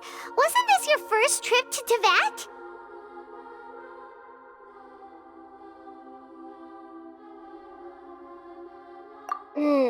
According to the records I was able to access, your sibling suddenly appeared in Conria. After the Conria disaster, he began his journey through the 7 nations of Teyvat. But just as his journey was about to reach its conclusion, the Irminsul records on him suddenly become fuzzy. What do you mean, fuzzy? Did something happen to him? All I know for sure is that somebody, for reasons only they can know, is deliberately obfuscating his fate. And whoever it is, if they can do that, who knows what else they're capable of. But even that wouldn't explain how he somehow comes from this world. Something else I noticed was that according to these records, the Fatui have not classified your sibling as one of the Descenders. What's a Descender? Paimon's never heard of it. Look, I'm sure you must be curious about the information I received from the Fatui in return for my gnosis, right? A very important part of the intel was about this world's Descenders. External beings, ones that don't belong to this world. Traveler, you are Teyvat's 4th Descender. Huh? So the Fatui count 3 other Descenders before the Traveler, and her brother isn't even one of them? That's right. My current hypothesis is that the first Descender was likely what we now call the Heavenly Principles. As for the other Descenders, I still need to verify their existence. It could take me some time. Paimon's head's about to burst from all this crazy new information. And yet, even knowing all this, I'm sure you must still have a lot of unanswered questions. I must say, I truly regret that I can't help you more as the God of Wisdom. There are many questions in my heart as well. I will need some time to go through each one of them. And soon, you'll also begin your journey anew and depart from Sumeru. I'm very interested in your future. It's a journey that can't be observed or recorded by this world. If fate is the ultimate knowledge, then your future will be the ultimate fate. I'm sure glad we got to meet you, Nahida. The pleasure is all mine. I can't thank you enough. Alright, that's enough talk for today. If you ever miss me, just close your eyes, and maybe I'll appear in your dreams.